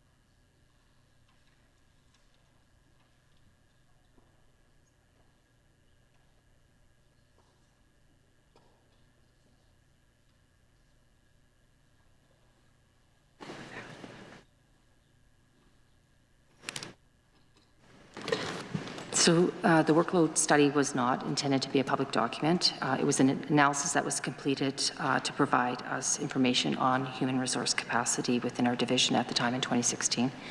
And since that time, we have added 106 frontline positions. We've also made a number of administrative changes. And so really right now what we look at going forward is how do we support our staff in meeting the needs of the clients we serve. Has there been any improvement in the retention area in the department?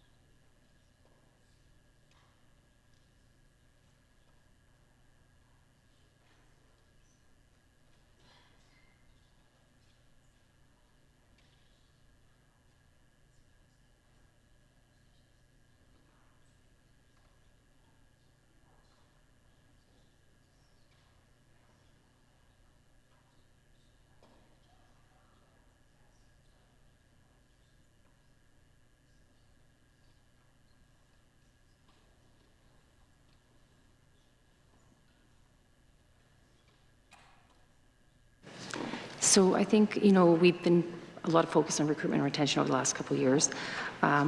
I would say in our retention, we're starting to see some stabilization. I don't know, I wouldn't characterize it as an improvement yet. We are seeing some improvements in our recruitment efforts. We've been doing a lot of work with the university, making sure we've got staff out at job fairs. And so we're seeing some improvement there. The other area where we have seen improvement is around our recruitment and retention of Indigenous staff.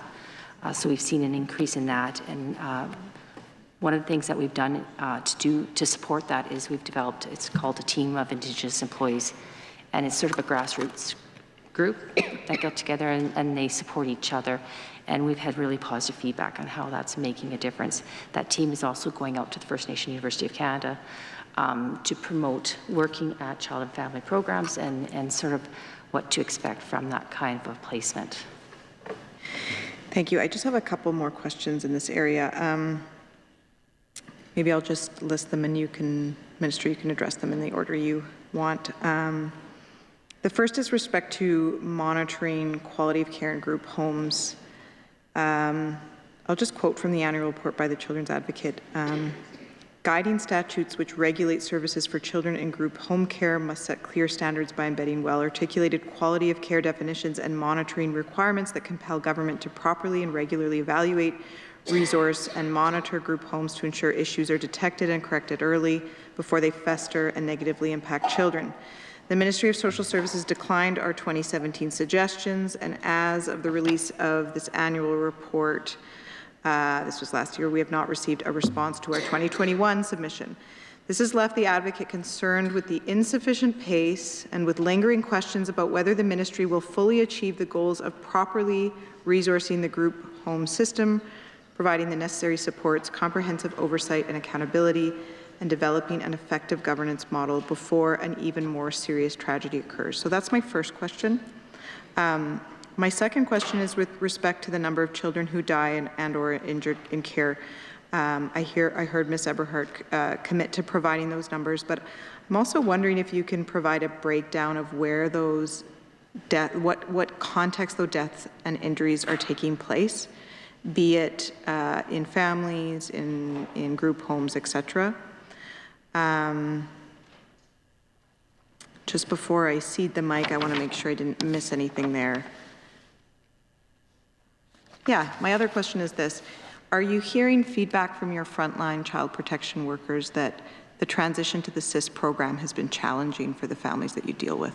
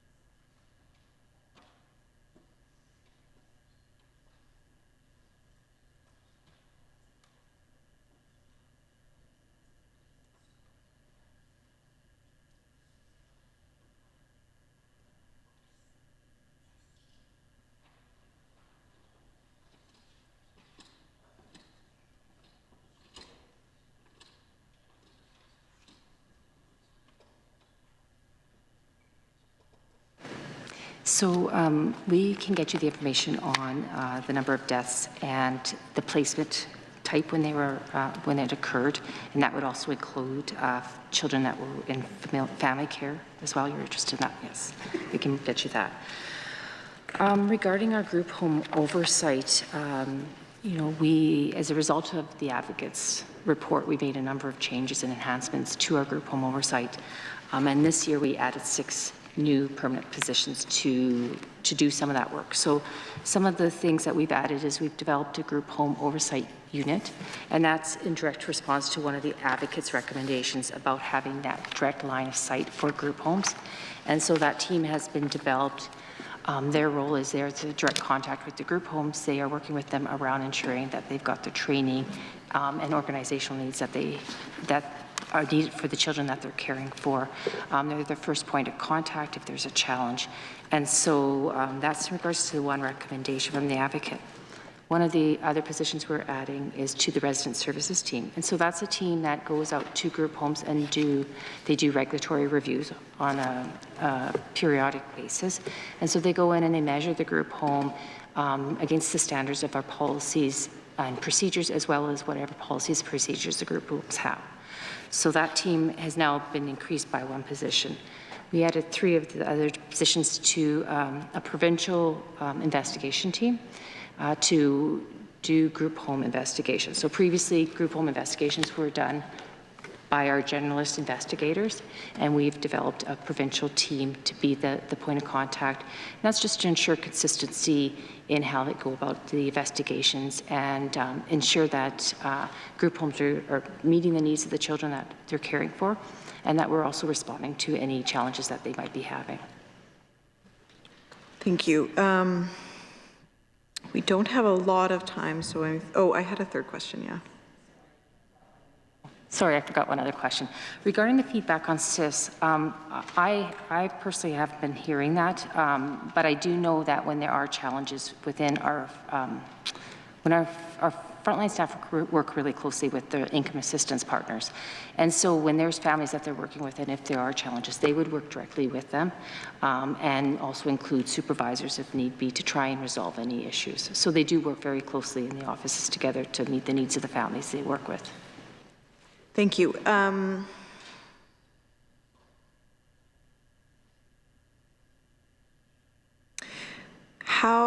Moving to disability issues, what is the number of group home spaces, and what are the wait lists like at this time?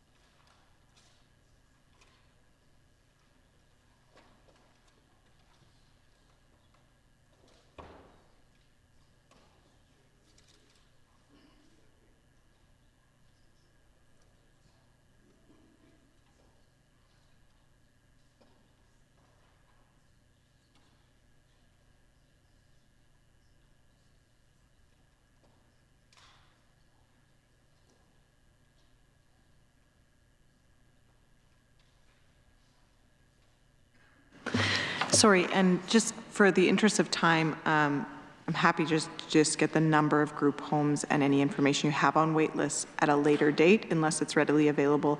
I guess I'm wondering, I'm just confirming that there are indeed wait lists.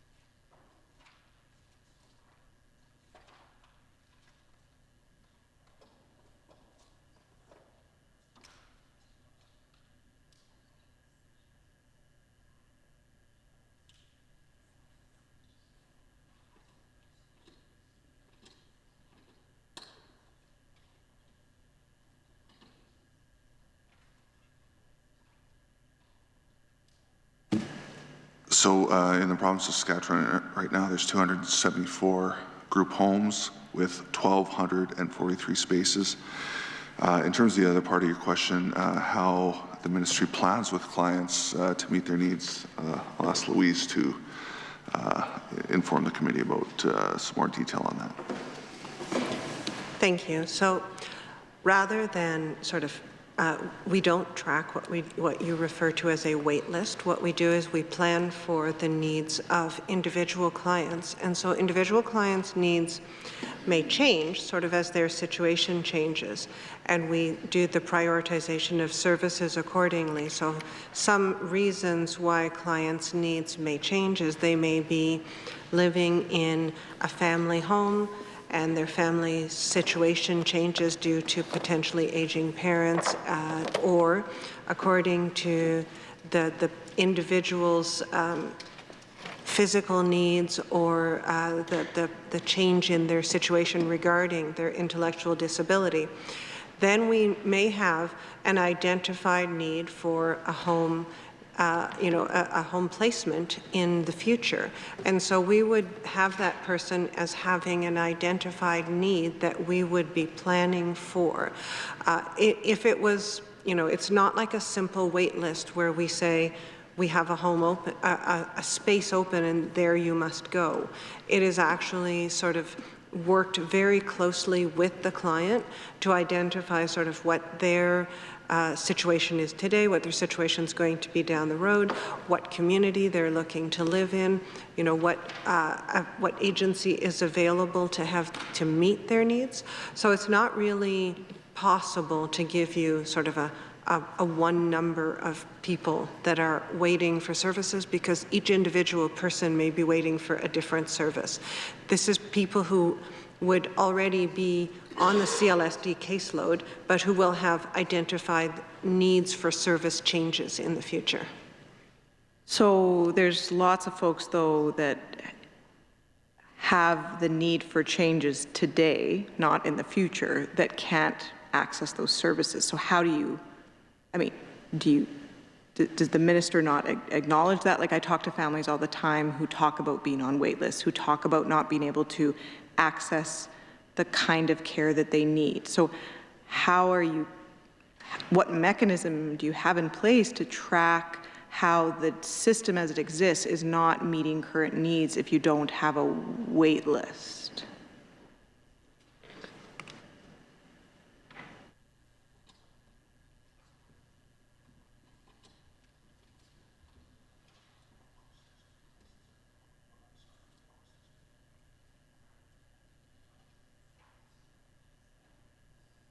And perhaps, because I recognize that some of these homes are community-based organizations and they have wait lists.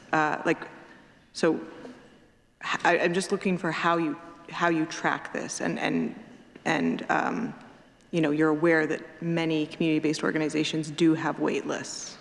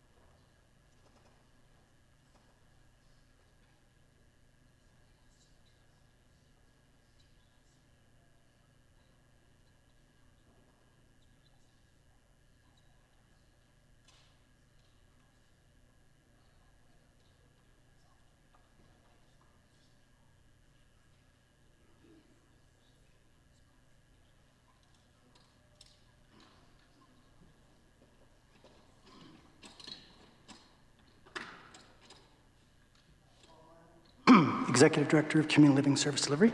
Good evening. So the way that we approach emerging needs and demand for services is complex.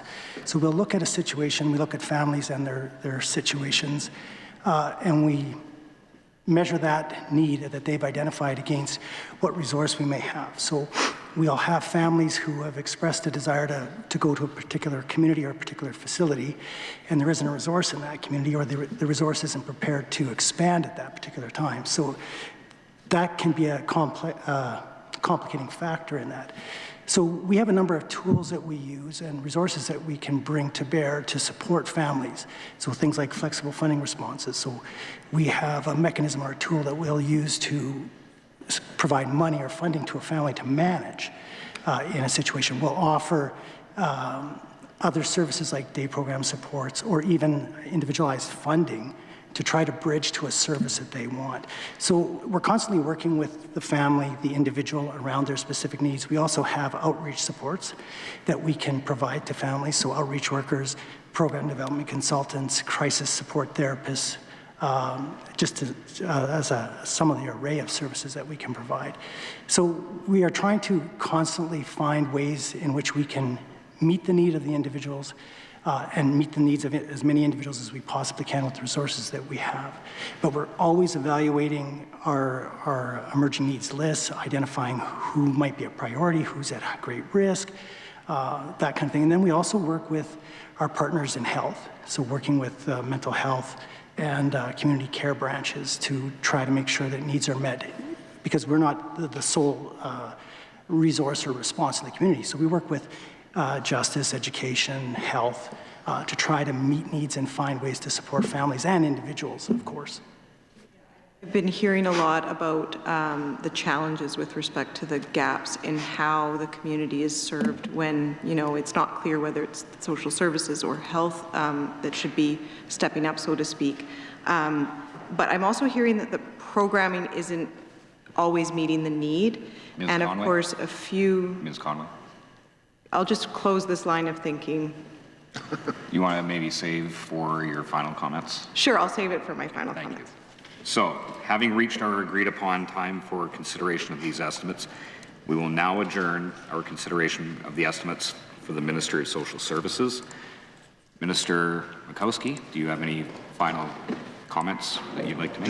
I just appreciate the work that's done tonight, the questions from the committee, as well as officials answering the questions in their professional capacity. They do great work on behalf of the people of the province of Saskatchewan.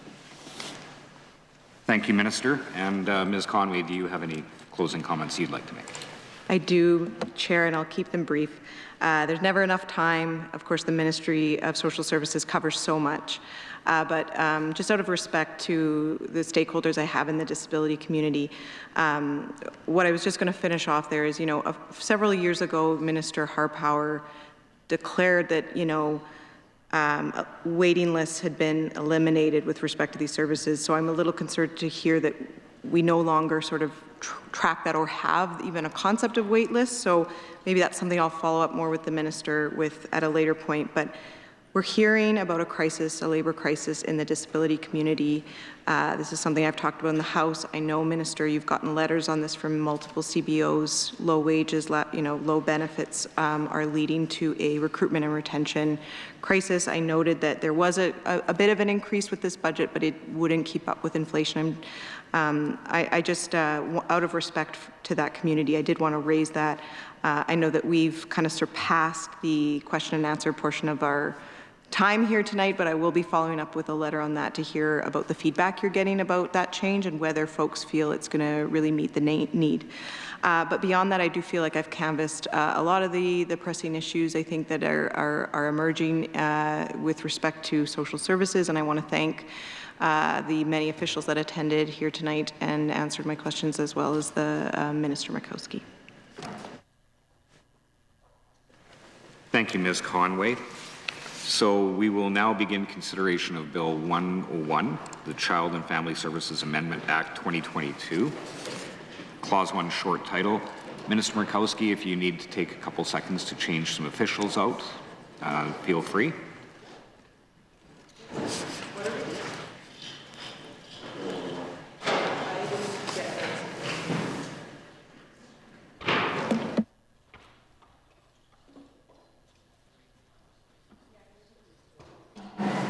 I'm just going to call for a 5-minute recess, and we'll come back at 9:25, okay?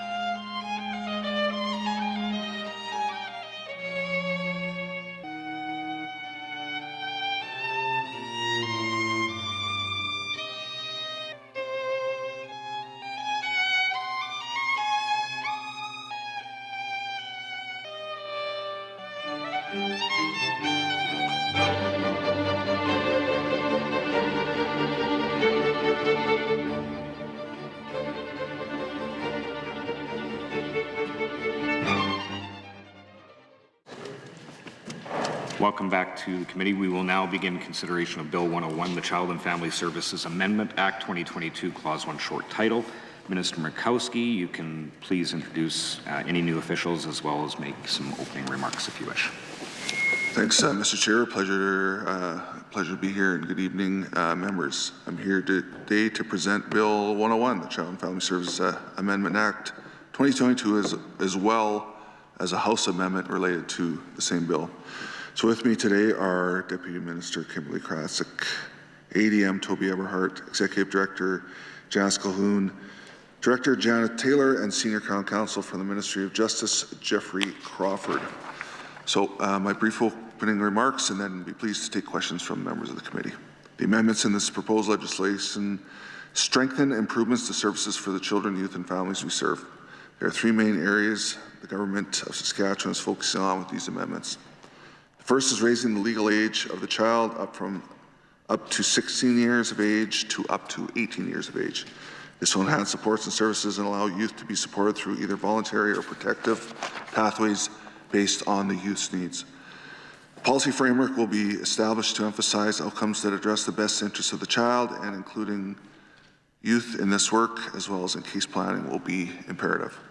Second area focuses on increasing the flexibility of information sharing, disclosure and confidentiality in the best interest of the child or former child in care who is now an adult. We're expanding the scope of disclosure to children in care or to adults who were formerly children in care to include family name information about parents, siblings, extended family members, and extended family care providers and their Indigenous community if applicable. Personal information about these individuals that is not directly related to the child or former child in care will not be disclosed. Providing increased information about reasons for removal, relevant court matters, time and care, cultural planning, and community connections may also be included.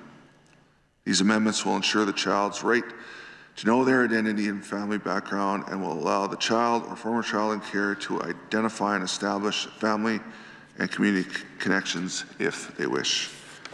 We're also expanding information disclosure regarding deceased individuals to provide information that helps family members understand the personal circumstances of the deceased. The ministry recognizes the importance of this information to support family and personal healing. The third area of focus is strengthening language that enhances family, community, and cultural connections for children and youth. The enhancements embed the significance of family, culture, community, culturally based care and inclusion within planning with Indigenous children. This legal framework will strengthen current practice. It also addresses the importance of involving the Indigenous group, community, or people to which the child belongs in planning for Indigenous children and families. A new addition to the best interest of the child provision recognizes the unique cultural aspects of Indigenous children. It requires the preservation of the child's Indigenous identity, experience, and connections to be considered in planning. We're clarifying criteria to extend temporary wardship orders to increase flexibility when needed, as we acknowledge families have unique needs and may require additional supports to make an impactful change beyond the current 24-month timeframe. The court makes the decision taking into consideration the best interest of the child. Also want to highlight the need for a House amendment. We have added an additional subsection to Section 37 that provides clarity related to the expiry of orders when custody of a child in the care of the minister is transferred to an Indigenous governing body, pursuant to the federal legislation known as an act respecting First Nations, Inuit, and Métis children, youth, and families. This House amendment supports our work with Indigenous governing bodies as they seek to work towards the transfer of their member children in care and reduces risk of legal ambiguity that may have existed without the amendment. As you know, Cowessess First Nation Saskatchewan is the first Indigenous governing body to complete a coordination agreement. Since then, other agreements have been completed across the country, each with their own unique laws. We believe that this amendment is critical and well within the scope, spirit, and intent of this area of amendment to the legislation. Closing, it's essential we continue to engage youth with lived experience and Indigenous partners as we move forward with updating Child and Family Service regulations and policy framework. Their voice is important. Our government will also continue to engage with the child and welfare sector partners and the advocate for children and youth on this work. The legislative amendments outlined today are a demonstration of government's commitment to improve the lives of vulnerable families, children, youth who receive child welfare services in the province. So with that, Mr. Chair, as I mentioned my very opening remarks, I'd be happy to answer any questions for the committee. Thank you, Minister. And with that, I will open the floor to questions from the committee, and I recognize Ms. Conway. Thank you, Chair. Minister, with respect to the consultation that was done on this bill, can you provide some details about which First Nations you reached out to and which Indigenous organizations you reached out, or Indigenous individuals with experience in this particular area? I was concerned to learn, I know of several of the individuals that were consulted from Indigenous communities in Saskatchewan in the development of C-92, the federal piece of legislation that were not consulted as part of this bill. So I'm just hoping to learn more about who was consulted in year leading up to introducing this bill.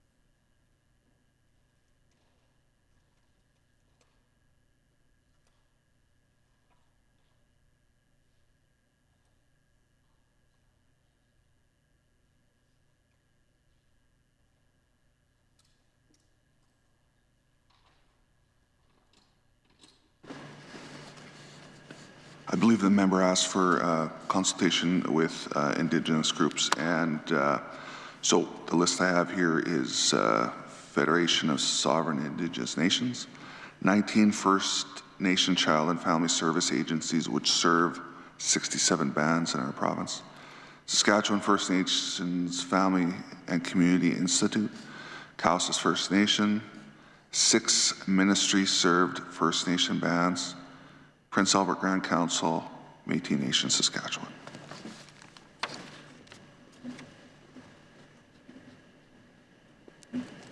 Thank you, Minister. I take it you also, I understand you also consulted with the Children's Advocate. With respect to the letter that was penned by the Children's Advocate, there have been some concerns raised in terms of the extension of services to individuals past their 18th birthday and the decision to exclude certain categories of children in care from that benefit.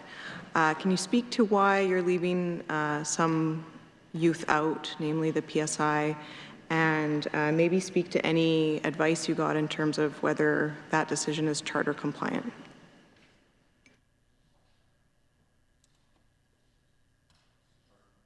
Oh. Did you look at the legality and the potential for discrimination in extending services to one category of children and youth, but not extending it to another.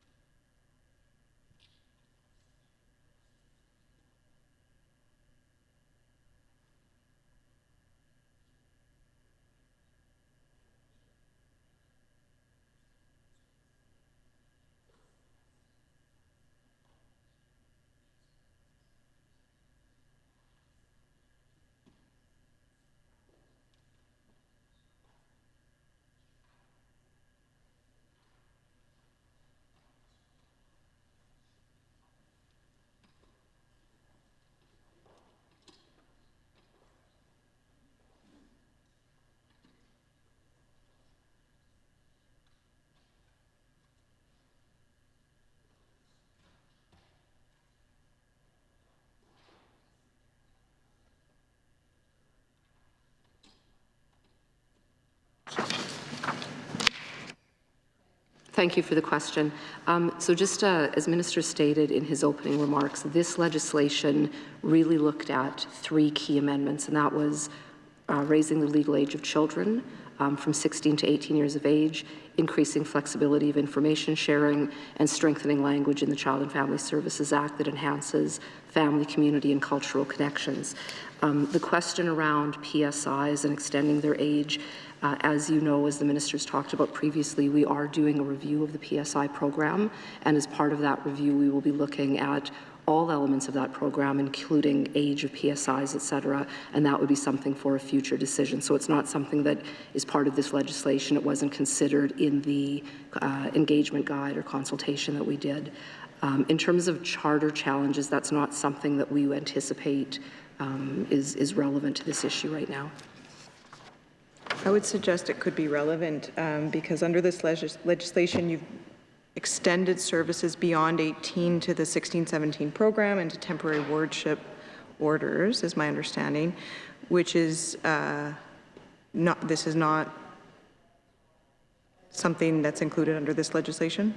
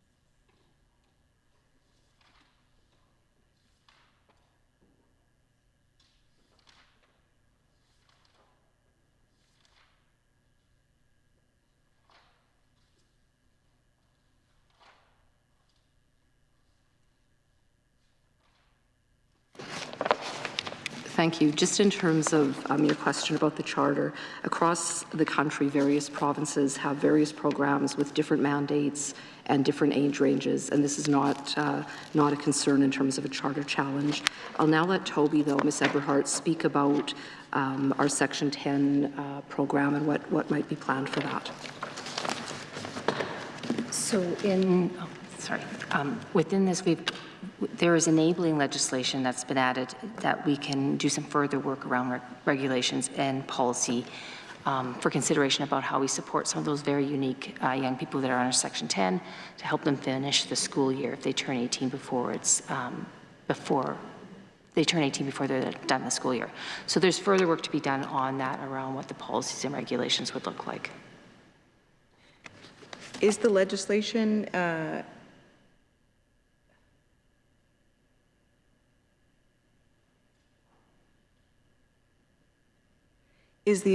legislation allowing for services to be extended to folks under Section 9 agreements and in temporary order situations to be extended services beyond their 18th birthdays?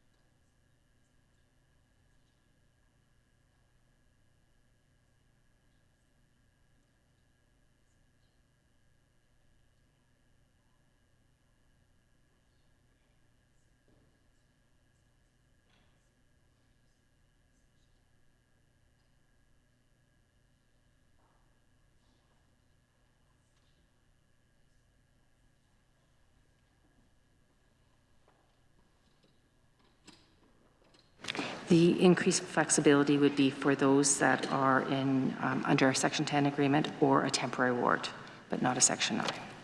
No.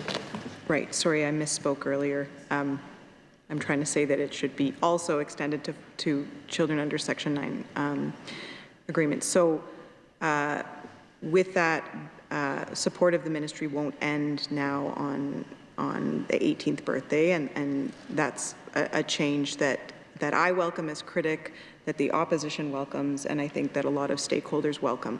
My concern is that that extension of services beyond 18 is not being extended to folks under Section 9, not under Section 10, and Section 23. And I'm a little concerned to hear that there's been no consideration of the constitutionality of this, because you're basically extending a benefit to children in one category under the Act and not another. Am I to understand that you haven't given any thought to the constitutionality of that change under Section 7 or Section 15 of the Charter?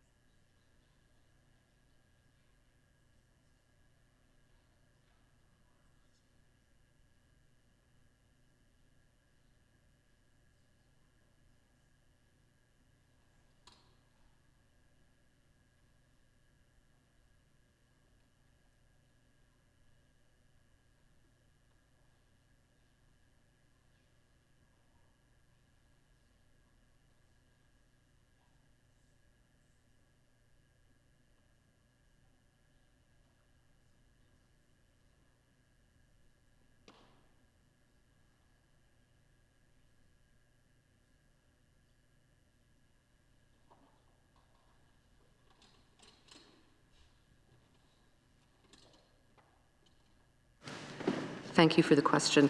As we develop legislation, we certainly work with the Ministry of Justice, and we're satisfied that there are no charter concerns with our approach.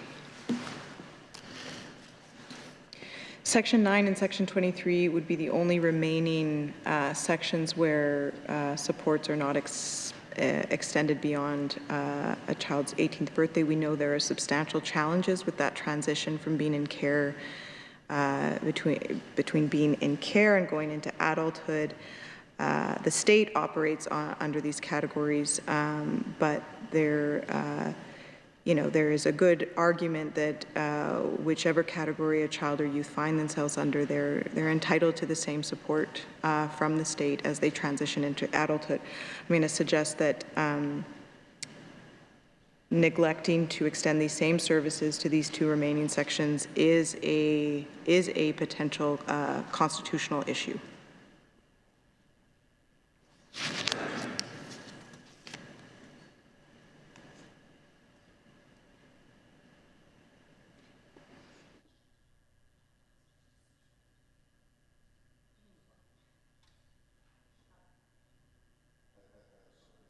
In that.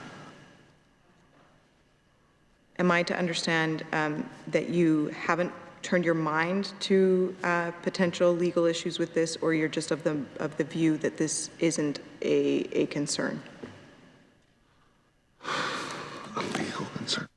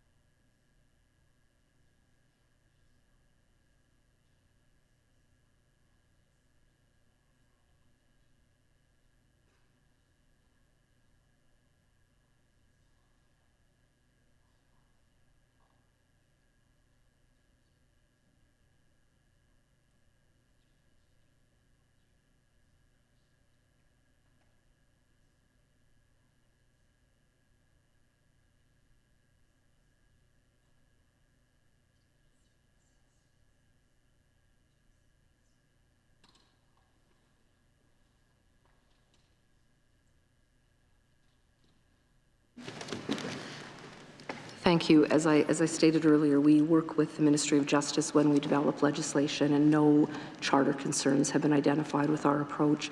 I will just also clarify that the Child and Family Services Act, prior to these amendments, has had programs, different ages, different mandates, different parameters, as do child welfare programs throughout the country. So this approach is fairly consistent in terms of what might be happening elsewhere.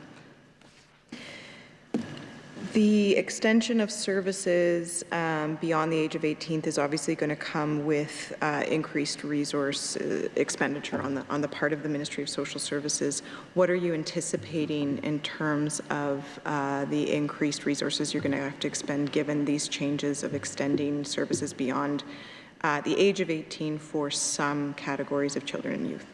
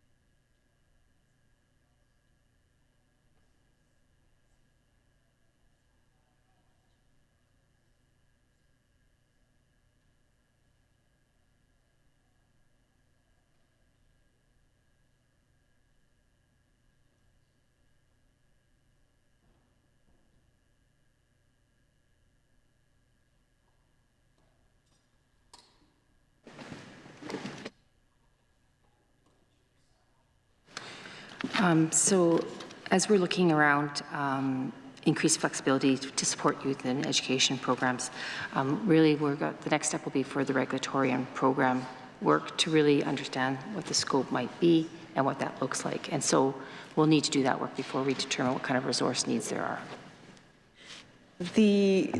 This change is obviously going to come with some guiding regulations. Do you have any thoughts about what is going to be outlined in those regulations, what the parameters of this additional support is going to be? Just anything really, any meat on the bone about what this is going to look like and what this is going to mean in terms of the ministry ponying up additional resources?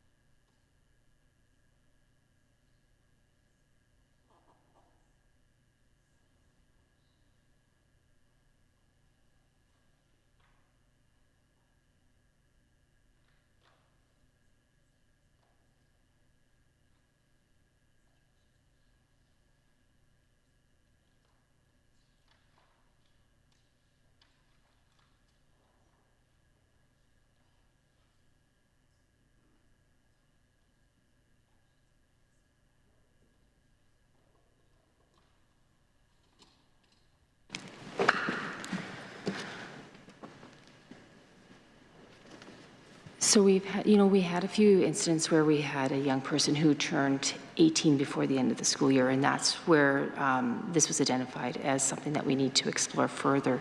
So, I mean, that's sort of the basis of what we'll be looking at with our regulatory and policy work. As part of that, we will be engaging with young people and those that support them to really understand what the needs are and what it might look like. So I'm aware of some of those cases where someone, for example, turns 18 before they finish high school. So it's going to have you're anticipating it's going to have quite a narrow kind of application to individuals in that situation. Is that a fair comment?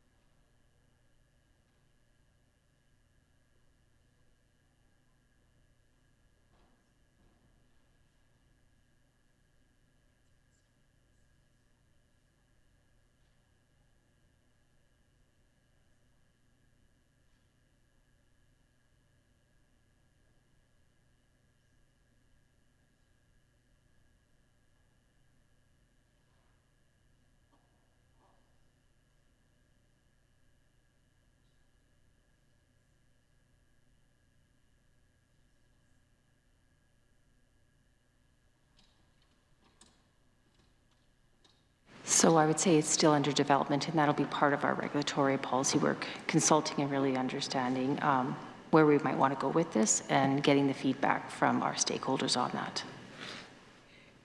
I found a passage that I was hoping to refer to earlier when I was talking about the concerns around the constitutionality of this change. And I guess beyond the potential constitutionality, just kind of the fairness and the good policy behind extending this benefit, which is very much welcomed, to one category, not the other. I just want to read here from a letter that was penned by the Children's Advocate last month, which was brought to the attention of this committee, knowing that we would be considering this bill and urging this committee to consider amendments around a few different topics. And one of the areas around which the Children's Advocate is urging this committee to consider an amendment is this issue of the lack of extension of services beyond 18th birthday to children in the PSI program and children under Section 9 agreements. And the Children's Advocate writes as following: "It is the position of my office that young people receiving service under these sections deserve at least the same considerations during this vulnerable time of transition," and here she's referring to the transition from being a child to an adult, "as others who are unable to live with their natural families. In the case of children in the custody of a person of sufficient interest, I made a recommendation through a recent review that this extension go even further by continuing to support the young person until the age of 21. This change would ensure parity and supports of these youth to those available to long-term and permanent wards under Section 56 of the CFSA, as youth in the custody of a person of sufficient interest are also indefinitely deprived of their family environment, potentially beginning from a young age." So to me, what the Children's Advocate is pointing out here is that we have a category of kids that are particularly vulnerable, those in this person of sufficient interest program, to the extent that the Children's Advocate isn't just urging this committee to consider extending supports beyond the age of 18, but really prescribing it up to that even higher level of up to age 21. So even putting the kind of constitutionality of the changes aside, given that the Children's Advocate has identified this as a pressing need, we know that the Children's Advocate engages in extensive consultation around her mandate. Is this an amendment that the minister is considering with respect to this legislation?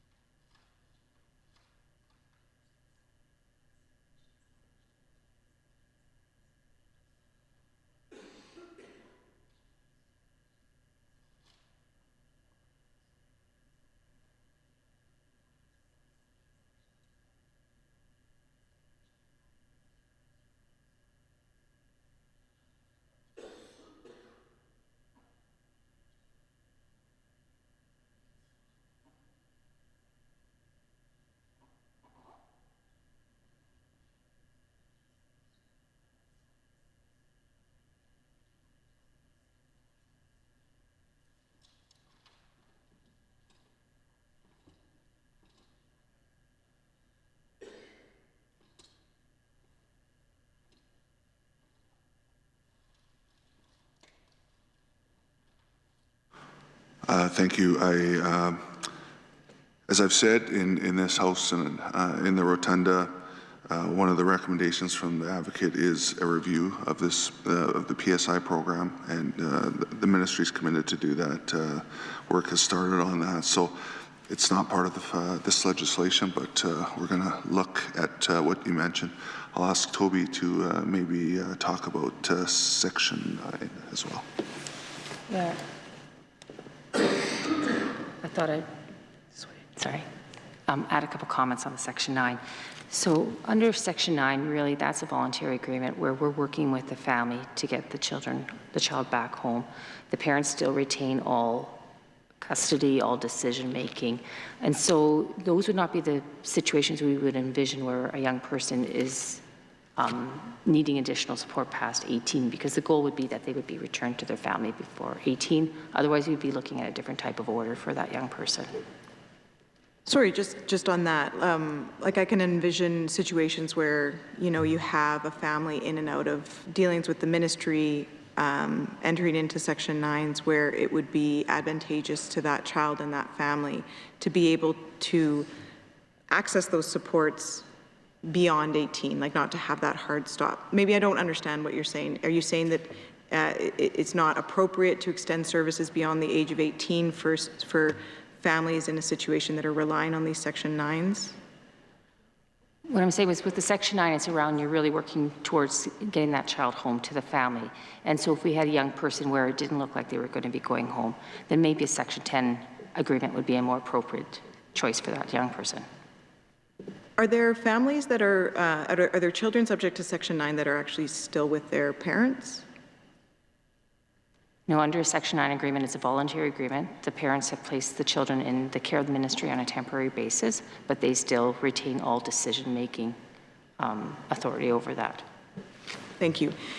Is there a categorization for children short of a Section 9 that can, how do you categorize through the ministry a child that is getting support from the ministry short of entering into a Section 9? So where you identify that there's like a risk of maybe needing a Section 9 and you can extend supports to that family. Is there a category for children that meet that description?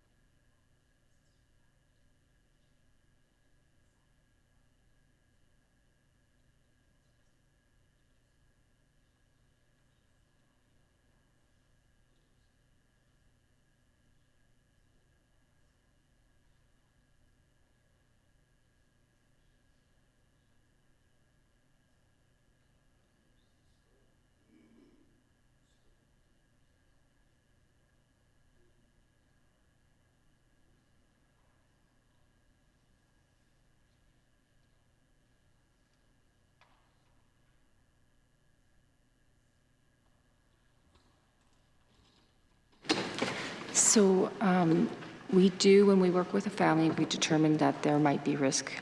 We will enter into a voluntary agreement to offer services where the child remains in the home and the custody of the parents. So we enter into an agreement where we set out what the parents are going to do to address the safety concerns and what we will do to help support the family in addressing those safety concerns. And the term of art for that is just a voluntary agreement? So there's probably different terminology. It would be a family support agreement, I think would be what most people would call it. Thank you. One of the stated goals of this legislation is to increase cultural connectivity, and I think we can all agree that I mean, obviously that's not just limited to that cultural connection piece, and family connection piece isn't just limited to Indigenous children, but obviously that's a huge focus here. We just came out of estimates where we heard, you know, a lot of these numbers in the child protection arena are trending in the wrong direction. What we're doing is not, you know, having the results that we want to see necessarily. And that's not to say that there are not some good things being done. But one of the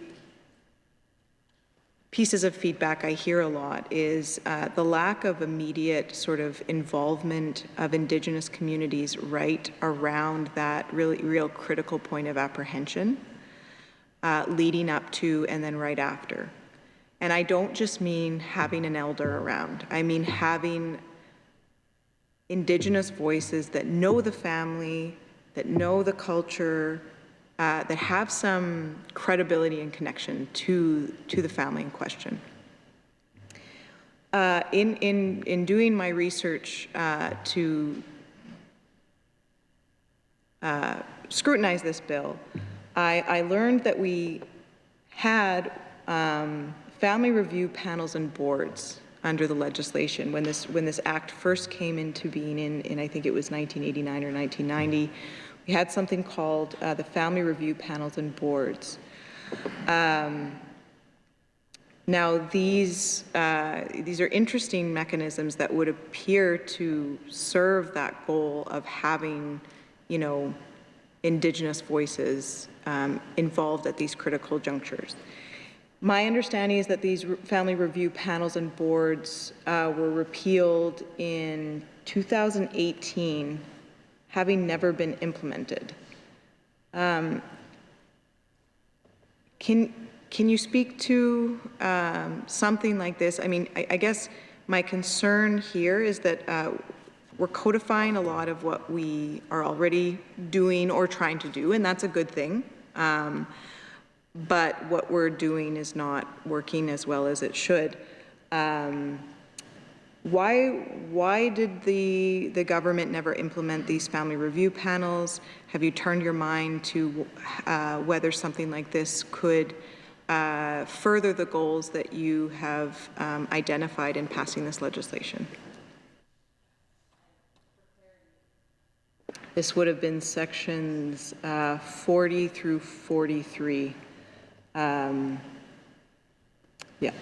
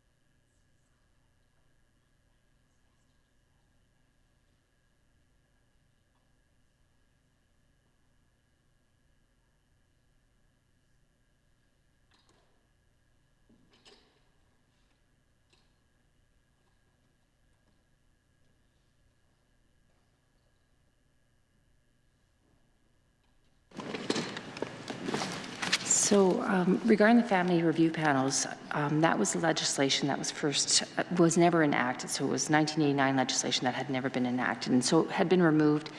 And part of the reason to removing it was that we had developed a number of different processes with our Indigenous partners that we currently use that were getting to the same outcomes. So we have developed the OPIC, we call it short, but really what it is it's available provincially, and it's a circle where you bring the family, the supports, elders, and you do the case planning with the children are at the center of the case plan. That's available throughout the province, and it was originally created to sort of be brought in at the court process.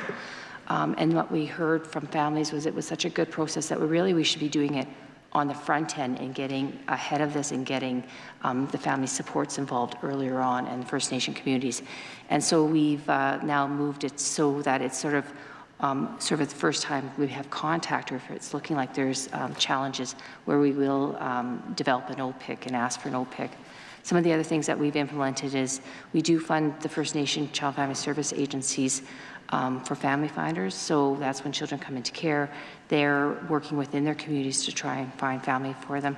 But we also fund them for case management, we call it. And so that's to bring them in when we are working with families, someone from their home community to come help with the planning for them and putting in the supports that they need.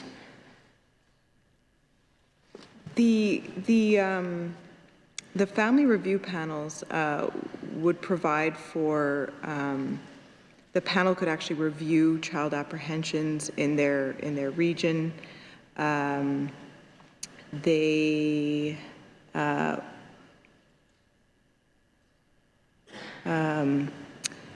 representative of community parenting standards. With the OPIC process, what standards are in place to ensure that the Indigenous voices that are involved in that OPIC process have some connection to the family that they're assessing or working with?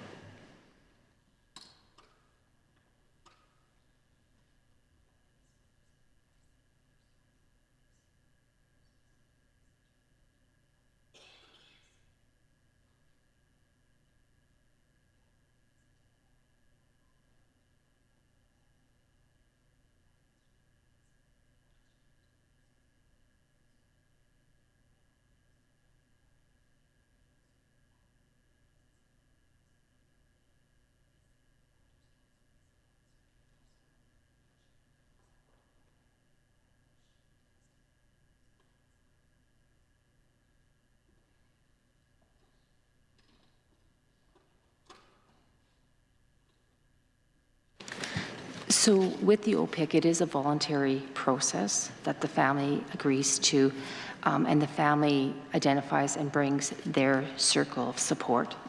The OPICs are overseen by the Council of Elders, and it's made up of elders from all the different cultural backgrounds, Indigenous cultural backgrounds, and they always ensure that there is an elder on the OPIC that is of the same cultural background as the family as well. Does the family get a say? Excuse me. Oh, sorry. Oh, yeah, and I can pick this up some other time. Yeah, we're going to have to do that. So now, it now being 10:30, we're going to adjourn consideration of Bill 101, the Child and Family Services Amendment Act 2022. This committee stands adjourned to the call of the chair.